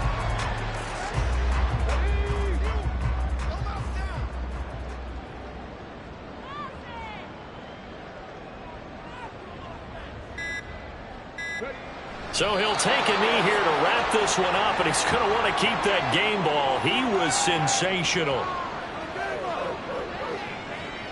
Tommy Townsend in punt formation for the Chiefs. So this one in the win column for Kansas City. And to be frank, Charles, probably not too many people surprised at how this one turned out. Yeah, I don't think so at all. I mean, they're such a good football team. They were at home. You know, you walked in and you looked at the advantages and you saw that they had most of them. It'd take a lot to try and even it up. I just thought two words for this ball game: methodical and predictable. And both of them came together. So for the Chiefs, they continue to put themselves in position for a first-round bye as they move to 8-2. And they'll get another home date next week as the Raiders will come to town. Meanwhile, for Seattle, it's a bit of a setback as they drop to 6-4 now. And they'll get a late bye next week, which might be coming at the right time. And they'll be back in action in Week 12.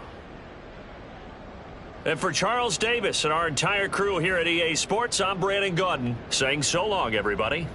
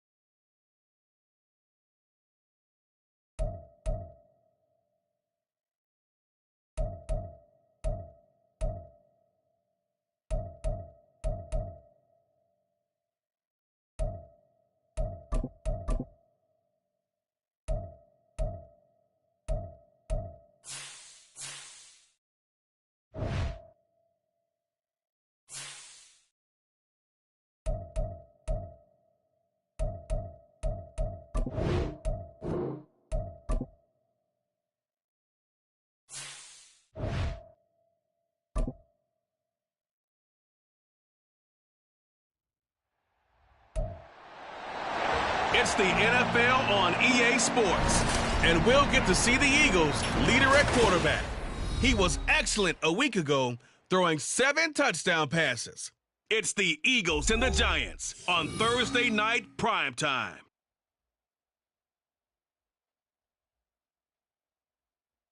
Opened back in 2003. Have a look at the Lincoln Financial Field, where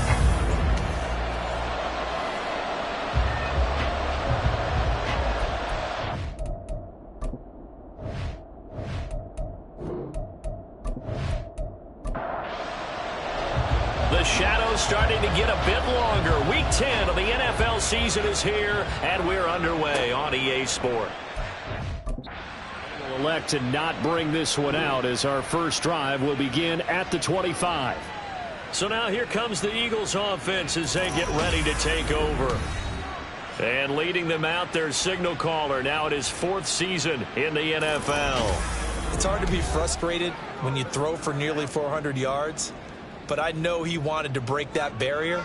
I think he got the pain eased a little bit when they named him NFC Offensive Player of the Week, though. Yeah, when you get the award, you know you had the best week in the conference. You'll let it slide. But, hey, that number well within his range. You always got the arm to do it in this one. Craig had a very strong gain of 24. And we see the emphasis early here. Get your star receiver involved. Able to do it successfully. Not a bad start to begin with, that's for sure. And to me, this play says our guy is better than your guy's. Because, you know, a player of his stature, he won't just be single covered all game long. He's going to involve multiple people. And right away, they told the other team, guess what? He's just better. Now a second down throw for Young. He finds his man, complete. That's Bradley. 5 yards, now it's 3rd and 5. It's a gain of 5. Brings up 3rd and 5. Young to throw it. And he fires one, but incomplete. How about this defense? They came up with a couple of big plays in this sequence, and none better than the one right there, forcing the incompletion and bringing up 4th down. He was only asked to punt once in the victory last week as he sends this one away. So here are the Giants ready to start their initial drive of the game. And leading him out, their veteran quarterback. And when you watch him play, everything just looks like it comes so naturally to him. When he's dialed in and finds that zone, passes are crisp, he sees the field really well, and he takes charge as the leader of this offense.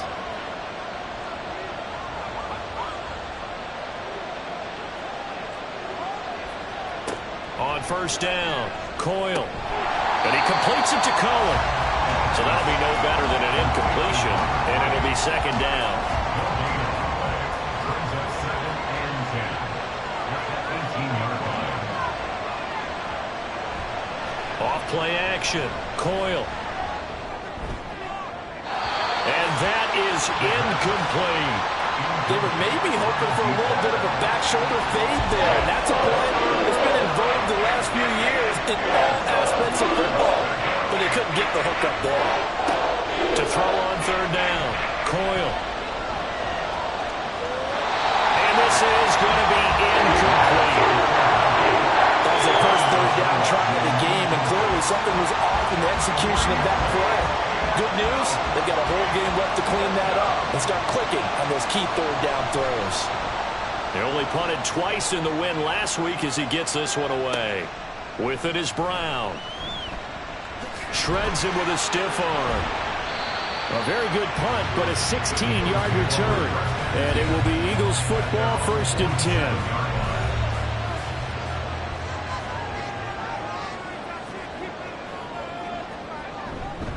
They'll start this drive out on the ground. And some solid footwork there as he'll take this down to about the 38. They may want to go back to that one. First play of the drive, good for 15 and a 1st down.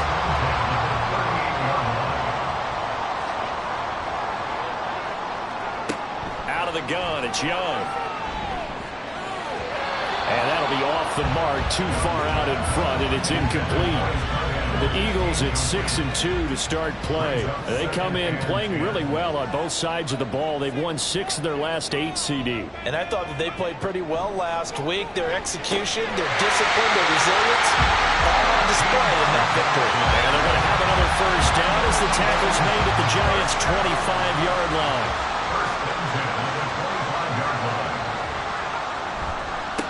Now a give right side. Willis. And he is met in his tracks behind the line of scrimmage. It's a loss of 5 there, bringing up second. A tackle for loss there. 2 last week. He's tough to handle coming off the edge. And when you talk about a defensive end, your first thought is how does he rush the passer? That's where he makes his big plays getting into the backfield. But the best ones can play the run as well. And that's what we're seeing from him, that excellent combination of holding the point of attack and also getting upfield to make plays in the backfield. 3rd and long for Young. Able to find Willis. And he's going to get this to about the 20, but that is well short of what he needed.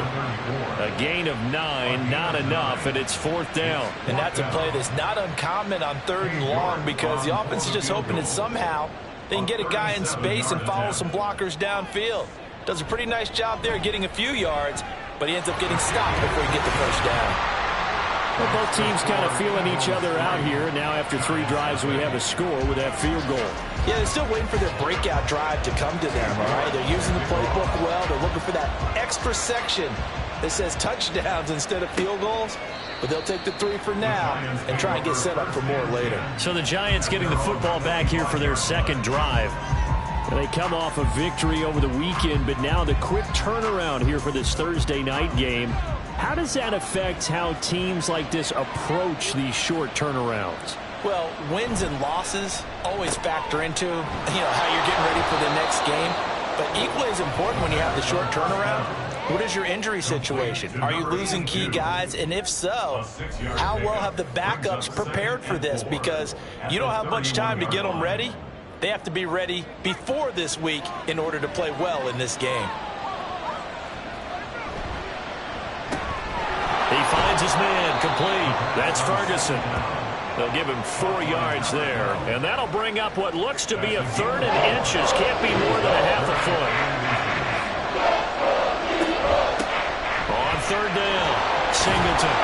And this will be a Giants first down as he's able to get this up past the 40. Brandon, what were they thinking on defense there? That looked like they were playing for the pass. That was 3rd and short. Yeah, it was an easy pickup because they handed it to him. That was way too easy. Just looked like absolute confusion defensively. Not sure why they were in that set. Yeah, I'd say you ought to have a few men in the box there. And he'll manage to pick up about 4 at 2nd down. You look at this Eagle defense. They were terrific a week ago in the win over the Lions. And what I saw on film was nearly an unstoppable pass rush. They had 5 sacks last week, plenty of hurries. So now do you just max protect on offense, keep everyone in, and run, 1 or 2 receiver routes to make sure your quarterback stays up? We'll soon find out. The threat of a 2nd straight punt to start the game is looming as they come up 3rd and 10. Operating from the gun, Coyle. The throw here right sideline falls incomplete.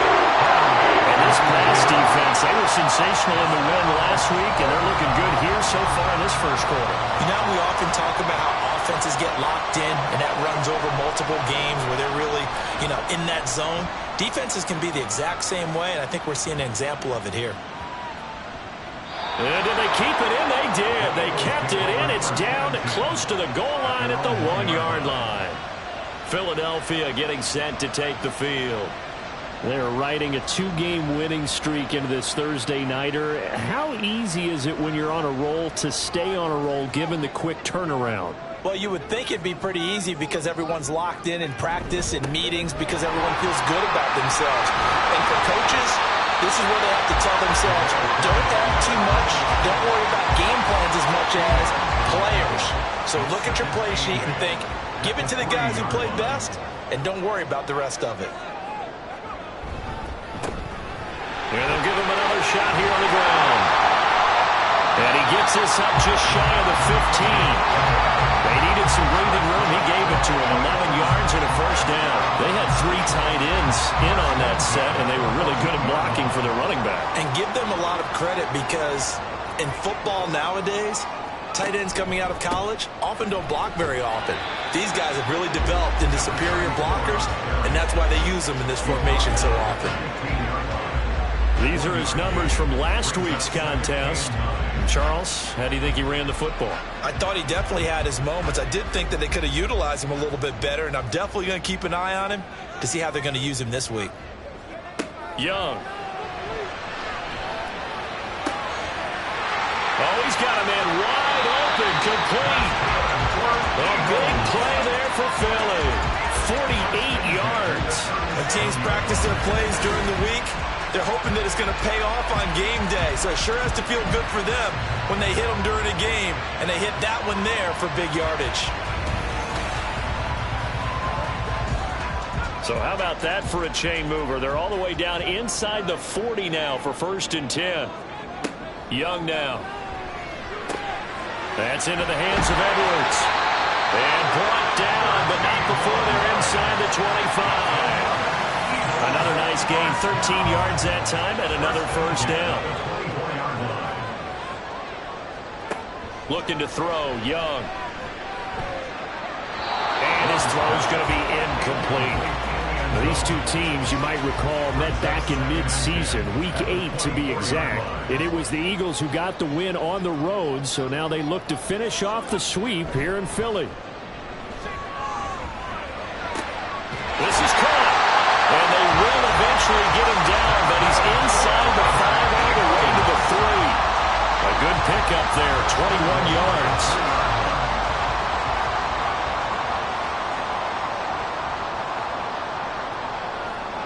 Again, it's Young. And he'll be hit as he releases it, and that'll fall incomplete. When defenses get to the quarterback that quickly, a lot of times it's called a jailbreak. It wasn't quite that fast, but fast enough that he had no time to... And that's going to be caught for an Eagles touchdown. A great effort there. His 6th touchdown of the season. And the Eagles drive the entire length of the field, 99 yards for the score. And there was no going through the progressions on that touchdown pass. Yeah, nor was it necessary. His receiver won that route early, presented himself, no reason to wait. Go ahead and put it on him and score a touchdown. Extra point by York is up and good. And the lead grows to 10-0. Fielded just outside the goal line. And he'll take it a yard or so past the 20, call it the 21. The New York set to take the field. Still in the first half, but this offense has struggled. Haven't really been able to get anything going, not only in the points category, but in the yards category. Let's see if they can do better here on this drive. Multiple players combined for their team's first sack of the game. You know darn well both of these teams reviewed the film and saw that this defense had 5 sacks last week. They've got to keep their QB upright. And they're going to try their best to do exactly that. But they're facing a team where getting to the quarterback is a mindset. It's a mantra for them. And they play a game within the game. And you know what it is? Let's race to the quarterback and see who gets there first.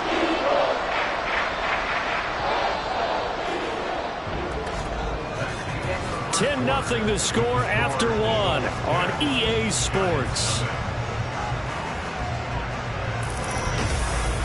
Giant football, and we're ready to begin the second quarter. The offense on 3rd down tonight, just 1 for 3 thus far. This is 3rd and 9. Looking to throw. Coyle.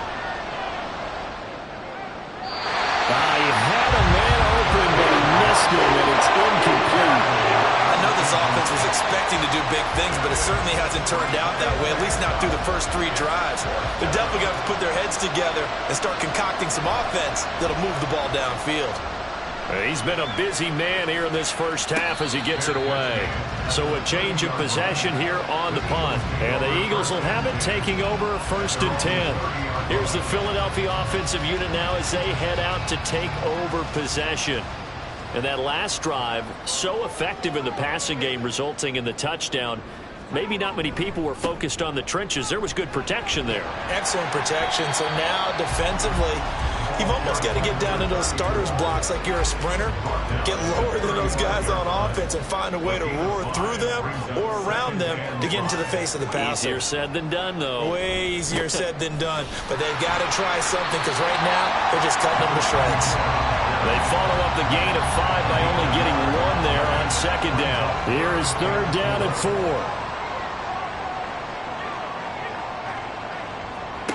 Young will set to throw. And that is incomplete. Oh, he had a defender right there with him to force that to the ground. And fourth down now coming up. On now to punt, Brad Robbins.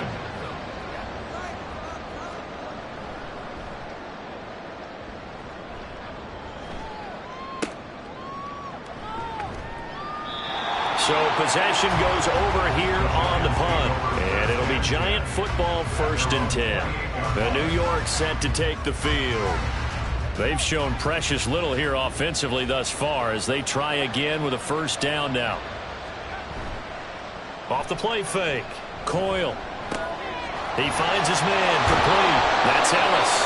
And he is going to lose yardage here. And despite the completion, they're going to wind up losing 3 there. 2nd down. I think he tried to fool him on that one. You know, being able to throw the ball to the fullback position. No one was fooled on that play. No, lost yardage. You think they should yank that one from the playbook for the time being? I think what you do is you take it out and you evaluate it next week in practice. Here comes third down and 7. Operating from the gun. Coyle. And a big loss here as he's taken down. The defense rising to the challenge and setting him back on the sand. Okay, I'm not sure you could actually draw a better pass rush than that one right there. Nowhere to go outside. He had to keep backing up and backing up and backing up. Eventually dropped for a huge loss. And the Giants send out their punter down, standing just outside his own goal line. Averaging over 50 yards a punt so far as this one's away. Now Brown. That'll wind up being a 50-yard punt, though they do get 10 back on the return. And they will take over 1st and 10. A look at the running back, the man out of the backfield as he gears up to go again. A good job in the passing game, decent job in the running game, but really they've been more effective through the air. We'll see if that shifts at all as this goes on. Thus far, it feels like they're calling this game in reverse. Normally you run to set up the pass. Here it feels like they're passing, hoping to set up the run and be more effective later on in the game. Yeah, you can do it both ways. We usually talk about it in the reverse, however. No doubt about it. There's a ball thrown right side and complete. And they'll get this well past midfield before being stopped just before the 35. That one a gain of 20 and a 1st down.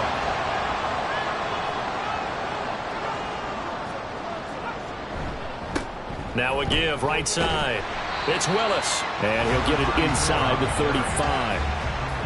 Sometimes you're aligned perfectly and the play comes to you, and sometimes you got to cover some ground to go make the play, as we just saw there. We saw a great example of perseverance right there on that play. Got to be careful. They might want to throw one over his head as this game progresses. Young, throw caught there by Willis.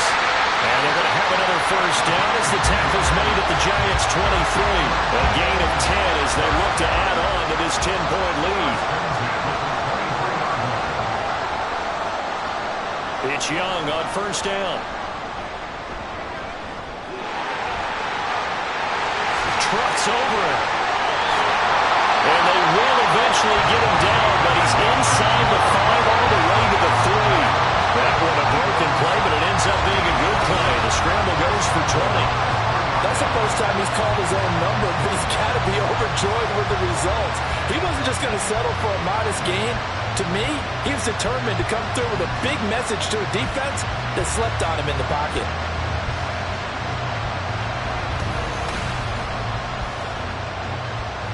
It looks like a jumbo set with 3 tight ends here for 1st and goal. They'll try to run this one in. And he's in. Touchdown, Eagles. A great play there. His fifth rushing touchdown now on the year. And his guy's now an extra point away from taking a 3-score lead. Well, wherever he is on the field, he is certainly slippery with a football in his hands, and he proved it right there. And normally moves like that aren't supposed to work this deep in the red zone because there's not enough space. Normally way more effective when you're working out in the open field. But here, incredible shiftiness, excellent contact balance, and he works his way into the end zone. Extra point by York is up and good. And that makes our score 17-0.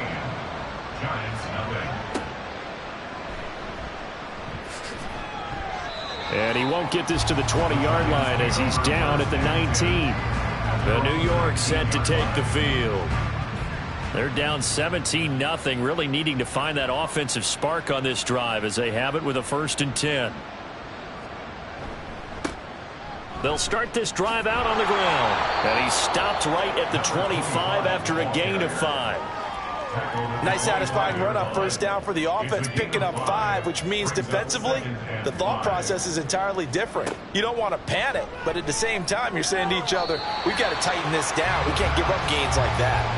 A 2nd down pass play there, but it's incomplete. These guys have punted 4 times already, and they're staring at a 5th, barring a conversion here on 3rd down. Operating from the gun, Coyle, and that will be incomplete as well. The passing game not in sync here early, and now it's 4th down. And the Giants send out their punter now. He's been one of their few bright spots so far.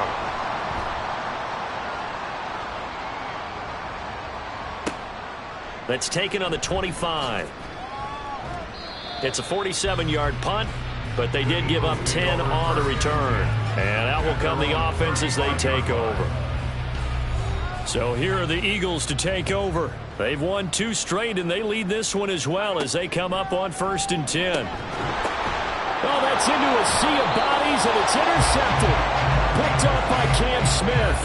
And they will set up shop in enemy territory at the 42-yard line.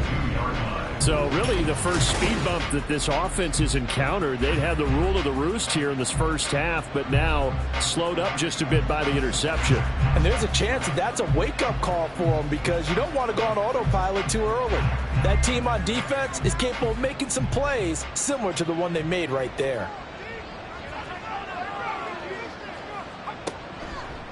They go play action here on 1st down. Looking left side, and he's got a man. That's Townsend. And he's going to get this down near the 30-yard line. So 1st and 10 now from the 30. Now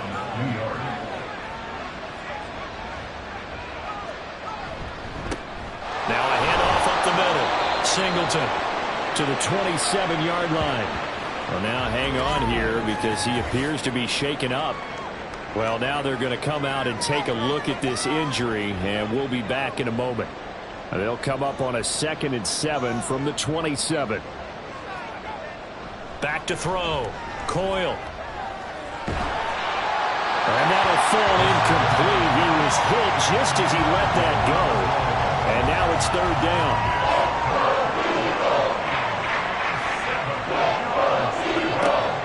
Operating from the gun. Coyle. Over the middle, complete. It's Ferguson. And he's going to be brought down. He needed to get to the 20, but he's a yard or 2 short. They'll go down as a gain of 6, and that'll bring up 4th down. And the 10-year vet knocks it through the goalpost, and they're on the board at least here. It's now 17-3.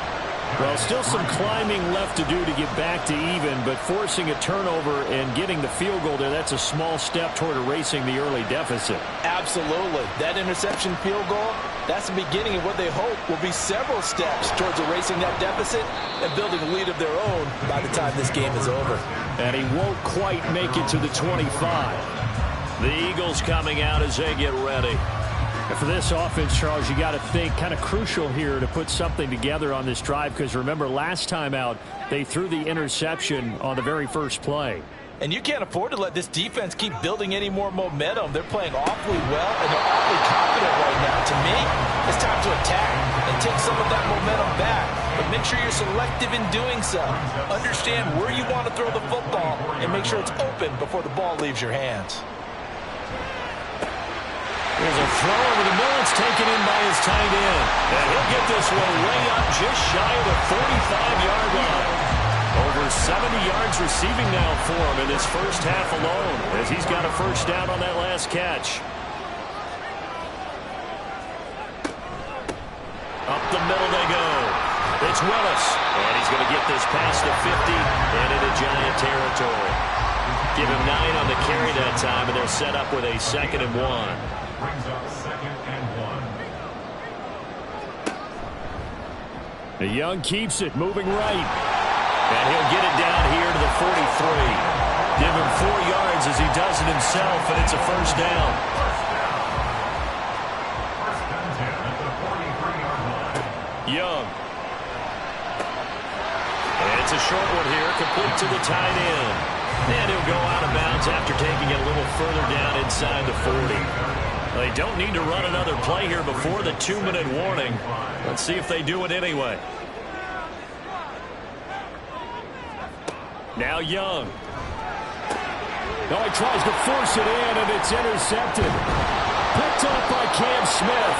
And the Giants are going to get the football here as he gets this up to the 38-yard line. Second straight drive now here, Charles, that have ended with an interception. And I just wonder, because I don't think it's going to rattle him necessarily, but I also wonder if it's going to unnerve him a little bit. Does it lead to another one? Or does he find a way to pull it together and become sharp again? And possession switching back to the New York Giants. And after the field goal last time, we'll see what they can get here. At least they got points out of the last drive, Charles. I never met an offensive coach that didn't want to drive to end with a kick. Most of them wanted to end with a PAT, right? In this case, a field goal, they'll take it way better than the alternative, which is a punt. Yeah, but you met fan bases that wanted that, that weren't happy with that field goal. I haven't met a fan base yet that wants to drive to end with a kick, other than the extra point. That's it. Looking to throw on 2nd down. Coyle. Pressure comes, and down he goes. The Eagles get there for the sack. The Eagles going to take the first of their timeouts. So as they talk it over, we step aside. And he'll get up to the 43-yard line. Now the Eagles will use the second of their timeouts. So that means they're down to 1 remaining here as we head toward halftime. And that one hits at the 7, but bounds into the end zone, and that'll be a touchback. Philadelphia getting set to take the field. And 2 interceptions already here in this first half. That's got to affect him a little bit, right? He's got to be thinking about it. He's got to be thinking about it, but most of the good ones, they find a way to put it aside. They're not happy about it by any stretch of the imagination. They find a way to put it aside and continue to play their game. Can he put it aside? Let's find out. Line of scrimmage, the 28 now as they come up on 2nd and a couple. That throw by Young incomplete. After the incompletion, here now, 3rd and 2.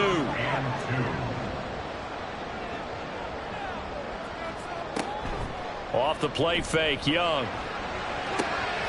That is caught. And off to the races down the right side. A big play there for Philly. 44 yards. Despite writing it down on my notes, I never give enough credit to the offensive line, and we have to here. The protection, that's what made this play a success. Quarterback had to wait for his crossing route to develop, and that takes a little bit of extra time. Excellent job by the big fellas up front. To the air once more, Young. And an incomplete pass. That'll stop the clock here with just under a minute to play in half number 1. Young's incompletion on first down leads to a 2nd and 10. Back to throw again. And he's going to go down here. A sack. They push him back to the 34. Call it a loss of 5. A big sack to bring up 3rd down.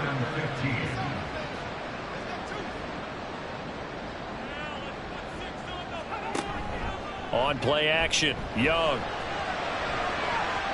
And it's knocked away and incomplete.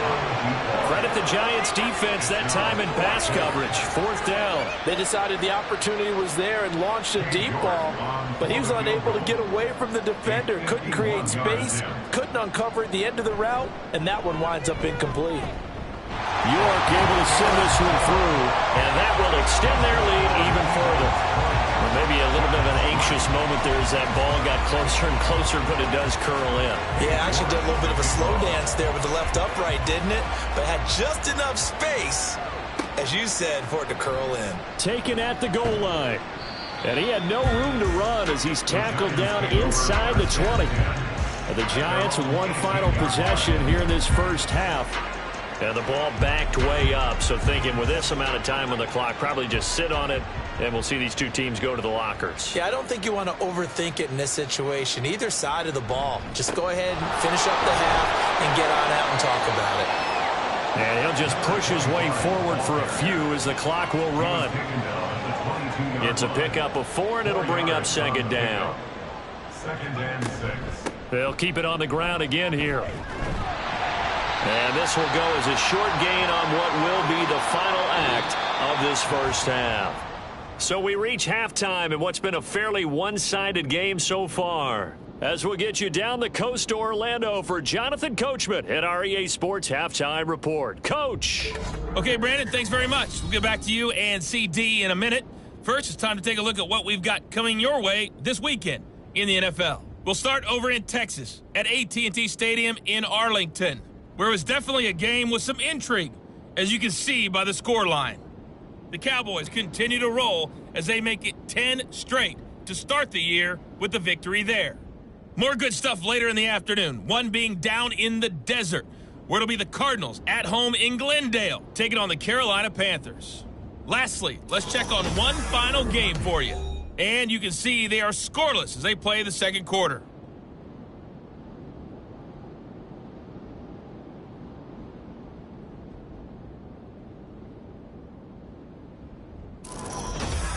All right, Coach, thank you, and we welcome everyone back for quarter number 3. The Giants set to get the football, and they trail here as we get back underway in the second half. From a yard or two deep, here comes a return. And he'll be stopped right around where he would have been had he gone down to a knee, maybe a yard shy of there at the 24. Here's the Giants offense now getting set to start the third quarter.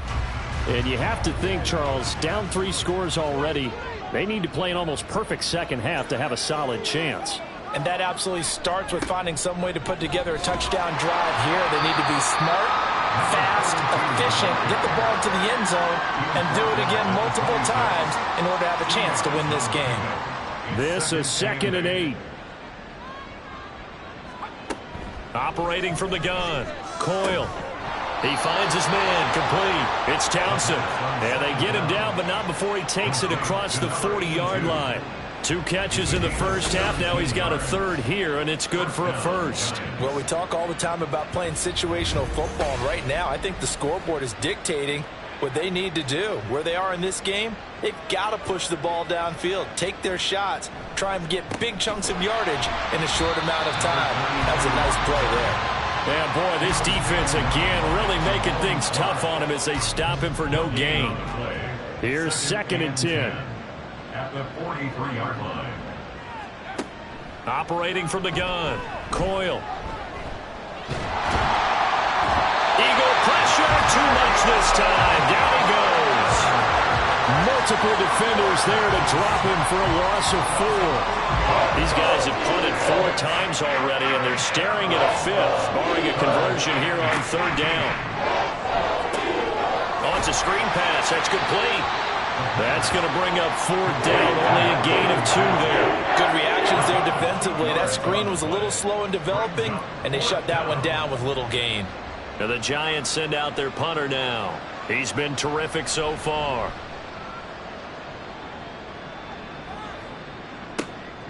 This is taken around the 12. And the danger of a punt that good, a 16-yard return. And it will be 1st and 10 as they take over. So here are the Eagles now as they get set for their first possession of the second half.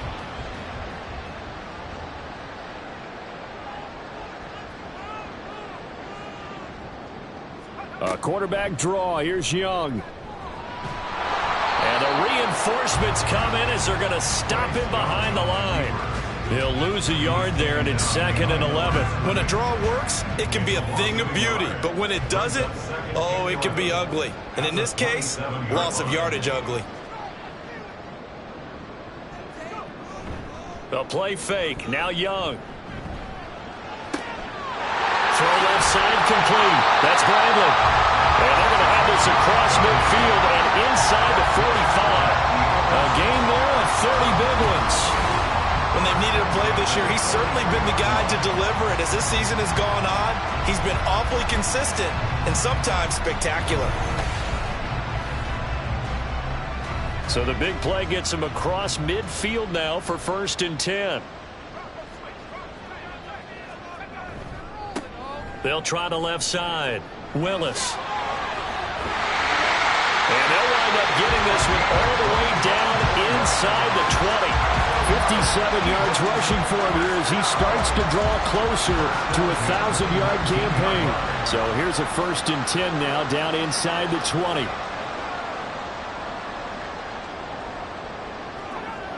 Young to throw it. Firing quickly here, and that's complete. That'll go for a gain of 7, and that will bring up 2nd down. Brings up 2nd and 3 at the 11-yard line. Now a give right side.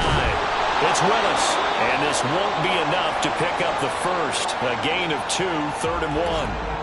Now we've got a giant player here slow to get up after that last play. Well, the medical staff is going to come out here and take a look, and we will take a short break. 3rd down and 1. Here's Young from the shotgun.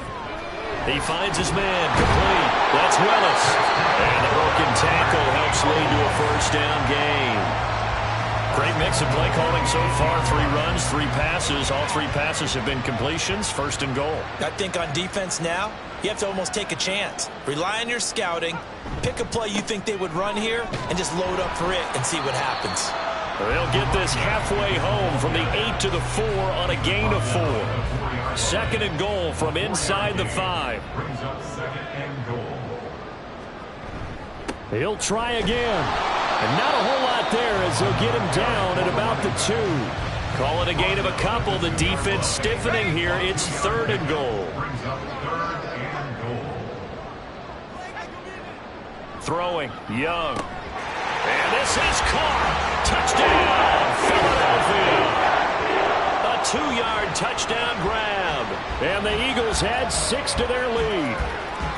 So another touchdown there, and even though we're still just here in the 3rd quarter, kind of hard now to see them giving up this lead. And this is just an offense that's imposing its will right now. You name it, they're able to do it. If you're the play caller, whatever you want to select is there. You want to run it, you want to throw it. Pick a play, any play. They're rocking and rolling right now. Extra point by York is up and good. And the lead is now 24. York ready, and here we go as he sends this one away. And here comes a return from just beyond the goal line. And only able to get this to the 19, so probably should have opted for the touchback. New York ready to go again offensively. I kind of feel like they've reached a do-or-die point in this game, Charles. If they're going to try to pull off an impressive comeback, it has to start right here, right now. Yeah, now they've got a final chance to get out of this situation, but they also understand they've got to move the ball and move it fast. In addition, they need to save as much time so they can get 2 more possessions. I guess no need to force it when you can do that instead. 1st down, 18-yard gain. Now they'll throw here out of the gun. Oh, this is going to be caught along the sidelines. Probably shouldn't have been caught. He's going to lose yardage there. He steps out of bounds behind the line of scrimmage.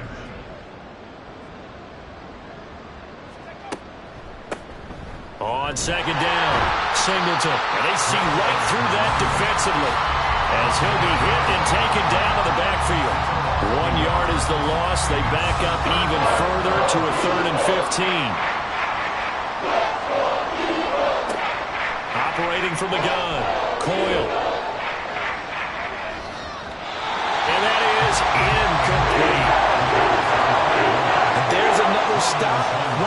best defenses is certainly bringing it again this week. And the Giants send out their punter now, as he'll come on to kick this one away.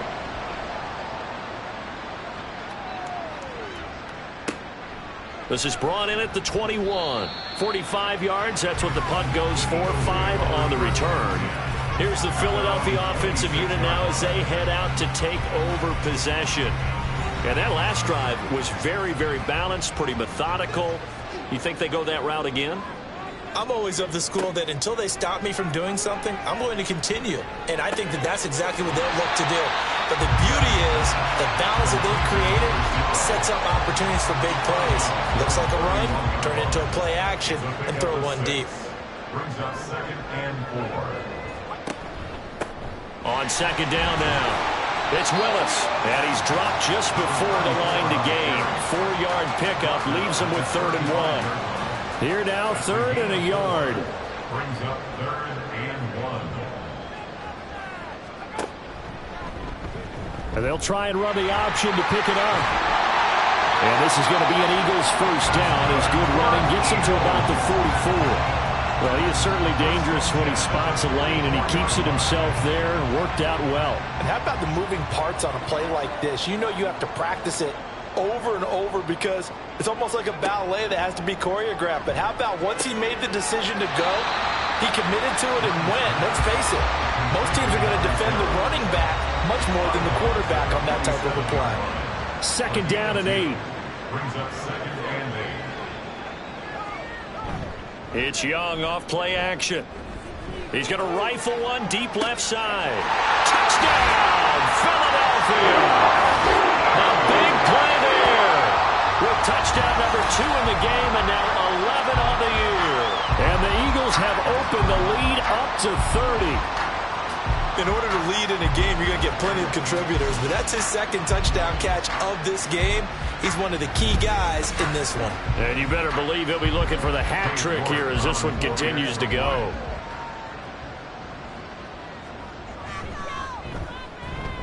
Extra point by York is up and good. And the lead grows even larger here in the 3rd quarter. York ready, and here we go as he sends this one away. Taking it about the 1. And good coverage there on special teams as they'll get him down shy of the 20. And now out come the Giants. Well, we haven't exactly been treated to a nail-biter in this one, CD. And if they cannot score here, this one's pretty much all but over.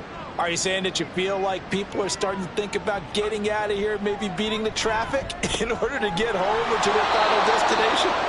Yeah, I don't think there's a whole lot of reason to hang around, especially if they can't score here.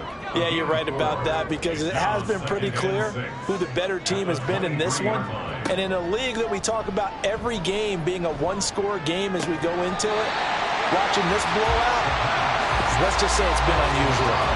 Throwing again on 2nd down, but this time it's incomplete. These guys have punted 4 times already, and they're staring at a 5th, barring a conversion here on 3rd down.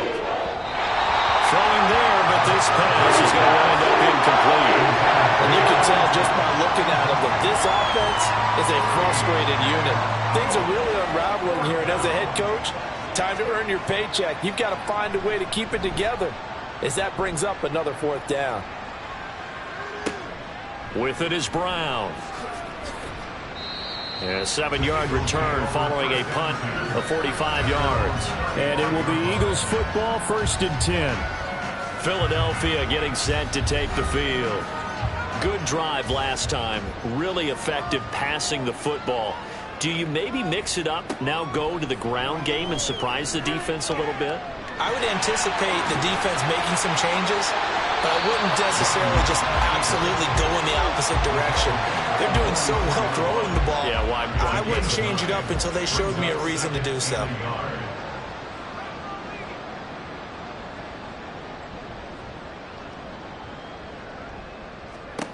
To throw on 2nd down is Young. He finds his man complete. That's Willis. And he'll be brought down at the 48-yard line. Back-to-back good plays have him on the move on 1st down. 48-yard line. 1 quarter remains here in this Thursday night matchup. We'll return with more after this. This is the NFL, and it's on EA Sports. And welcome back. We are in the city of brotherly love, Philadelphia. And this is a blowout so far as we get set for the fourth quarter. A very one-sided affair. Down to about the 45. Give credit to the defense for stringing that play out, and they gave up no cutback angle. You know he was trying to dart through. No place for him to go. A nice job there, only giving up a 3-yard gain. On second down, it's Willis, and he is going to be stopped cold behind the line of scrimmage. Now they're staring at a 3rd and 8. That last play backwards a yard. Brings up 3rd and 8.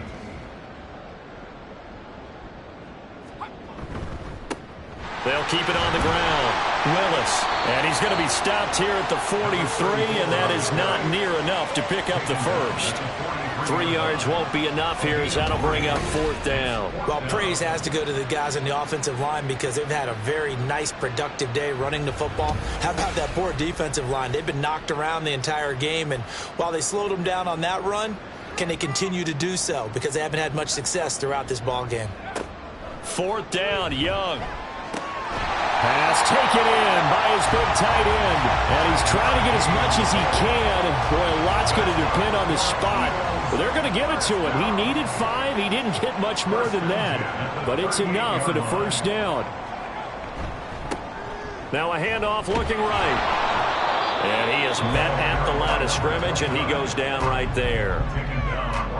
Officially no gain on the play, and it's 2nd down. Brings up 2nd and 10. At the 38-yard line. And they'll keep leaning on the running game. Back to the ground.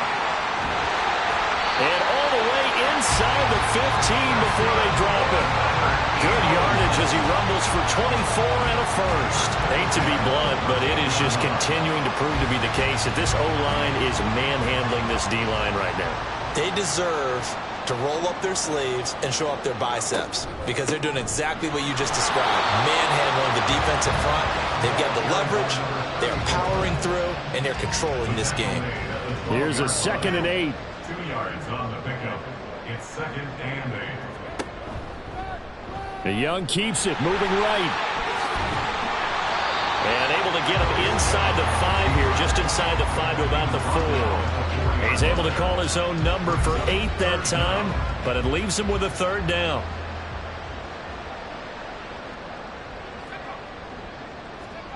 To throw, Young. He's got his target. That's complete. Touchdown, Eagles. A great effort there. Beast in the red zone with his 2nd touchdown of the game. And the Eagles continue to run up the score. They lead it big here in the 4th. Well, when coaches come into a game preaching total team effort, CD, I think this is the type of ball game that they're dreaming of. It was pretty apparent early on that they were clicking in all 3 phases. It's been fun to watch. Yeah, sometimes in the NFL you end up with matchups like we've been watching here. And when you go back to the early drives, you can just see that one squad was on a different level in this game. Safe to say, we have been disappointed watching their execution throughout this contest. This taken in right around the goal line. And his guys will get the football right at the 20-yard line. And the Giants ready to come out now. But we said it at halftime that they would need a nearly perfect second half to erase that deficit that they were facing, CD. But unfortunately, the second half has pretty much been a carbon copy of the first. Yeah, that early lead was almost insurmountable the way their opponent was playing. And, partner, they do have some good news, though. This one is getting close to being over. And they can try. All right, rifles one, and that's going to be intercepted. And they have the football and will set up shop at the 33-yard line. But with this advantage, this defense knew that passes were coming, and they stayed in position, Charles, and picked one off here in the 4th quarter. Yeah, what a way to cap things off, huh? Because I think this is part of the game within the game. They see the scoreboard, they see what they can accomplish, and they went for it. And out now come the Eagles. And after the interception, they are sitting in an even better spot with the ball and a comfortable 4th quarter lead. So they'll come up 1st and 10 now from the 33. Now a give right side. It's Willis, and they'll get him down after a pickup of 8. 2nd and 2. He was brought down at the 26. It's a gain of 8. So from the 26-yard line, here's 2nd and 2. They'll keep it on the ground. Willis. And he'll get it down this time to the 17.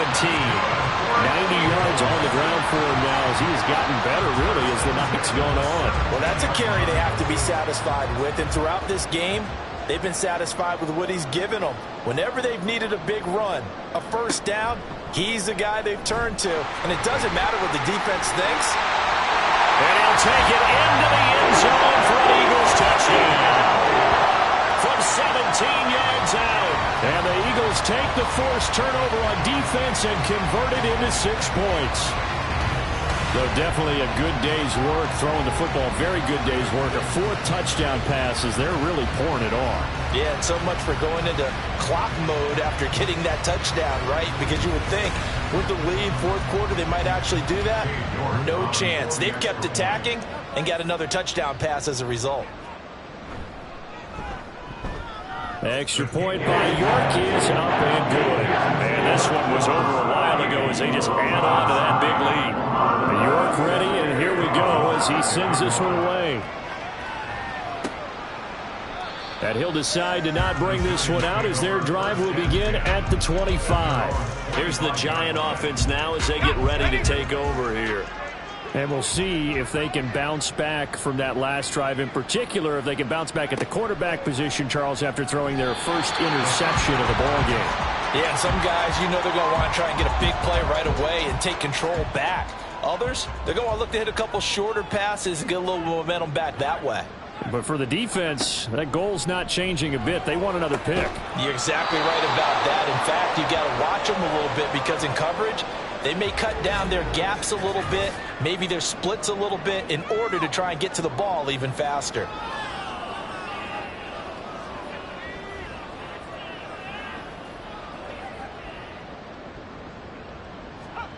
Throwing on first down. Coyle. He finds his man, complete. It's Townsend. And he'll be taken down, but not before he works it past the 50. So from Philadelphia territory now, here's a 1st and 10 at the 47. They'll look to throw again. That's caught inside the 20. And they're going to be set up down around the 15-yard line. So after the big play, look at this, all the way down at the 15 now on 1st and 10. Now a handoff up the middle. Singleton. And he is met in his tracks behind the line of scrimmage. Now, during that run, an injury here. We got one of those big blockers in some discomfort. That loss of 3, a rare stumble on a promising drive. Here's 2nd and 13. Operating from the gun. Coyle. And this one is going to be off the mark, too far out in front. They lead big, and a major part of that has been how they've taken their play to a whole new level this second half. No points allowed since the break, and you can add another incompletion to the total number that they forced in this runaway contest. And all the way down inside the 5 to the 4. Holding offense. So following the holding call, what can they do here on 3rd and long? Out of the gun, they'll look to throw. And now another one thrown incomplete. Well, the trials and tribulations of being a quarterback in this league, it's tough. It's got to be wearing on him out there. Well, he has been sacked a number of times. He had an interception, so I'm going to give him a skosh of credit for hanging in there and trying to make something happen, despite the amount of pressure he's been under this entire game. Well, in the grand scheme of things, those 3 points likely not going to matter much, but I guess they get a little closer, a little more respectability. Yeah, you're exactly right. They've been outplayed all game long, but like my mom used to tell me all the time before I went out, dress up a little bit, son. Make yourself respectable. And that's what they're doing here. They're just dressing up the final score. And he brings us out past the 20 to the 24. Philadelphia's offense ready to go again.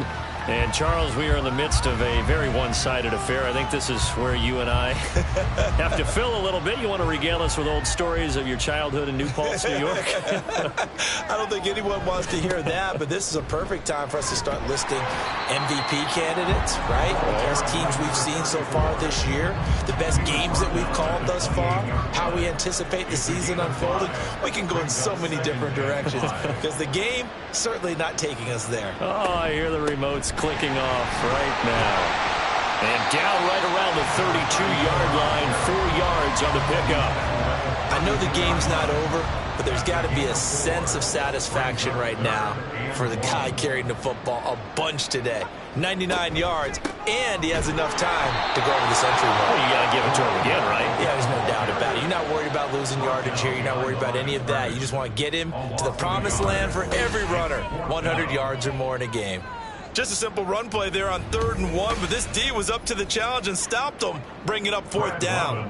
The Eagles send out their punter now as he's on here to punt it away. And here's a fair catch taken at about the 24-yard line. A 40-yard punt, no return. And New York set to take the field. Even though they were able to force the punt defensively, still a big hole to climb out of, especially at this late stage of the contest.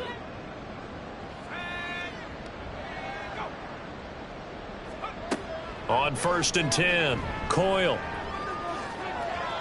That one thrown across his body, and it's incomplete. At this point in the game, they've got to continue to try anything they can. They're still working at it, even though this one feels like a lost cause.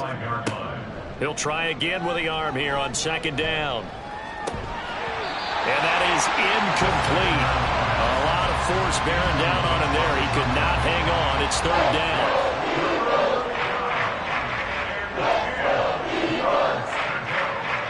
Looking to throw. Coyle.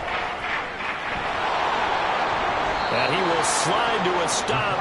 He does have the 1st down. Give him 12 yards on that one. It earns him a fresh set of downs. So here's a 1st and 10 at the 38. Back to throw. Coyle.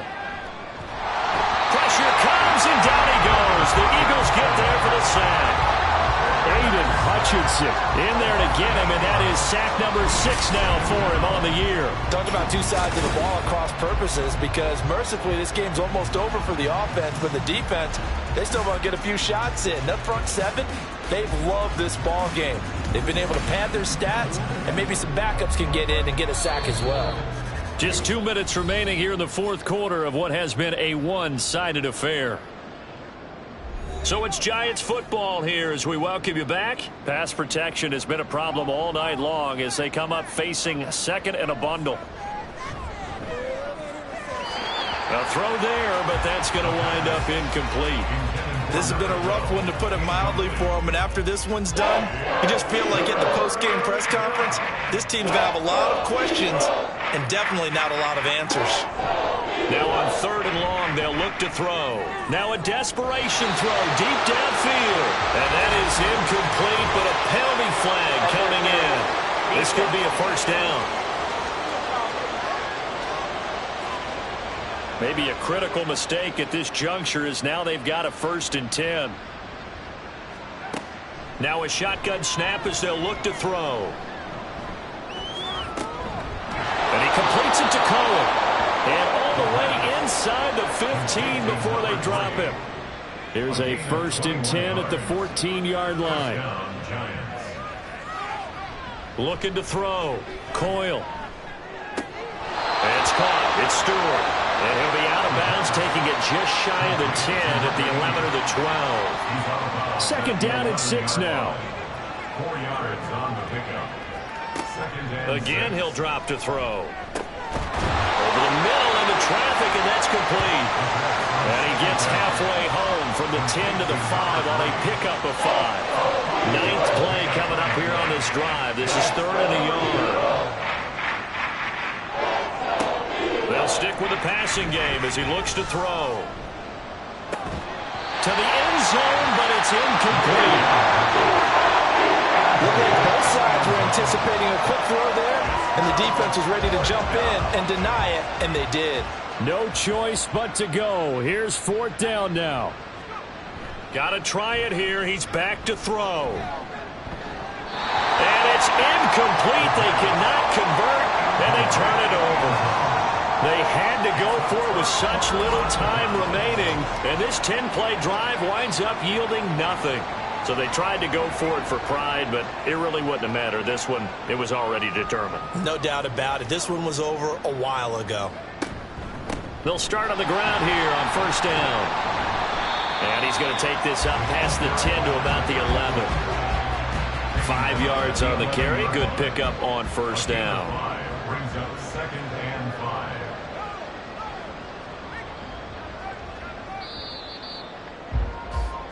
So fly, Eagles, fly. It's a victory for Philadelphia. And it was their defense that led the way, allowing just 3 points, that lone field goal in the entire second half. And remember the old adage, offense sells tickets. Defense does what? Wins championships. And in this game, maybe a championship wasn't won, but a game was by the defense, right? Helping them just a field goal.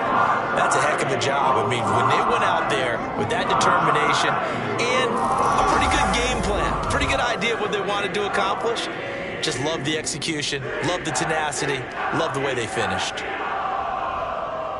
So for the Eagles, the win will move them to 7-2 now on the year. And they'll get a few extra days to get ready for next week where they take on Washington.